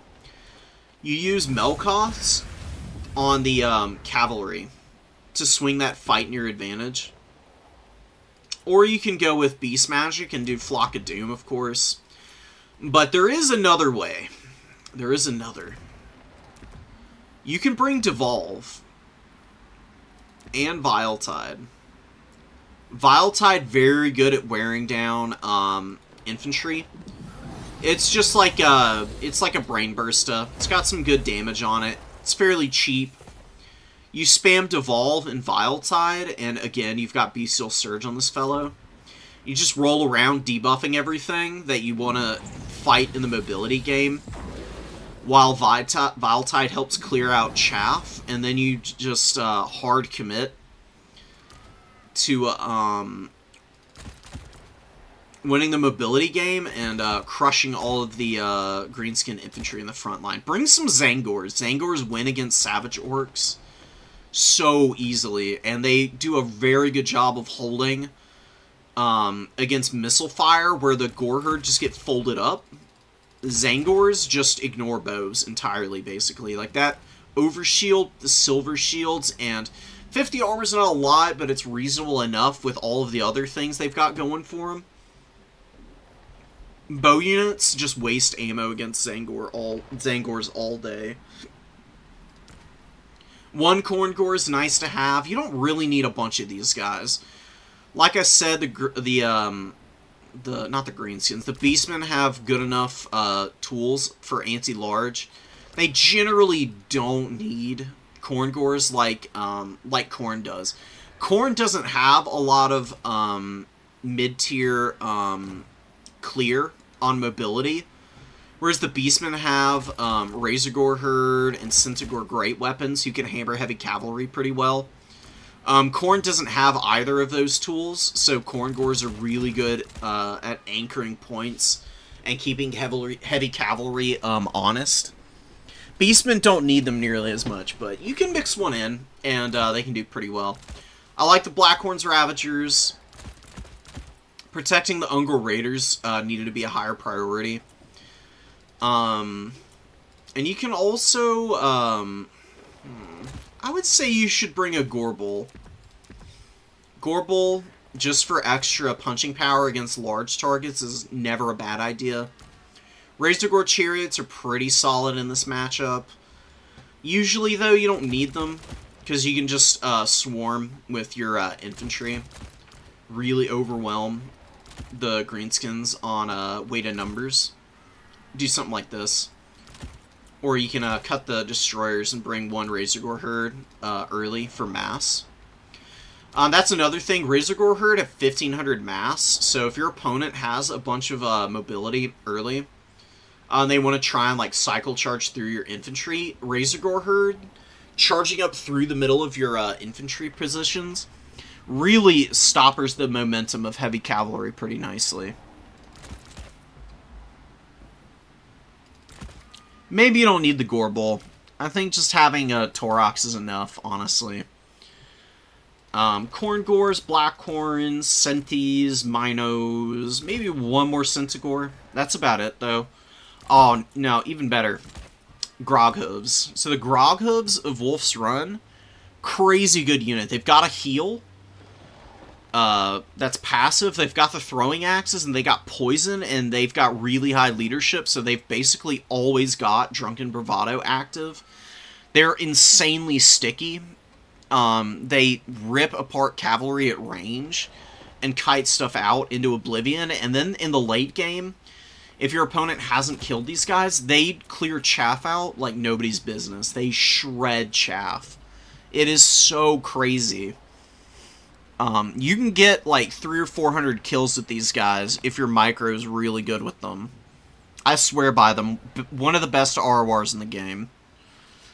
The only things you need to look out for is really hard-hitting missile units, as well as heavy cav getting a free charge on them. They can fold up to that just because their HP is a little lower than your standard Centigores. And of course, Centis don't have great armor to begin with, so gotta be a little careful. Yeah, the Sons of Goros were good. I do like having them here. Probably don't... I would recommend not bringing more than 2 Razorgore herd.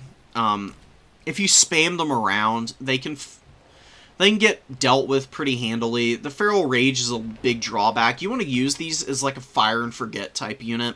You throw them out when you really need to kill something that's heavy cavalry oriented. And that's what they do best. And then you like bring them back to the safety of your lines, kind of.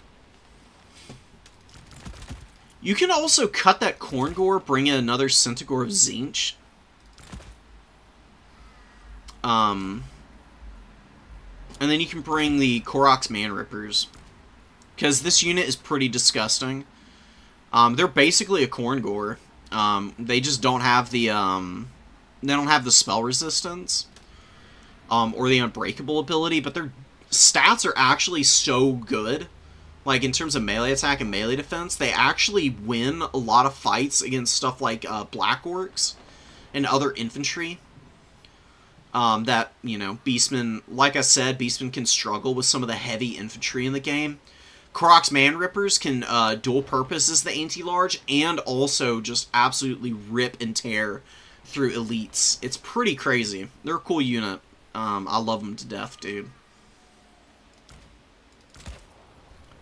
Honestly, you got so much infantry here for the Beastmen, you probably don't need a lot in reserve. Just having the Koroks is good enough.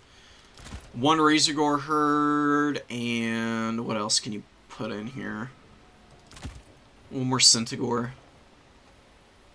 This seems pretty small. It might not seem like the best options in the world.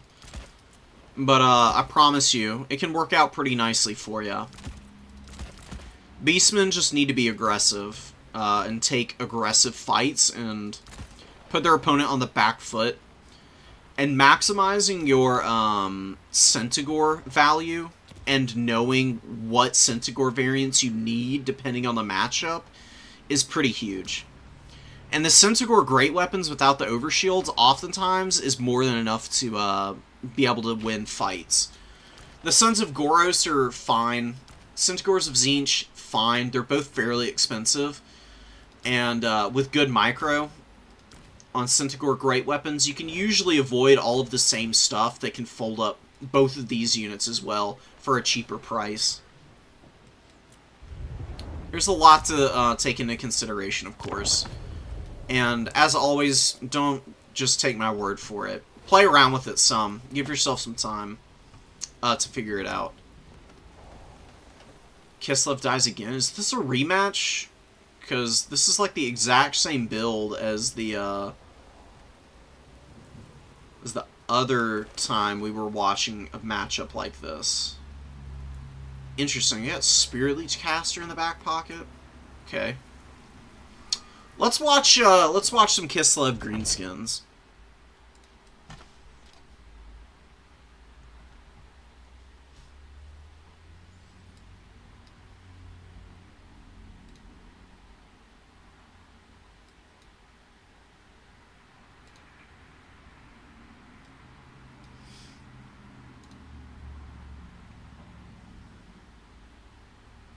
All my army moving backwards was not a tactical call.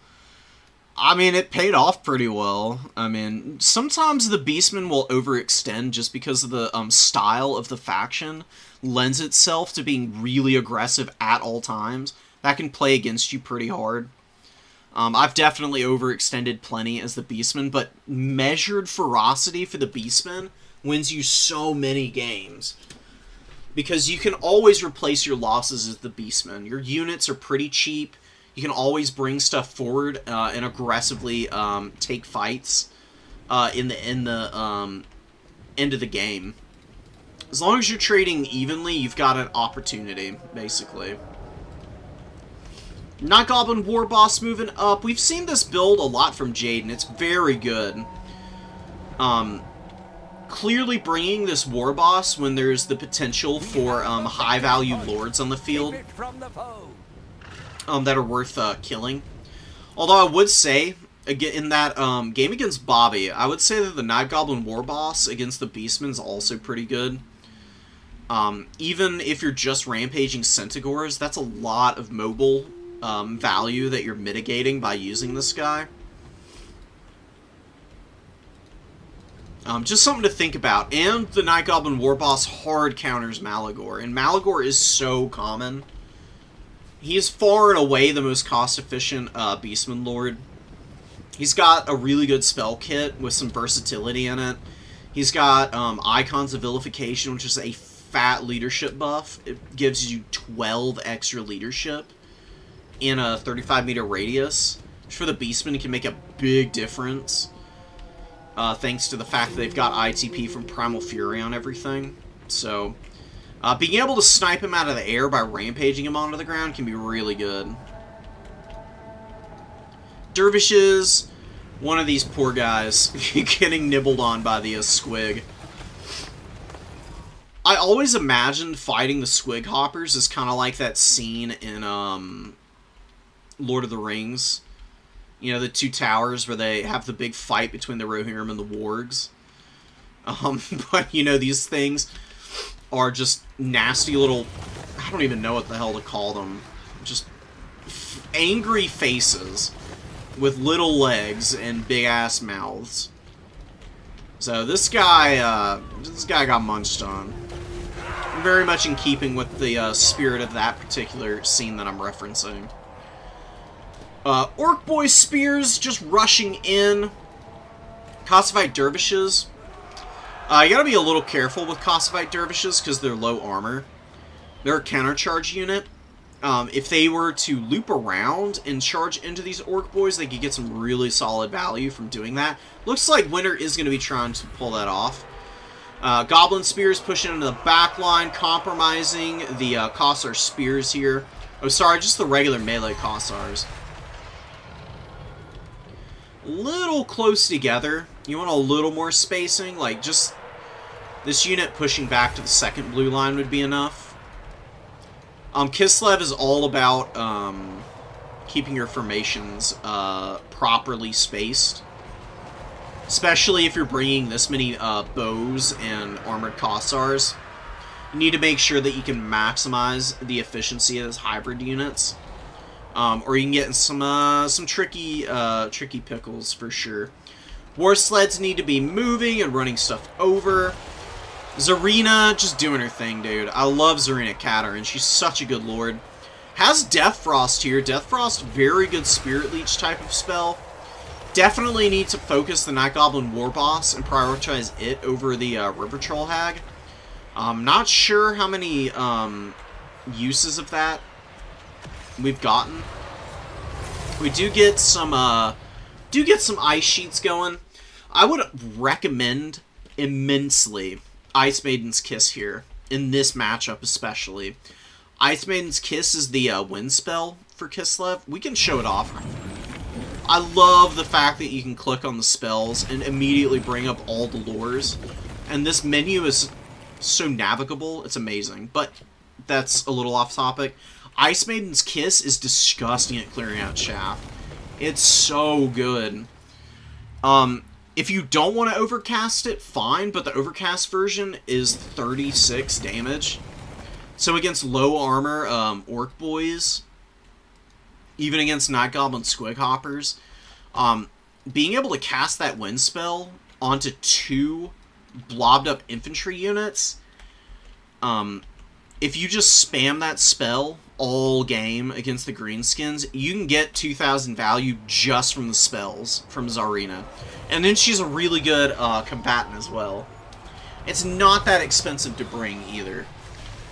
I would recommend not bringing Frostfang, to be honest. I don't think it's a very good item. It's got reasonable damage output if stuff is blobbed up enough. But, just saving the money on something that's only got 2 uses on it, I think would be much better for you. And the Ice Maiden's Kiss is already really good at clearing out chaff, and you use Frostfang, basically, just to, like, hammer cav that might be, bunched up on you. I just don't find it to be all that efficient. You know, the Kislev's withstanding a lot of the early ferocity quite nicely. Are they going to be able to grind this out, though? Because Zarina is just getting gooned right now. The Boar Boy Cav is all over her. The River Troll Hag and the Night Goblin War Boss are just hounding her from end to end of the battlefield. And these Spirit Leeches are really nasty, too. Patriarch coming out. Patriarch and a Warbear. Warbears are a little bit too much for these Patriarchs. I don't find them to be all that great on them. The Warbear single entities in general, I think the models on these bears are bugged or something, because they just never seem to hit consistently. Just bring him on a Warhorse. He's here for the heals more than anything. The Perfect Vigor ability is pretty nice if you can actually use it and get all your stuff replenished. But just being able to heal up Kataryn is the big necessity right now for Kislev, because she needs to be fairly healthy into the late game, so she can cause terror routes, and also just scrap against the lords and heroes that the Greenskins are using and relying on. Because there's a lot of utility in these heroes, man. Like Mither, really good speed debuff. You can use it on pretty much anything. In fact, yeah, you can use it on anything. Really good at controlling the flow of cav fights for the Greenskins. Because their Boar Boy cav is fairly quick, but they can struggle to catch stuff sometimes. Especially if they're being slowed, and Kislev has lots of slows. Mither, catching out a Winged Lancer can be really nice. She's also got the aura that lowers melee attack. Good lore of magic as well.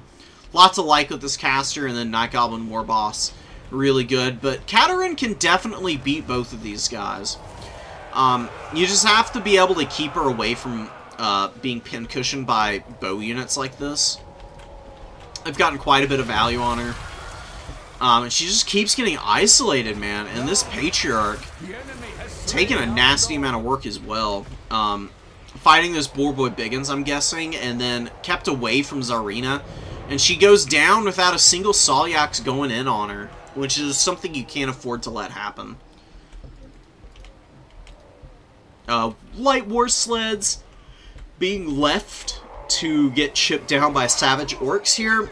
Very unfortunate. Chariots are a commitment, you know. You can't bring them and just leave them to their own devices. Really good volley fire from these armored Kossars. They're doing reasonably well. And the Kislev front line did pretty good damage, all things considered. Like, a lot of these units that are routing, even now, I mean, like, have at least gotten their value back. The big difference is just the fact that Kislev has lost their lord. This Patriarch is a pretty expensive summon, and didn't provide a lot of additional support. And I think the Kossovite Dervishes and that Light War Sled have been what's really bled value away from the Kislevites. I typically recommend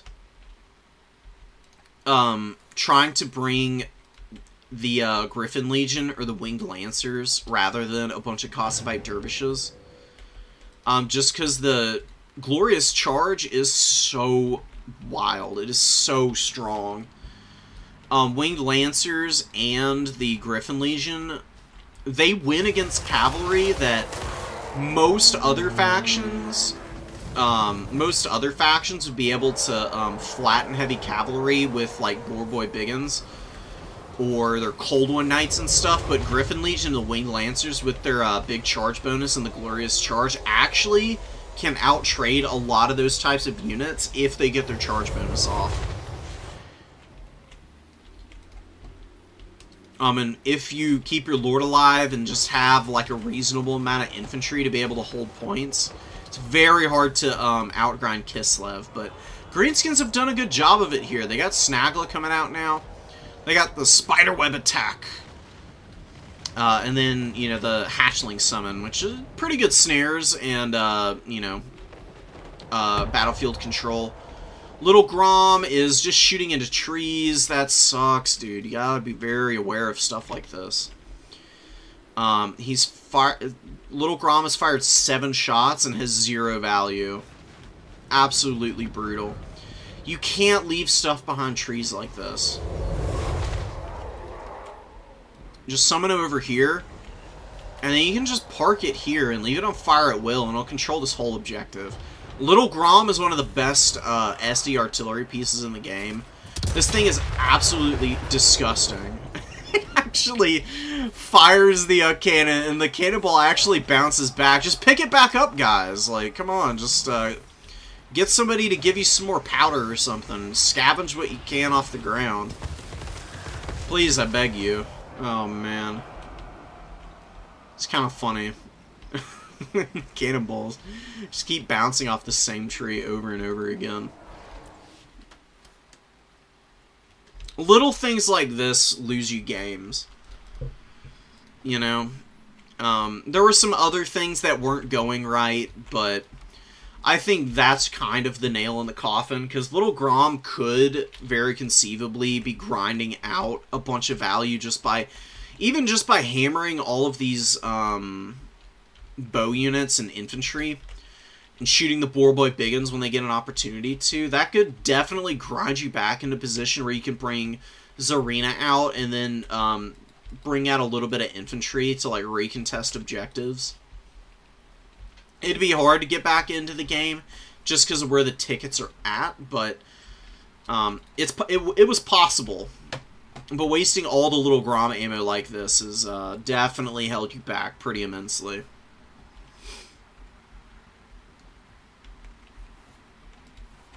You have been bested. It's an easy mistake to make in the heat of games, and I know that you're a Skaven player, so, you know, I can't fault you for making mistakes with a faction that, you know, you're trying to figure out on the fly. Cut this Kossar. Cut both of these Kossars. I would cut the Light War Sleds. I don't think they're very good right now. I think they're better into factions like the High Elves, where they've got, they've also got fairly long-range archers, and the guns are really good at chipping away at those guys, while you can micro back and forth and dodge a lot of the bow fire. Also against factions with flyers. Granted, the Greenskins can bring flyers, but their flyers aren't that strong. Your Lord can already duel them pretty effectively. You don't need to chip them down. I would definitely get some freaking Winged Lancers in here. Winged Lancers would be so nice for going up against the Greenskins. They hammer the infantry. They wreck. They absolutely shit can Night Goblin Squig Hoppers. It's not even close. It's such a filthy good trade for you. Orc Boar Boy Biggins aren't a very good trade, but, you know, you can throw your guys out just as much as the Greenskins can for the most part.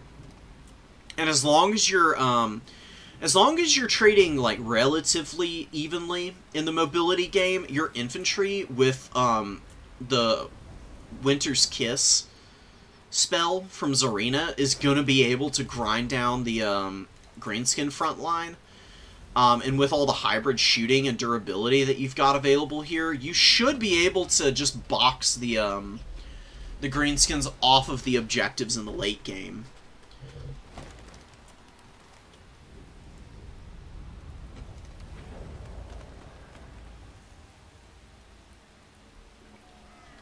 Alright. Let's get down here. Let's see what else we got.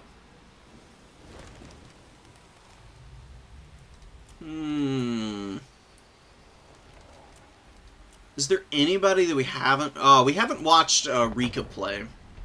So we gotta give... I'm trying to give love to the people who haven't gotten any casts yet. So that we can, you know, give everybody a chance to get some coaching.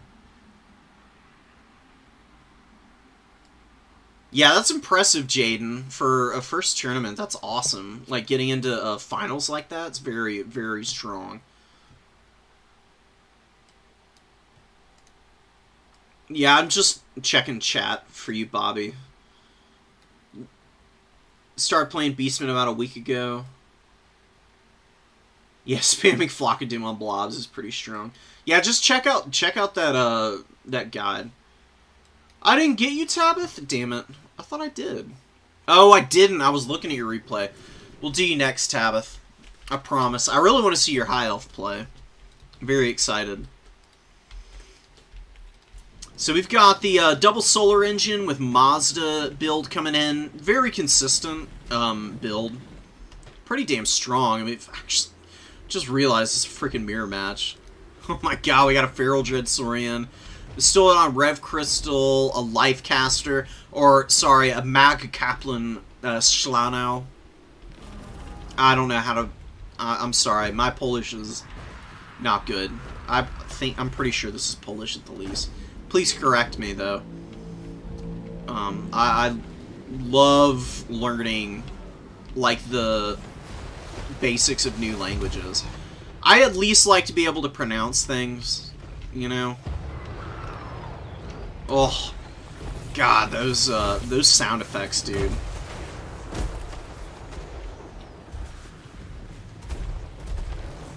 You gotta love lizards, man. You know, lizards are a fun mirror match. Lots of people don't like them. There are a lot of mirror matches that are not fun.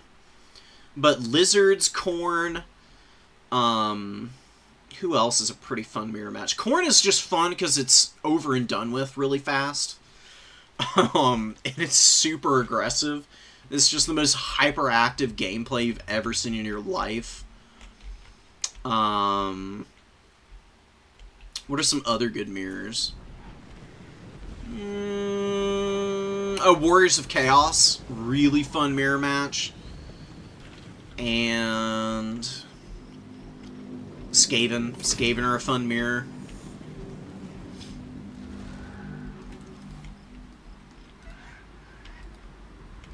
The matchups that are not really fun to watch play out as mirrors are like Vampire Counts, Nurgle.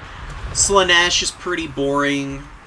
Slanesh just does, you know, it's very, like, skewed. The mirror matches that are fun are ones where you see a lot of variety, you know.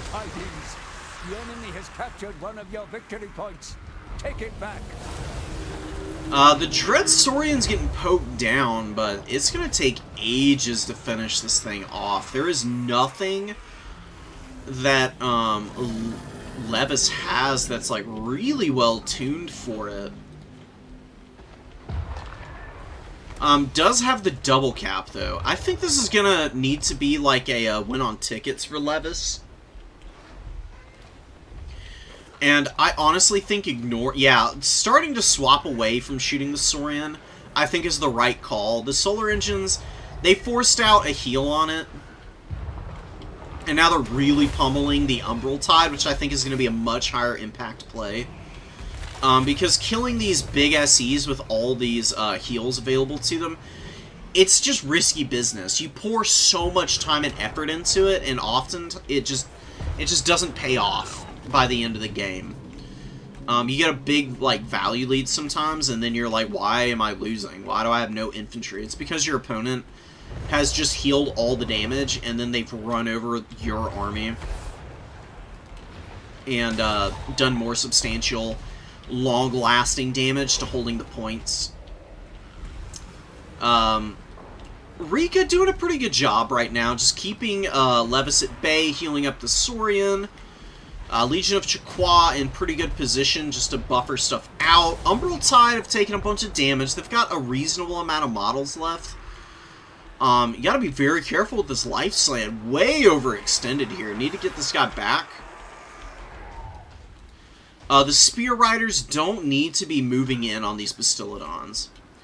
The Solar Engines, yeah, they're annoying. They're getting some pretty good value. But once they're out of ammo, they're really not all that dangerous. And their shooting it's effective, but you've got life magic. You can heal up most of what they're able to accomplish.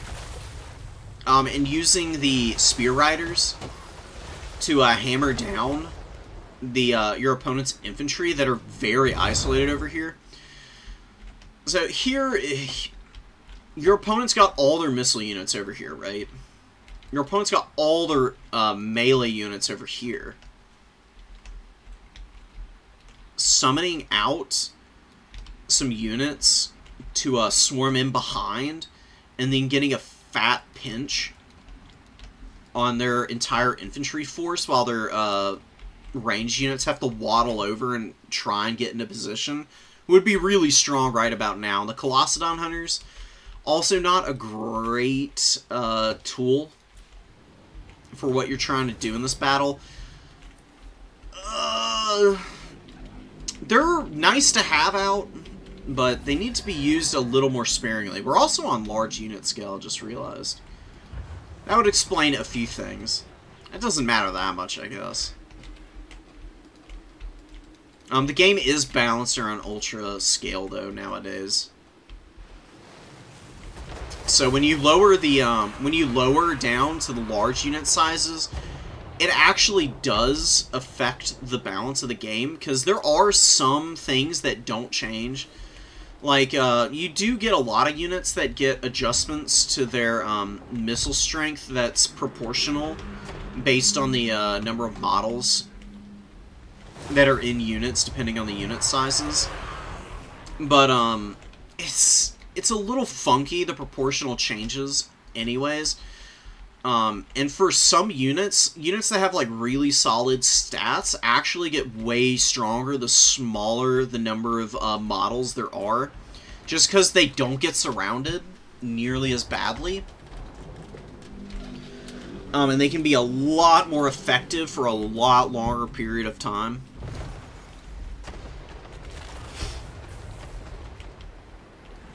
Ultra Size does a very good job of making chaff, like, viable without, you know, overvaluing them. Woeful tidings. The enemy has captured one of your victory points. Umbral Tide's still getting pummeled by those Solar Engines, man. Firing in danger close, and the Colossadon... You can't do this with the Colossadon Hunters. It's like the #1 mistake I see people make with those Ripperdactyls. Ripperdactyls are not for diving like this. Any flyer, really. Like Furies, Rippers, Harpies, Manticores, Cockatrices, anything like that. What you use flyers for is to threaten dives. Like, you could threaten to dive onto some of this stuff and just, like, soak up missile fire and be dodging a lot of those shots. You also draw your opponent's units over, and then because they're flyers, they're fast, so they can just reposition immediately. And you can pull stuff out of position. That's what would be a better use of your time over here with the Colossedons. But really what where flying units shine is when your opponent's got a bunch of units in the front line, they're just locked in place. They don't have anything to support their missile units, then you dive with your flyers. If your flyers get countercharged, they lose. If your flyers do the countercharging or just charge down stuff they're good against, you win. They get fat value, and Ripperdactyls are a really strong unit that have to be utilized correctly to really shine. The hunting packs have been fairly impactful. Like, it's the problem here for you, Rika, has been playing a little too split with your army. Because you brought a heal caster, you want to try and keep this guy close in to the higher value targets, as well as the heart of your army, so it doesn't get caught out and killed. And you've been playing with a lot of really expensive units way too aggressively, and so an overwhelming advantage for your opponent. Like, there were just too many range tools in annoying units, like chipping down the Colossedon Hunters, countercharging your Coldhorn Riders, and it's given Levis a lot of leeway in this game. And look at the Chameleon Skinks, dude. Holy crap. 1,200 value on both of these freaking chameleons. That is gruesome. This one doing pretty well. These not shining nearly as much, but still pretty respectable value. My goodness. The Legion of Chaqua has been pretty disruptive. They've been chasing down the Amazon Barbs a bunch. These guys do get free. They've obviously gotten okay value elsewhere on the battlefield, but now they're focusing in on the poor old Slayan, who's just getting hammered to bits right now. Ripperdactyls do get peeled. You know, Levis is not immune to making mistakes, obviously. They get folded up pretty badly. Honestly, could have just waited a minute. Like, these Croxagores engaging first, then landing the Rippers, would have meant both of those units would have gotten a much better engagement. Like, the Croxagores, you know, fairly durable Monstrous Infantry unit, can take much more of a pounding than the Ripperdactyls can. Would have been nice. Pokopok Cohort, pretty strong unit now. They're definitely very micro-intensive, but getting Devastating Flanker, I think, has made them worth bringing on occasion, and they've got the Vanguard. There's a lot to like about them now. They don't have a lot of units that they can rear charge currently. They could do good damage to the Croxagores, but charging down the Bastillodons is not going to work out for them. Bastillodons, of course, have immune to flanking. They've also, of course, got perfect vigor. But what immune to flanking means, not only do they not take leadership penalties from getting rear charged, they also don't suffer the effects of Devastating Flanker, as far as I can tell from my testing. And charge bonus doesn't affect them either. And they've also always got their melee defense active around them.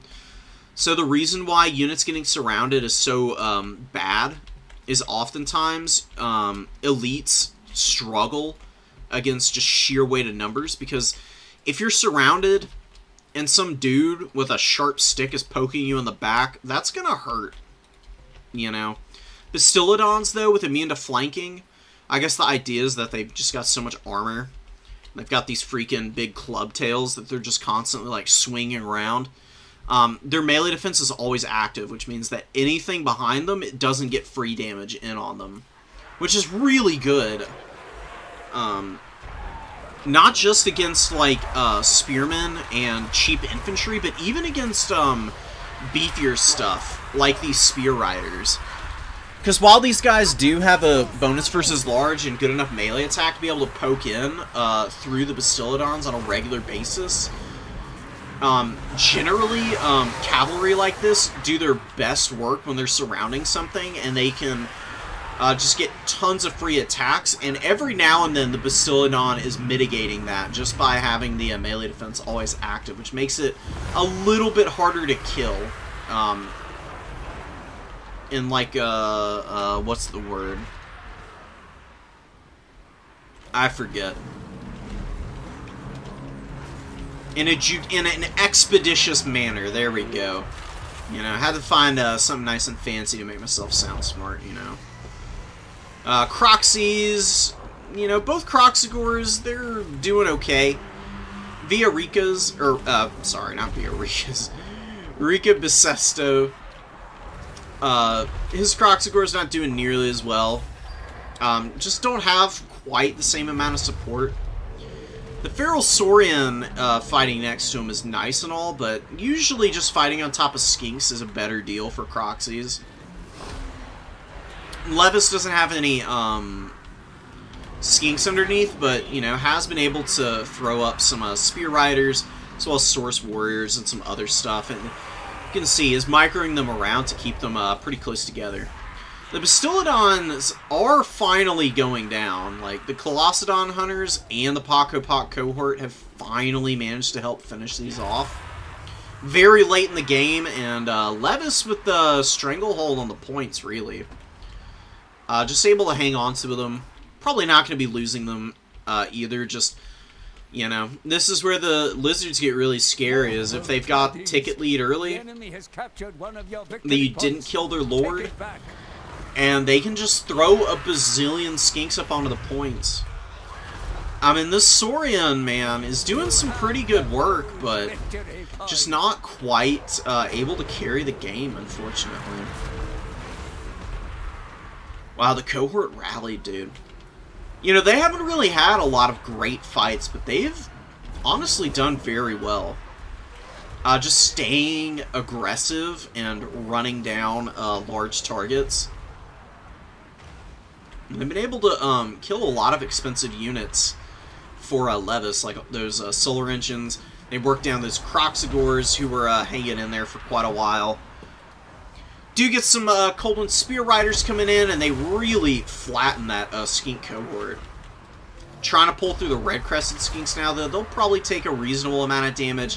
And this Croxigor unit, on its deathbed, but, you know, grinding out a reasonable amount of value. Crazy close game, dude. Oh my god. Rika's biggest issue was cap weight, and being not aggressive enough onto the infantry earlier. Did eventually do what I had suggested, where, you know, sent, like, units from back here, and then the big monsters to really sandwich the infantry on the number 2 and 3 side of the field. But Levis did do a really good job of counter-pushing right in behind it. Just a very even game, dude. Really, honestly impressive micro from both sides. I just think that the Saurian is just a big investment. It hasn't paid for itself either, which is just really unfortunate. I don't know why that is, but typically the Shredder of Lustria is better. The Shredder of Lustria also has that leadership debuff. It's a lot better at terror routing stuff decisively than the regular Saurians are. It's been used very well, though. This was just a case of, you know, mirrors tend to have some pretty wild variations between builds. At least the good mirror matches do. And I think this was, unfortunately, just Rika didn't quite have the right kind of build for going into Levis's formation here. God, dude, the Chameleon Skinks got a lot of value. All of them paid for themselves, and 2 of them actually doubled value. Mazda didn't get a lot of value, but he was disruptive. Solar Engines, they got their value back. It was just really good objective play from Levis. while still trading fairly evenly. Yeah, just like having the infantry advantage early was definitely what gave him the win there. And a little bit better micro and decision making in the early stages of the game from Rika would have also probably given the win here to him. Not that there was any like major mistakes, but you know, a little bit too aggressive early at a numbers disadvantage, and also threw away a Cold Spear Rider early, and also lost the Colossedon Hunters the first time, pretty unfortunately. You get rid of those two mistakes, and you probably have a winning match. Alright, Tabith. Where you at? It's probably going to be my last one for today. Although we might actually do this one here after.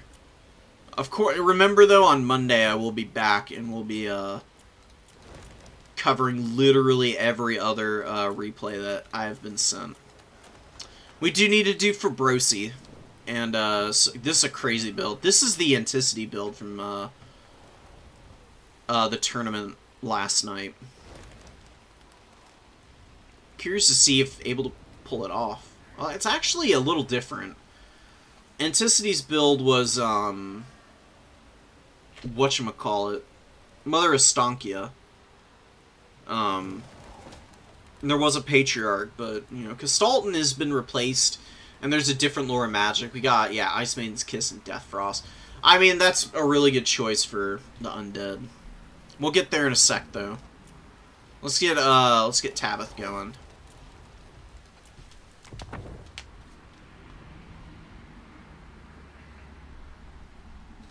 Knights the Brazen Throne out here. Love to see him, dude. Crazy strong unit. Even better now. Like, they were already fairly strong in the last patch, but after the splash attack changes that that Skull Crushers got, they've become much more efficient at killing units. Which means they just rip and tear through everything, man.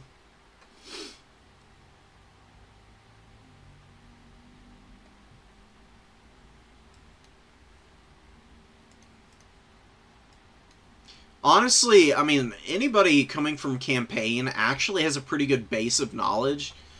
Lots of people will tell you that there aren't that the transferable skills are, like, you know, there's some, not that many. I would disagree.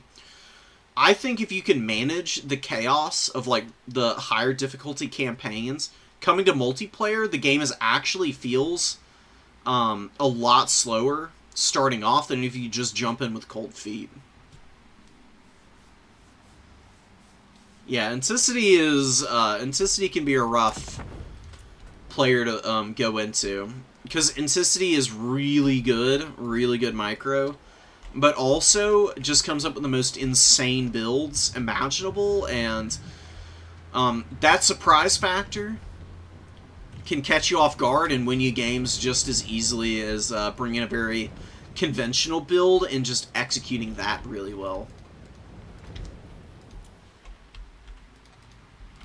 It's why I like Dom mode more than I do Conquest and Land Battle, because there's a lot less nitpicking and adminning that you have to do running domination tournaments, but I also feel like there really is a lot more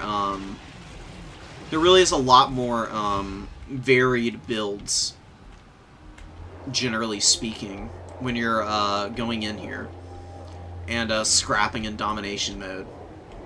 Conquest is a lot easier to just, like, pick up and play, though. I've been seeing a lot of... This is a little bit of a tangent. I've been seeing a lot of people say that they want one mode for multiplayer. I disagree with that philosophy. I think that they should keep all of the game modes that they've got now and just, like, you know, further refine them a little bit. I really don't think the player base is nearly as split as people are, like, claiming. Because, like, barely anybody plays multiplayer to begin with. They just need to give us, like, servers and stuff to get people into multiplayer.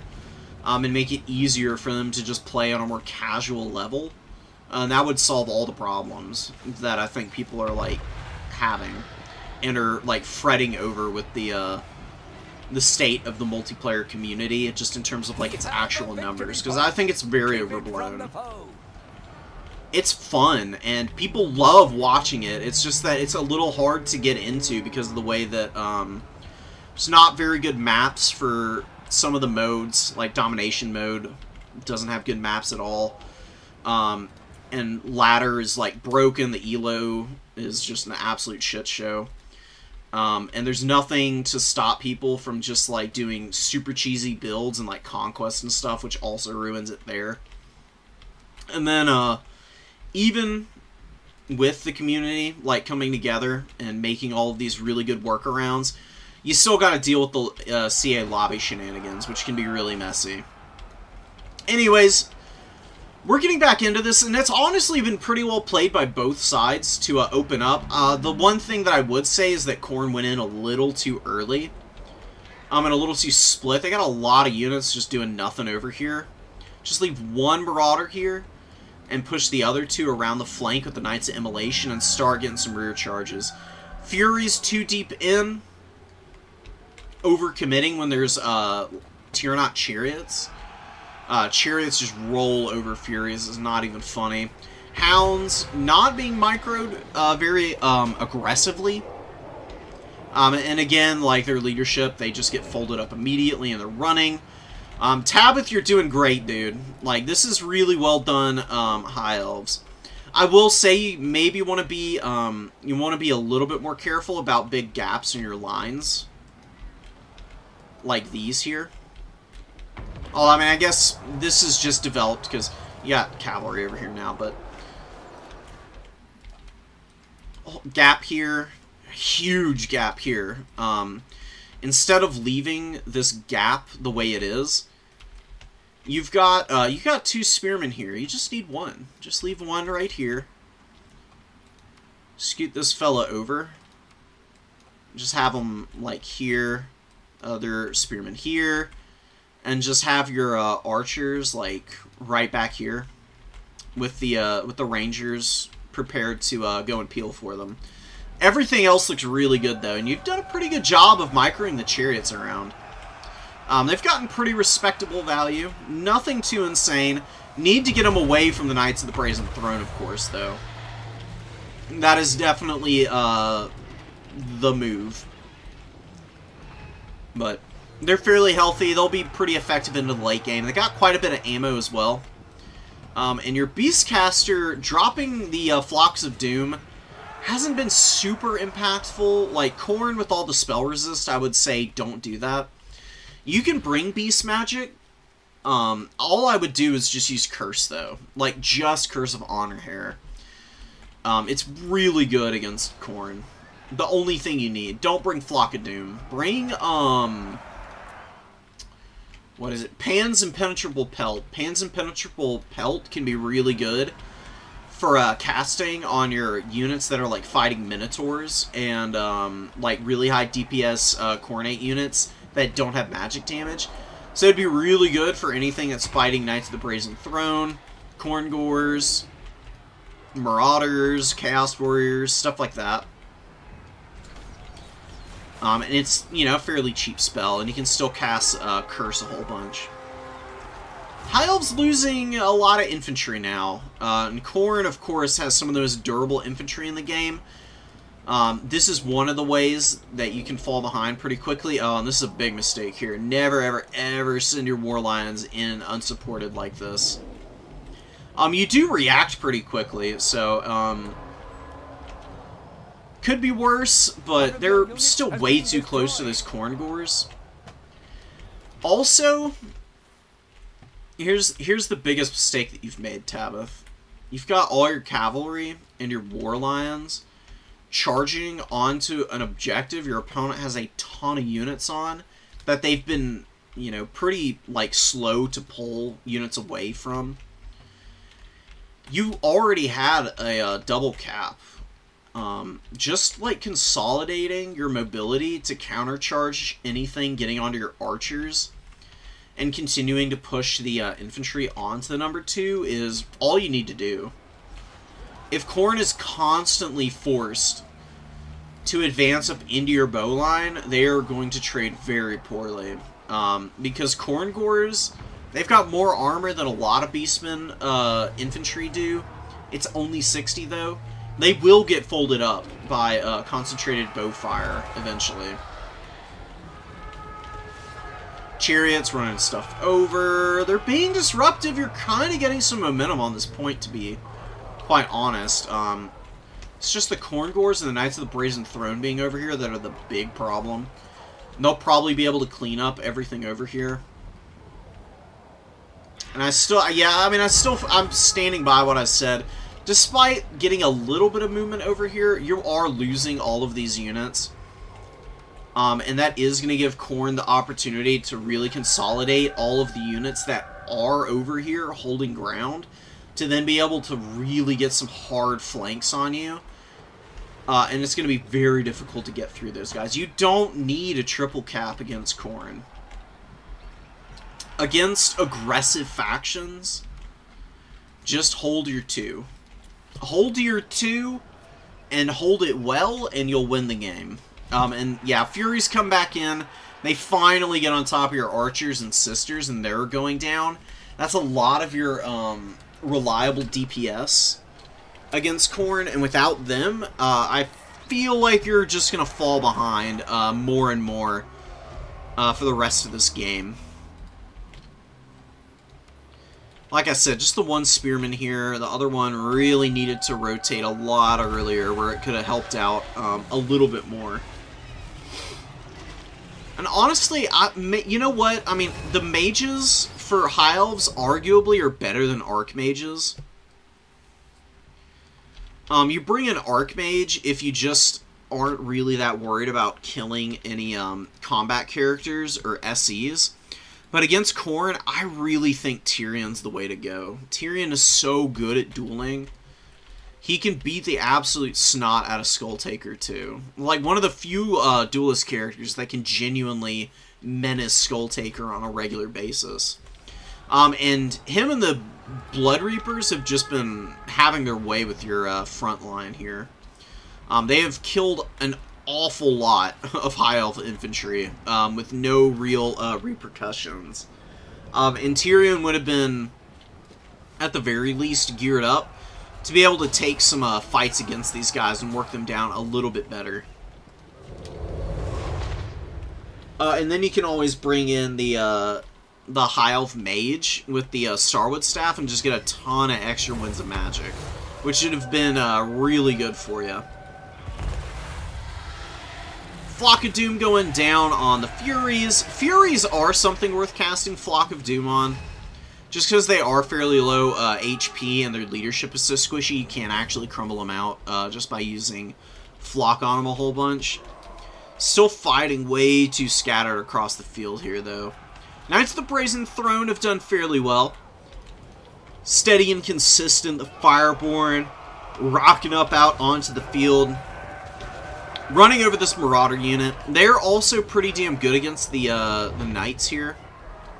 Just because, you know, these guys aren't geared for fighting large targets, and the Fireborn obviously are. They've got fairly equal stats, as you can see. The only thing the Fireborn don't do just a little bit better is weapon strength. And HP. Yeah, HP is a little bit better for the Knights. That's about it, though. Fireborn, I'm pretty sure, still win that one-on-one. Gotta stay away from the Khorne Gores. Do have Blood Beasts out here, too. And a bunch of Marauders advancing. Yeah, and I mean, Khorne not overextending themselves. They're Ghost King making the right call. Just, okay, I mean, I've got 2 points. You know, I've got the ticket lead already. Why don't I just hang out here? I don't have to go for a third. All that would do would be opening yourself up for potential down trades. So really good call there. It's the one thing that I would say you probably should have done as well earlier, Tabith. There's just been so many units sent in over here for very little gain. And the High Elves, you know, once their front line falls apart and they lose melee, or not melee units, but ranged units, that's typically where they can really fall apart against Khorne, just because Khorne is so good in the melee grinds, dude. Melee units never fall off. Missile units fall off really hard in the late stages of games because they obviously don't want to just sit on an objective and have to be inches away from their opponent trying to get shots off. Not a very good position for them. That's why Khorne tends to be a faction that... So the way that Khorne plays out oftentimes... Khorne gets stronger the longer the game goes on because they don't have to worry about magic in the late stages. They're melee-oriented. They can just bring out, you know, fresh melee units that rush in and just beat up on all your downtrodden stuff. Khorne loses if you're able to maintain a missile line into the late game. If you have a missile line by the 8-9 minute mark... Khorne is in a lot of trouble because they have probably lost a ton of Furies. They're probably still grinding in the front line. They're probably fighting on the flanks with all their mobility and just trying to get in here on all the juicy bits. You have to be like a crab, kinda, fighting against Khorne. And crab tactics are the way to go. You need a crunchy outer shell, protecting all the soft bits. Your archers and sisters got good value early, but they got shut down eventually, and it was over. It was over after that. Yeah, and the cavalry and the reinforcements, not getting enough value, man. Just keeping all of this stuff in that the middle of your formation. And moving up when and where necessary to counterpunch Khornate units, like trying to break through your front line, would have been the winning way.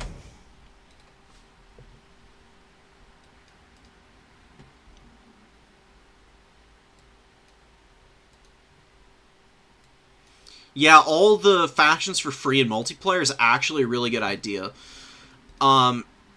Because it's a single-player game, right? And honestly, it'd just be free advertising for them. You know, like, if people just... Or if they really don't want to just give all of this stuff away for free, they could select factions during patches where they give all of the DLC units. That way people can try stuff out. And then, of course, people can always just buy it and then play the campaigns. That's what most people want to do anyways, you know? I do think it would be a really good idea. I think it would help CA out in the long term as well. And it'd give them a lot of really positive, a lot of positive, buzz, you know? I think a lot of companies really underestimate the power of word of mouth and just, like, good vibes, you know? People want to squeeze frickin' tears out of a stone nowadays when it comes to their business models and practices. And you can do it, EA does it, they're kings of it, but, you know, who the hell likes EA? You know, who's really having a good time playing Call of Duty nowadays? Not a damn person. Like, the Warhammer community, you know, is honestly a pretty cool community. Like, we got people from all backgrounds, all walks of life, like, all over the frickin' world. And there's very few, like, asshats in our community. You know? Like, Turin and Frost and, you know, like, everybody who streams, Anticity, Hitman Hippo, are very good about, like, just making it a very fun and convivial atmosphere where people can, like, enjoy the game. And I think CA could just, like, help us out a little bit on that front, and it would only benefit them in the long term. Because single-player games, like, you know, Total War, Blessings. Lord of the Earth. just with how many factions and campaigns they've got built-in longevity already. But multiplayer brings, like, another dynamic element of collaboration and competitiveness that I think is just really good for any game series, you know?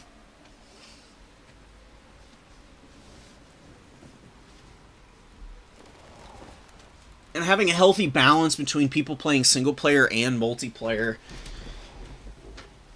I think would mean that, you know, a game like Total Warhammer 3 would just stick around a lot longer, you know? Certainly in the public consciousness.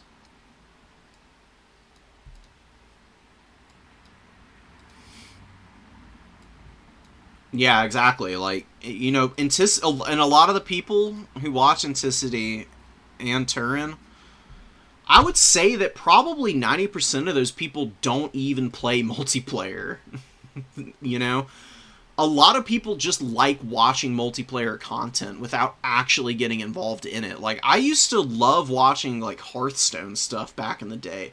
I barely played the game. I played, like, you know, maybe 150 hours of it in total. I probably watched, like, 2,000 hours of content when I was, like, working on stuff or, you know, at school or whatever, just doing shenanigans. So it's always there.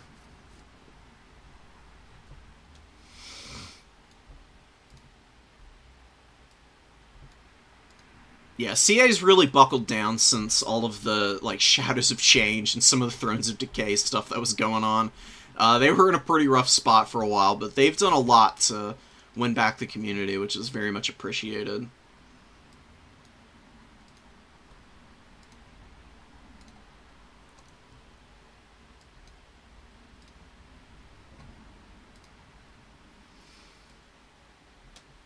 High Elves love Archers, Tabith. I don't know if it's really, like, mistakes per se, because Khorne's pretty good at getting on top of missile units. So not over-investing into Archers is honestly a pretty good call, but the Beastcaster I definitely don't think was the ticket to win it there. I'm pretty gassed, so I am probably going to be getting off after we do a quick little build here. So I can give Tabith an idea of how you can go up against Khorne and prosper. I will come back Monday, and I'll do all the remaining replays. We've got a fair amount to go through.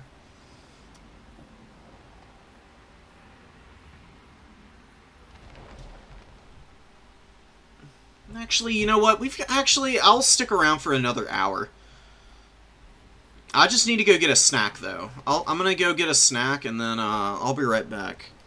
And I'll do a couple more replays after we talk about build for High Elves Khorne.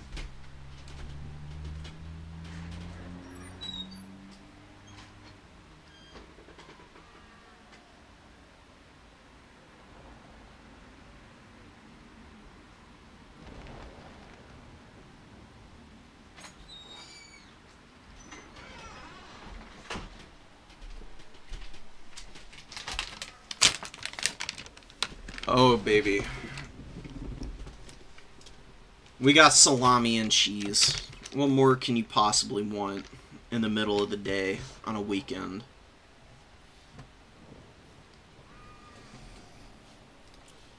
Okay. So against Khorne, Spearmen aren't great.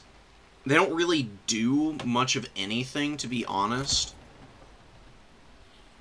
They lose to Marauders, even.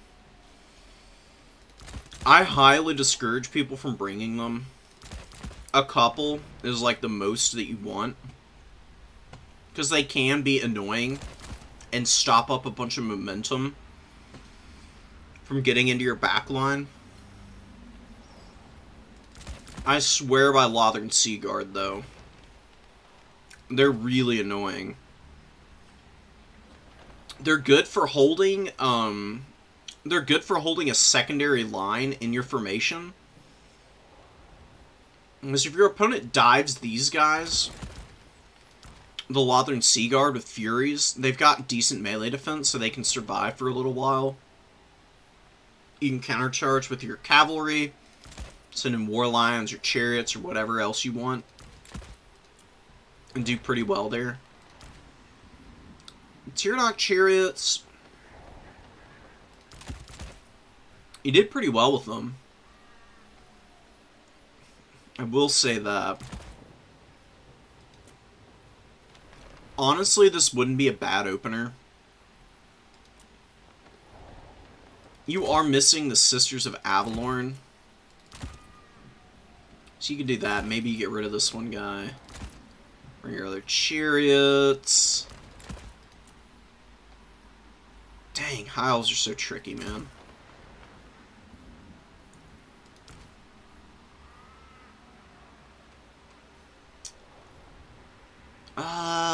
Yeah, I don't know. I mean, Sunfang's... Maybe you can give Sunfang here.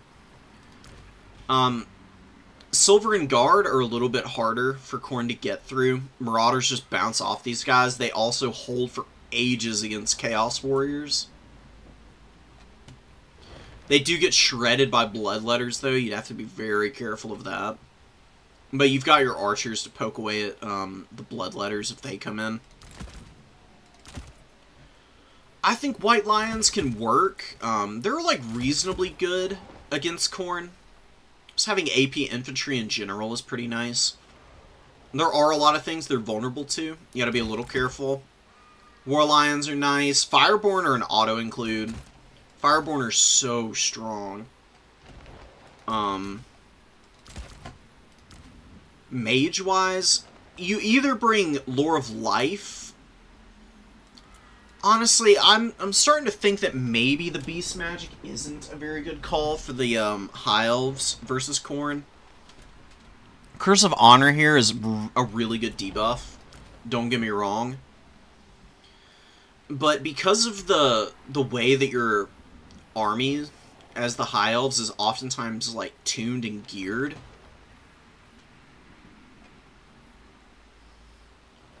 you don't actually do a lot of damage in melee combat. Really, it's better to avoid melee combat entirely against Khorne. So Light Magic and Lore of Life, I think, would be better. Lore of Life, just because of the healing, obviously. And then Light Magic, because you can just do Net of Ammontok. And just net everything down for a bazillion years and shoot it to pieces with your Archer Corps. And you get ITP and some leadership from casting passively, which is nice. Yeah, 1300. Something like this, maybe. It's tough, though. This is not an easy matchup for the High Elves. The things I've struggled against most as Khorne is the bird squads. Like Star Dragons and the Omen of Azurian with a Archmage of Life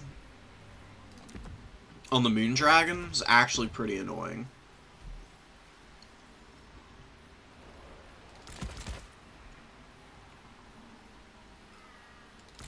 And then the High Elves just do something like this. It is a tiny army, I know. There are definitely things that you do need to worry about that can be a little risky that you run into.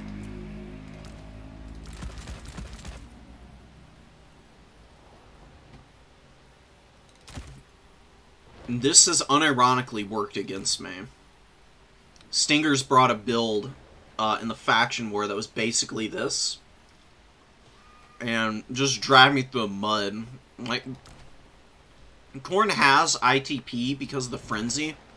Once that wears off, though, Terror affects them the same as any other faction. And it can be really gross trying to stop these big monsters from just dive bombing you and killing everything.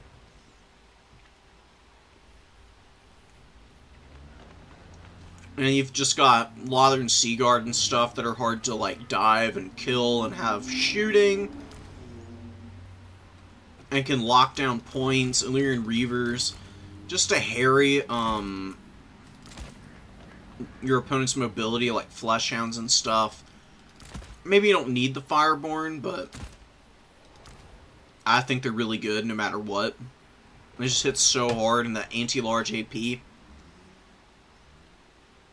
Really, really good.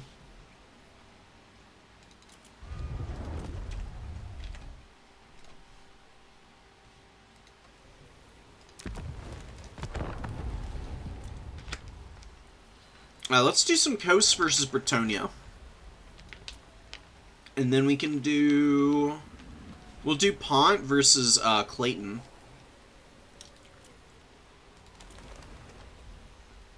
What else do we got that we're going to check out?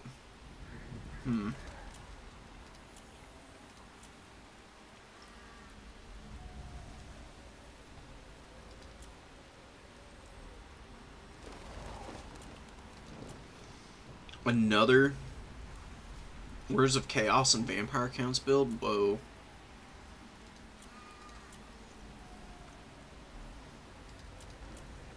I'll figure it out.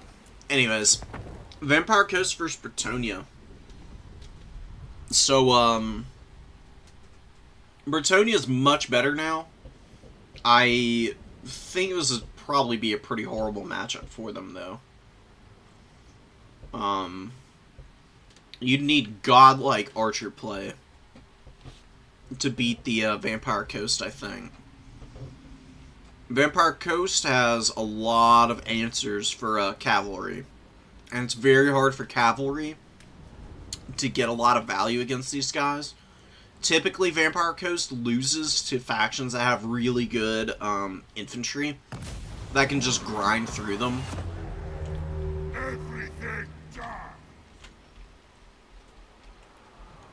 The reason cavalry isn't all that good against the coast is because it's very hard to get through the front line of the zombies unless your opponent really makes a mistake with their positioning. You can just get buffered out endlessly, and then you get shot to death by the hand cannons and the hand guns, as well as deck gunners. Carronades are always a risk. I mean, even Noctilus. Noctilus on his Colossus is actually pretty good at killing cavalry. You know, Bretonia's just got awful infantry. So, they've also got really bad cap weight on all their infantry, whereas the deckhand mobs, they have full cap weight. They get up on points and they just sit there and they just laugh at the peasants.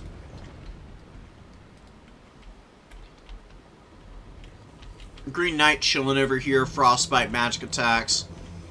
Mounted Yeoman moving over to hang out with them. You know, just like, hey bud, can you back us up? We need a little help here. Mounted Yeomen are honestly pretty cool. They're a very, like, simple unit in terms of appearance. But I think they really, like, accentuate like the vibe of Bretonia really well by making all of the other more fancy knights like really shine by just being dudes with like some really simple armor. You know, they got like a leather tabard on, little kettle helmet with a nice little shield. You know, like, this is what, like, mounted squires back in ye olden times, IRL would be, wearing, you know?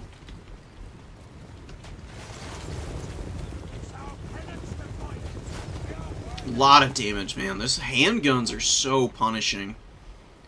That's one of the things you gotta be very cautious of in this matchup.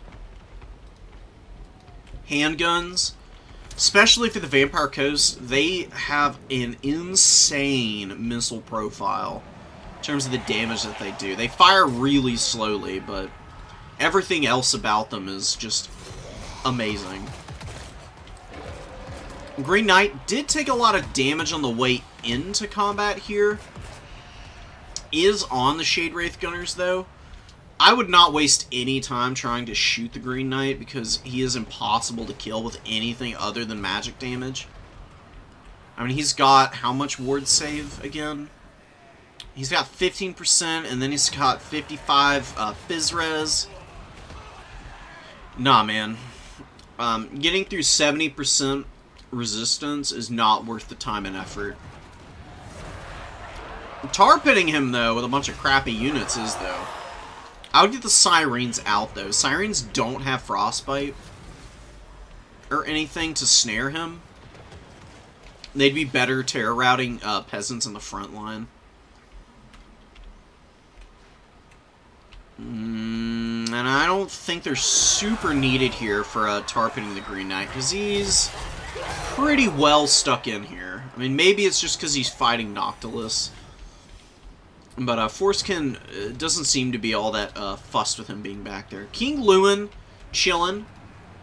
Damsel with Regrowth and Awakening of the Wood. Awakening of the Wood actually is pretty good as a damage spell.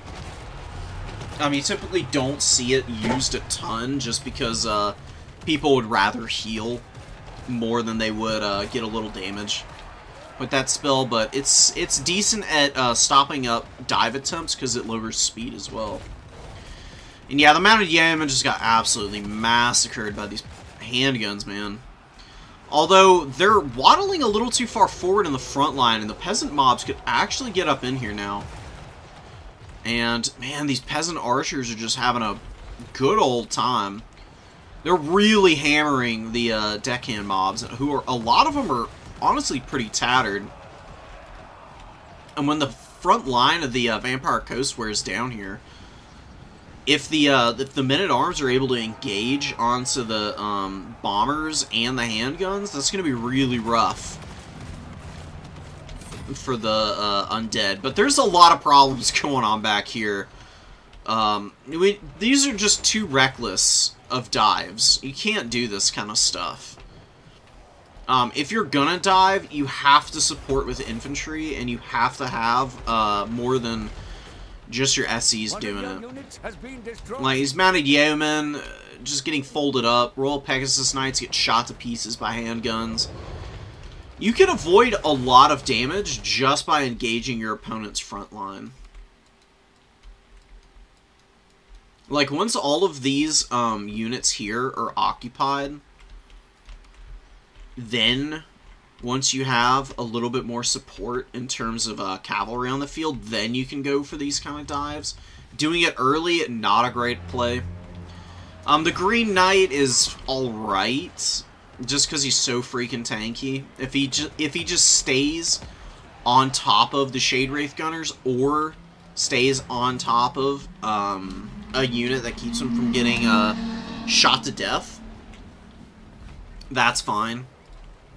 But just losing a bunch of HP on Lewin, and he's not gotten any value to speak of.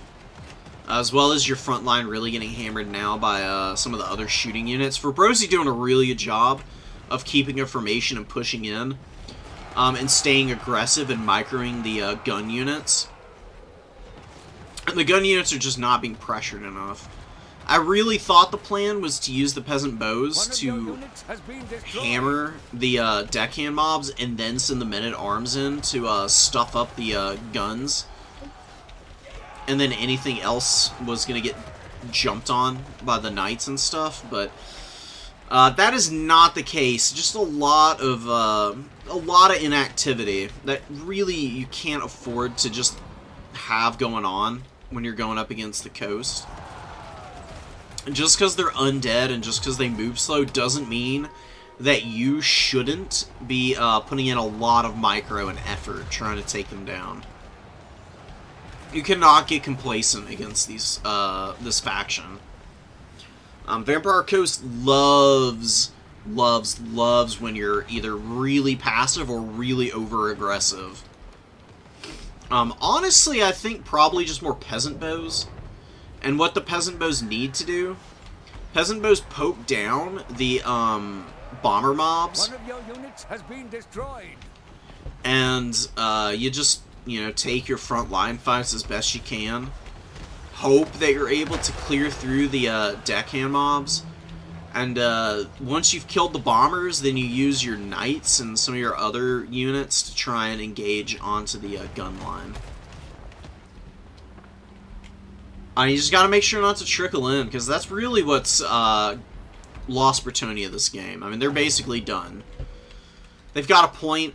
They can drag it out for, you know, ages if they really want to. Well, they do actually have the middle point also, but, you know, they're losing the value trade really horribly. They'll be able to trot out a bunch of infantry to be able to get up on this number 2 in a minute here. They just don't have the damage output. They lost a bunch of knights. Probably going to be able to develop out a bunch more. But they're bringing a lot of peasant mobs. No! Oh, man. I mean, I don't think men-at-arms are bad by any means. They can definitely do something when it comes to, like, poking down animated hulks or, like, poking Morngulls a little bit, as long as there's a Grail relic nearby. They're, like, honestly, a fairly decent unit.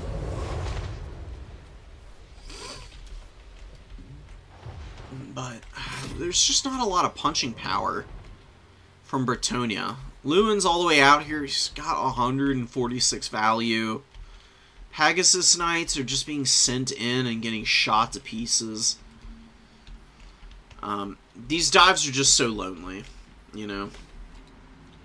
Vampire Coast actually sends some stuff to the number 3. Depth Guard and Animated Hulks together. Really good call. Very, very nice combo here. Got Mass and the Animated Hulks, and the Depth Guard, just really good DPS. Not great against infantry, but they'll be able to hold for ages with the hunger. And then if any knights come up there, the Animated Hulks keep the Depth Guard from getting run over and ping-ponged around. And then the Depth Guard can punch back really effectively. Mounted Yeoman on the number 1. Fabrosi definitely needs to move some of these units forward, but, you know, pretty dominant advantage right now. Does have a triple cap. It's going to even that ticket total up real quick, man. Like I said, if you're getting triple capped at any point in the game, usually you're in a really bad position. It's very hard to survive a triple cap of any type for any extended period of time.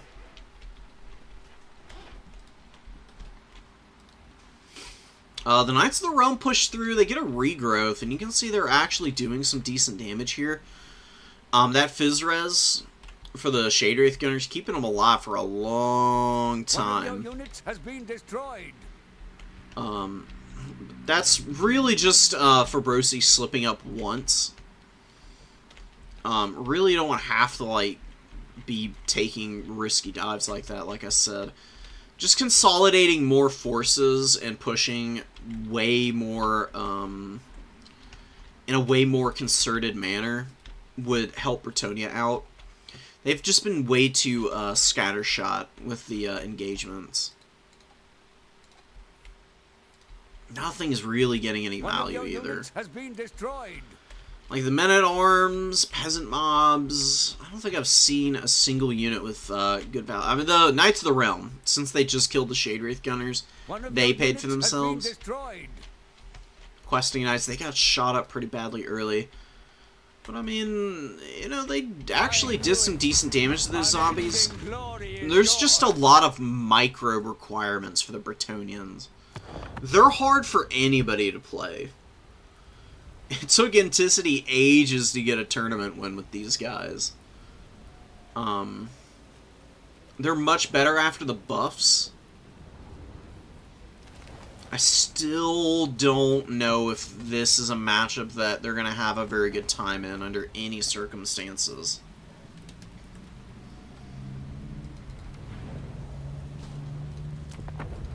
What can Bretonia do against that? Honestly, I think Rapunz would be a better lord here. Because Rapunz on foot is actually kind of hard to hit. She's pretty cheap, too. You could bring old Felix Jaeger if you wanted. What are the other Lords of Magic? Heavens, Beasts, that's it? Yikes. You don't need Felix. Just having Rapunz. I would actually, you know what? We will bring old Felix Jaeger here. You can bring Helping Hand if you want. It's a decent item. The damage resistance and melee attack is pretty nice. Gotta be really close. But you kind of want these guys together anyways because of Blood Oath. Sticking in. Being able to kill, what's his face? Noctilus is really nice. You'll be able to bully pretty much any of the Vampire Count Lords, in fact. Silostra would be the only thing you need to worry about. But that's why you bring the Green Knight. Because if your opponent does have Silostra, you summon the Green Knight at a reserve, and he just runs in and just beats the absolute crap out of her. Oh wait, you can't do that. Because you, then you don't have magic. Rip. Okay, maybe not Rapunz. What the hell do you bring here? My god. Maybe you do bring Lumen.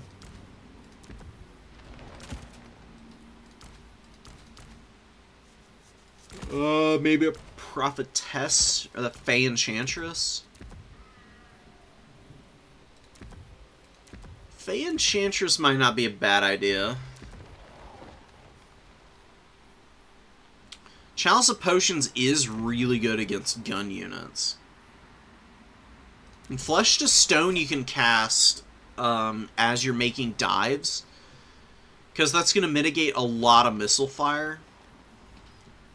You know, the Vampire Coast shooting doesn't have a lot of magic damage outside of the Shade Wraith Gunners.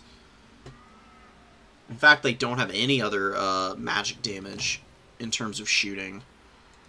So you can use Flesh to Stone to take engagements in the back line a little bit safer. And then you got your Green Knight for Silostra. You could bring a Paladin if you wanted to. I don't know how useful that is, really. Play around with it. I think though that Fey Enchantress and the Green Knight are a really good idea for this particular matchup. As long as you don't let her get shot to pieces, she'll be amazing. She can just run in and leech the life out of everything in melee. Sure, some peasant mobs, a couple men-at-arms if you want to. I do really think you need a lot of bows here.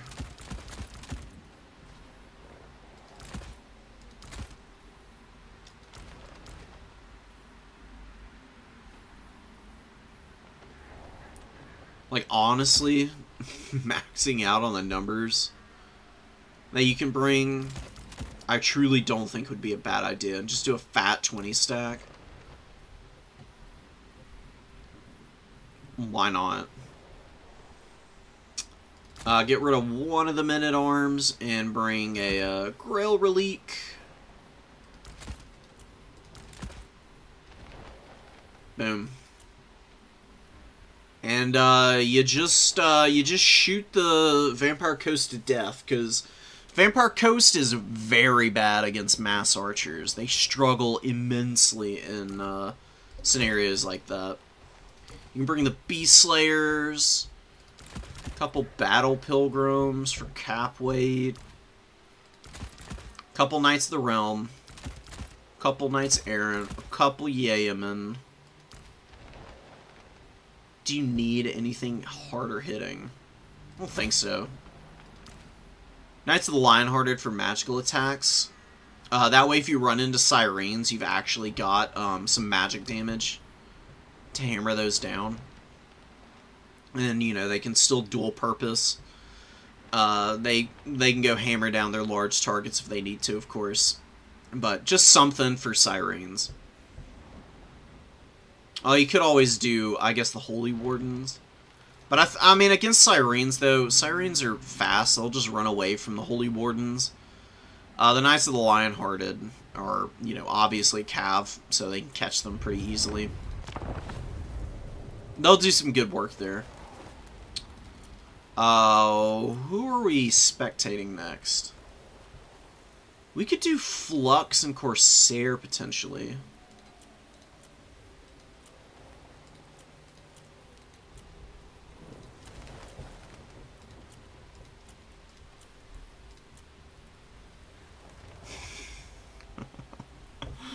Oh my god, this name, dude. That's a good one. Alright.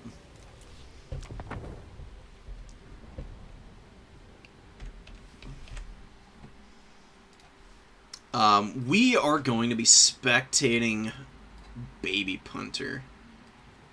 1 Treb for crabs. Trebs are way too inaccurate.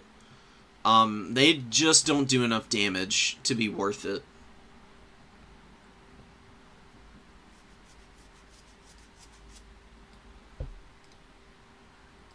There's a lot to learn about Bretonia, period, man. Don't be hard on yourself over it. Unfortunately, as a Bretonia player, you're kind of on your own for learning them. There just aren't a lot of people who play Bretonia. There's Blood Penguin, and you could probably go and watch Anticity's streams where he was learning them for some ideas. Yeah.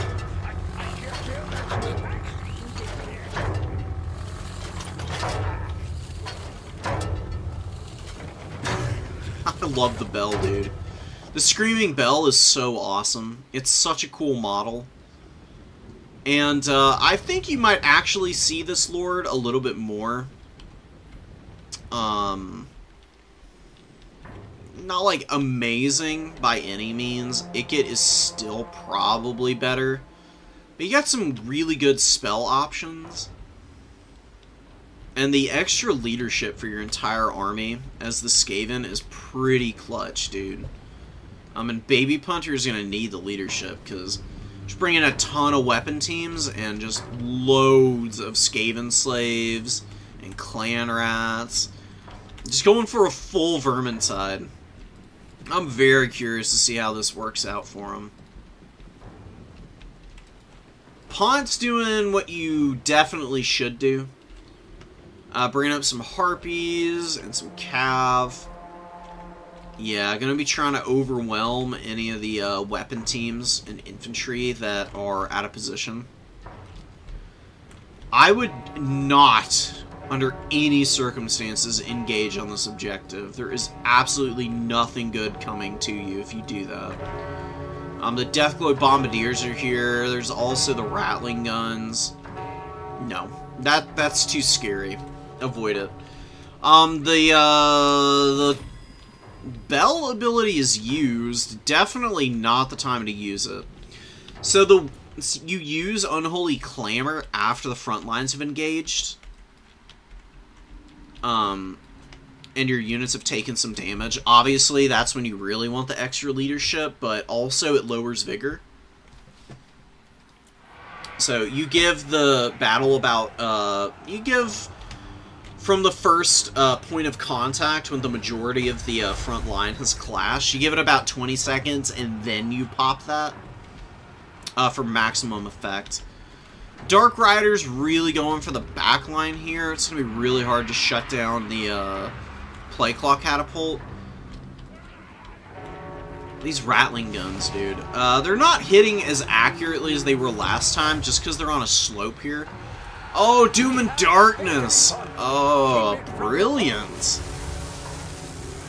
And, I mean, the Skaven used their Unholy Clamor, so that's gonna be pretty unfortunate for them. This might be a mass route for the Skaven, actually. Doom and Darkness is a really fun spell, dude. Oh, yeah. Terror Route's going down. Oh, the entire Skaven core here just completely collapses. Absolutely vicious. And the infantry get up in here. Gonna be able to follow up on that and just keep pushing the Skaven back here. I was very skeptical of going in there, but it's paid off really nicely. Harpies also got on the Teeth Breakers back here. Dark Riders going in. We watched Pont lose to the Skaven once, but obviously after that first loss, came in with a real game plan for the second time around to punish them in the weapon teams, and just dove much cleaner this time. And Baby Punter didn't really do a good job of spacing out the weapon teams. Just moving up, like, on all three objectives is not a winning strategy as the Skaven. They just have too bad of leadership for all that. Just pick a lane, basically, you know?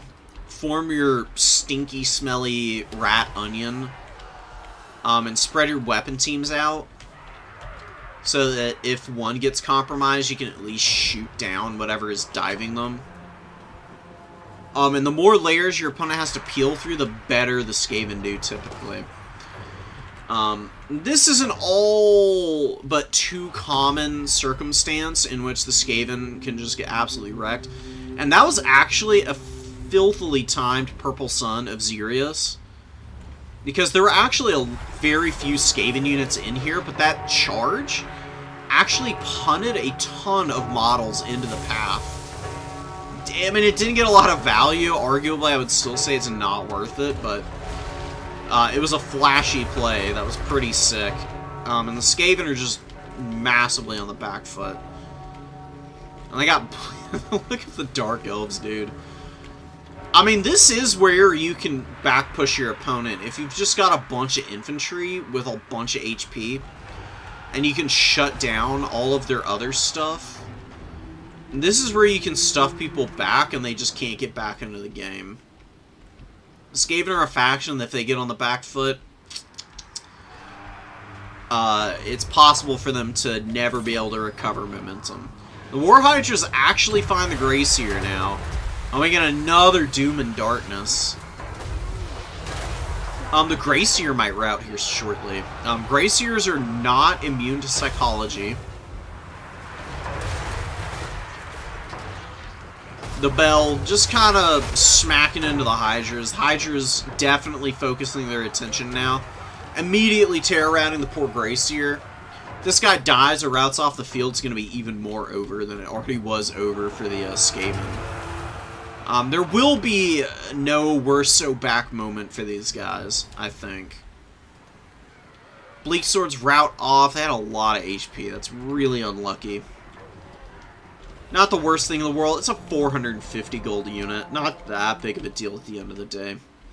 Dark Riders, Black Ark Corsairs, Deathglowed Bombardiers dying with no value to speak of. Blightscap's Plague Pack moving up. Honestly, I mean, they've got some pretty crazy stats.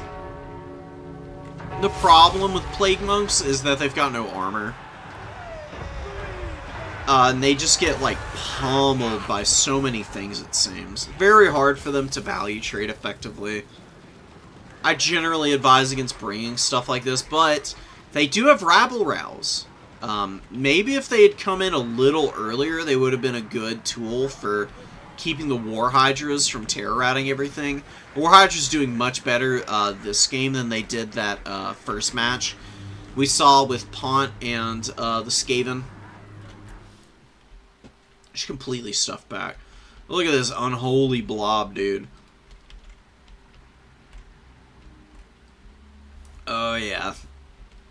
Just a sea of Skaven slaves here. What is that? Rattling guns? Yeah. They're so packed in, like sardines, that the Rattling guns actually are having a hard time sticking together as a unit. Hydra's almost heal capped. Hydra's just soak up a lot of attention. Pont has really made these builds look viable, which is pretty impressive. Big monsters are a big risk, but if you're actually able to use them semi-effectively, you can definitely use them as a nice bludgeon to get through low leadership factions like the Skaven. No Lord. No damage. No cap weight. No hope. Good thing Skaven aren't real, or, you know, I'd feel bad for them. Just continually getting stuff back, man. I'm doing a really good job of staying out of range of the Rattling guns with the War Hydras for the most part. Constantly rallying up, like, a wave of units. Not just, like, 1 or 2, but you've got, like, a pocket over here of, like, 3 or 4. You've got a pocket of 3 over here, and they're rear charging with the Dark Riders, which is awesome. Like, they're actually looping in behind, fixing with the infantry. The solid fundamentals of a dive right here in motion. And just continuing to, like, dive well and compounding on the Skaven being pushed back into their freaking spy. Can't even come out of their deploy zone anymore. Oh my god. Oh, that's brutal. Ouch. That's the kind of game that'll humble you. Are these all replays from the chat? Some don't show there. Yeah, some people have DM'd me. Some of them. Just either way you want to do them. Do you think Beastmen will get nerfed again? I don't think so. I think Beastmen are much more balanced now. I think they're still really strong. One thing that CA might want to look at for a nerf for Beastmen would just be taking Vanguard deployment off of so many things. Because, I mean, Beastmen, you actually have more units with Vanguard deployment than without. At least in terms of your, like, core units. Most of the monsters don't have Vanguard deploy. But on almost all of your infantry, you have Vanguard deployment. In fact, on everything except the Bestigor herds, you do in fact have Vanguard deploy. Holy crap. Ungor Raiders have it. Centigors have it. Tuskor Chariots have it. Razorgors don't. Lords, most of them don't. You can have it on some of them. And our boy here, Kazarak does. He's got Vanguard deploy even on the Razorgore Chariot, I think. Yeah. That's fun. Wargors don't have it. Gore Bulls don't have it. Bray Shaman can have it if he's on the Tuskor Chariot. That imbues Vanguard on him. I think, honestly, they should just take Vanguard deployment away from, They should take Vanguard deployment away from, Ungors. I think that would be pretty fair. And maybe think about doing it for the non-marked, Gores. I think the marked Gores having Vanguard deployment's fine. But I don't know, man. Maybe taking it off of Centigors. I don't really see an issue with the Beastmen. Like, I think a lot of the reason why Beastmen's win rate is so high, I think a lot of it is actually more to do with the fact that people aren't experienced against them anymore. Because they've been banned for so long. Like, every season for the last couple patches, they've been getting banned. And I think people are just really out of practice against them on a regular basis. I think, truth be told, they're a top-tier faction, but I think they're the least oppressive of all of the top tiers. Like, I think Slaanesh, by far more dangerous. I even think Ogre Kingdoms. If Ogre Kingdoms didn't have a bunch of restrictions on them, I think they'd be better than Beastmen. Just because of the Thunder Tusks. Beastmen just don't have anything to, like truly abuse anymore. Like, Centaurs are very appropriately costed now. They're a very low armor faction that falls off really hard in the late game, typically. It's just surviving to the late game. Beastmen might seem overinflated a little bit just because they can win games so decisively early on if you get a really good early engagement. And, you know, with the fact that you have Vanguard deployment on so much stuff, you can do lots of crazy shenanigans with your openers, which can really throw people off balance. But as people figure them out, I think they're going to drop down to about, like, 56, 58% win rate or something.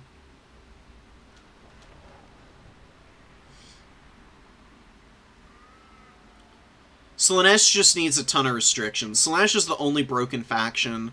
Ogre Kingdoms with Thunder Tusks are broken, but that's the only broken unit that they've got, really. Everything else is fairly well balanced. Slaanesh as a whole just needs a massive redesign. I don't know what the hell's going on with them. They've just got oppressive army abilities. They've got 100 speed units with poison, so you can never escape from them. Their armor is the only thing that holds them back, but they've still got access to 100 armor units. There's just, like, no drawbacks here. And ITP on everything.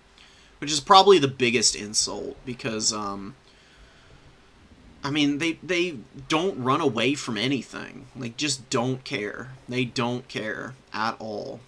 It just adds up to being way too much.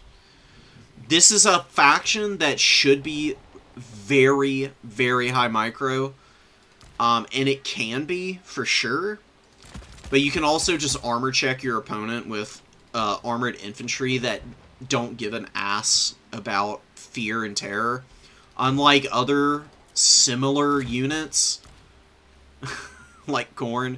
Khorne's ITP is here, but it wears off because of the Frenzy.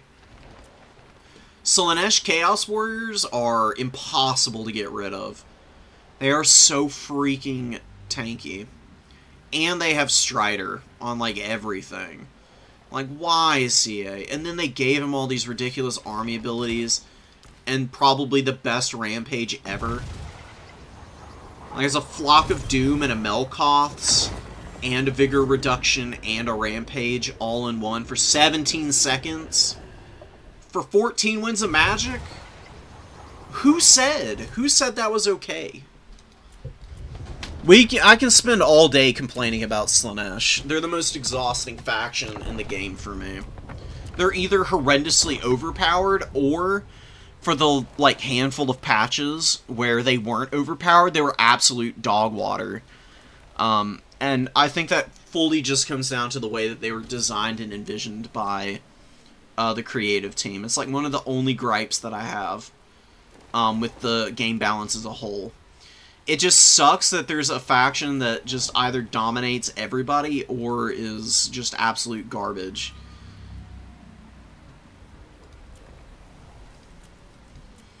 I don't think there's been I can't think of a single patch where Slaanesh was, like, a genuinely well-balanced faction. Somebody please correct me if I'm wrong. I would love to be wrong.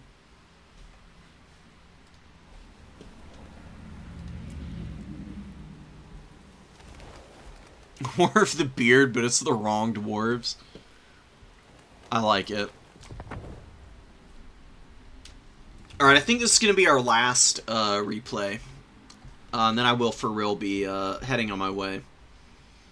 And then on Monday, come back, and I'll do the rest of the new player replays. And then tomorrow, I'm not sure what I'm getting up to tomorrow. I might be working on a video, but maybe I'll stream some, like, tournament action or some quick battles or something. Just depends on what I'm feeling up to. You know? I love this game. I just don't want to burn out on it, so I'm just trying to pace myself and do some different stuff. Failure is impossible. Why would you say that? That is literally not true. Anyways, Archmage is out here with just pure elven propaganda. This is why nobody likes them. Arrogant as hell. Failure is not possible. Shenanigans, I say. Lots of Infernal Guard, Chaos Dwarves. We got 2 Fireglaves. They should do reasonably well here. Again, though, man. We have a victory point. Keep it from the foe. Don't do this. Goblin Laborers are just gonna run away. Oh, wait. This thing imbues contempt. Oh, this thing actually imbues contempt. Okay. I still don't agree with this, though. I just think the Goblin Laborers are better off being, like, a buffer for your closer range missile pieces. Because what you can do, honestly, take one of these Chaos Dwarf Warriors out of here. You can deploy the Deathshriek rocket out. Put the Chaos Dwarf Warrior in a box around the Deathshriek rocket launcher. Because you got your Sorcerer Prophet who can always fly over and help out, and you've got your Bull Centaurs and other speedy units to come help this thing. The Goblin Laborers just waddling forward, man. They're just gonna die. That's all that's gonna happen. They're not gonna get any value either.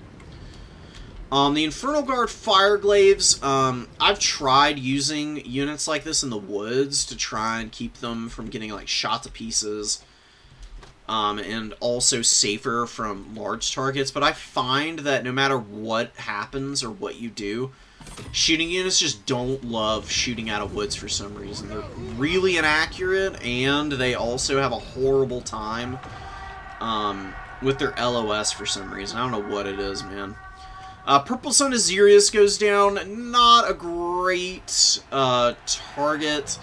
Purple Sun is okay to have in the back pocket to punish blobs that your opponent, like, really hard commits to. You generally aren't going to see a lot of opportunities for that, though. Really good Final Chance Mutation.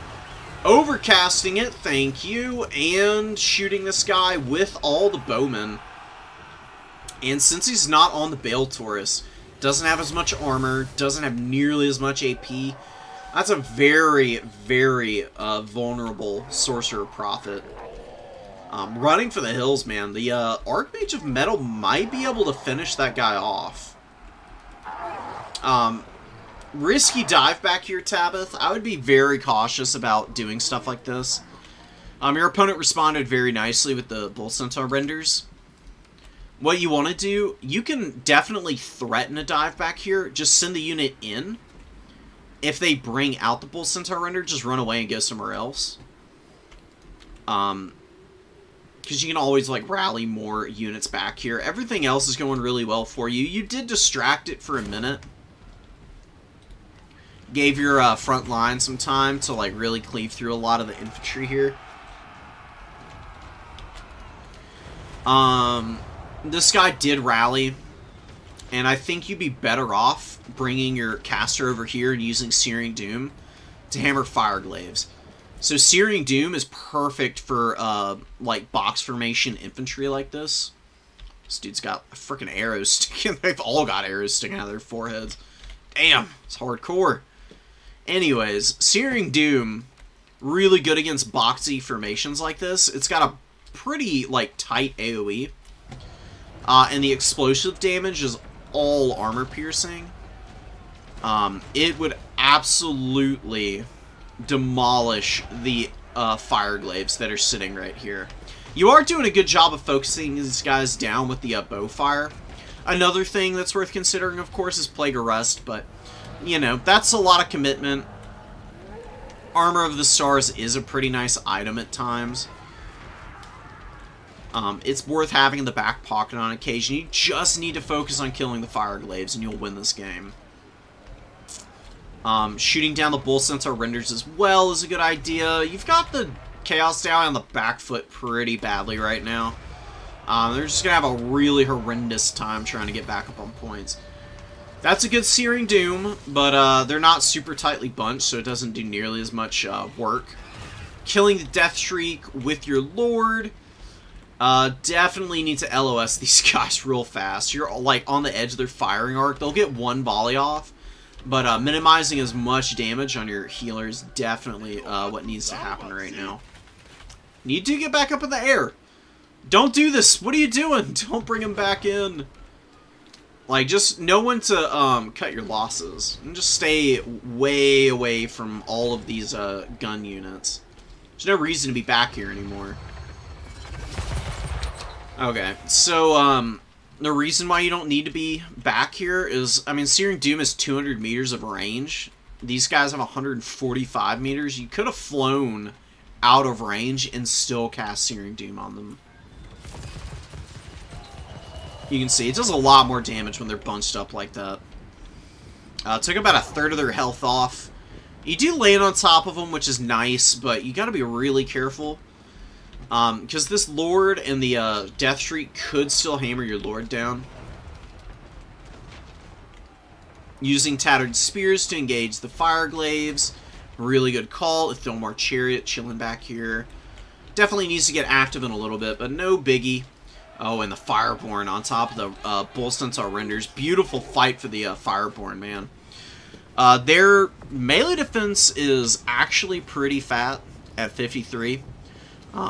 Yeah, the Bull Centaur Renders bonus versus large is 25, and they are hitting through the melee defense, but it's reasonably close enough that the odds of the Bull Centaur Renders hitting consistently is pretty low, and with the number of models the Fireborn has, they just eat these kind of units alive, dude.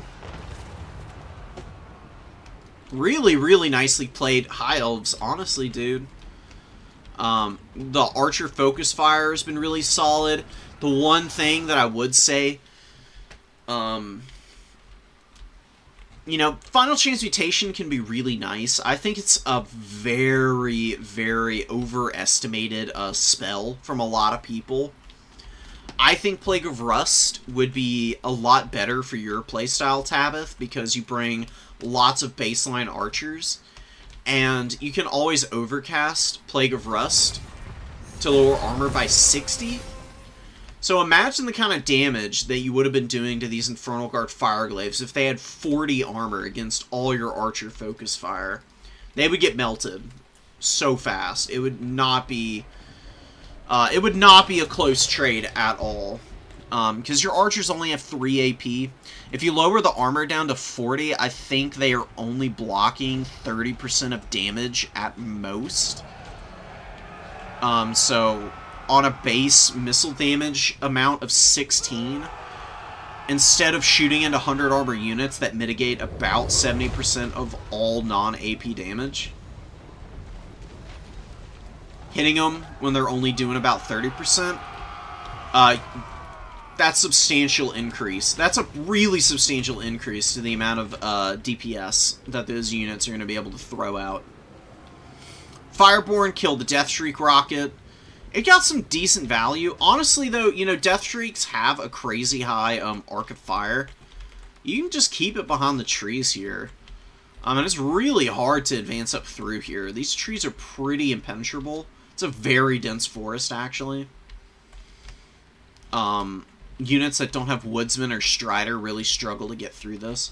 You can just have some infantry units, like, stuck up in here to ambush anything that's trying to come through. Keep an eye out for any really wide flanks. And you just fire over the top over and over and over again, and no artillery is going to be able to touch you.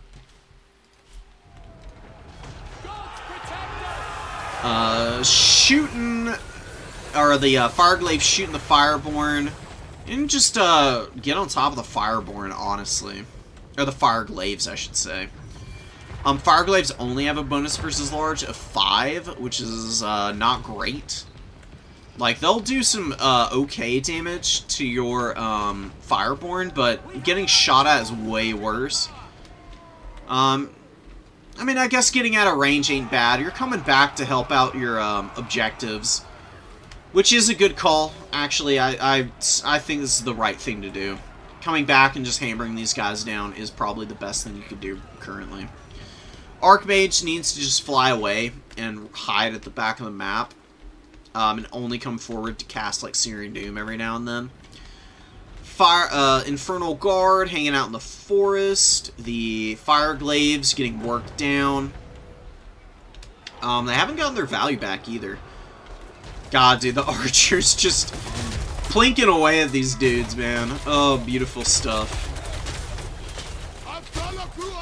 They're like that dude in Happy Gilmore. He's got like the nails sticking out of his head.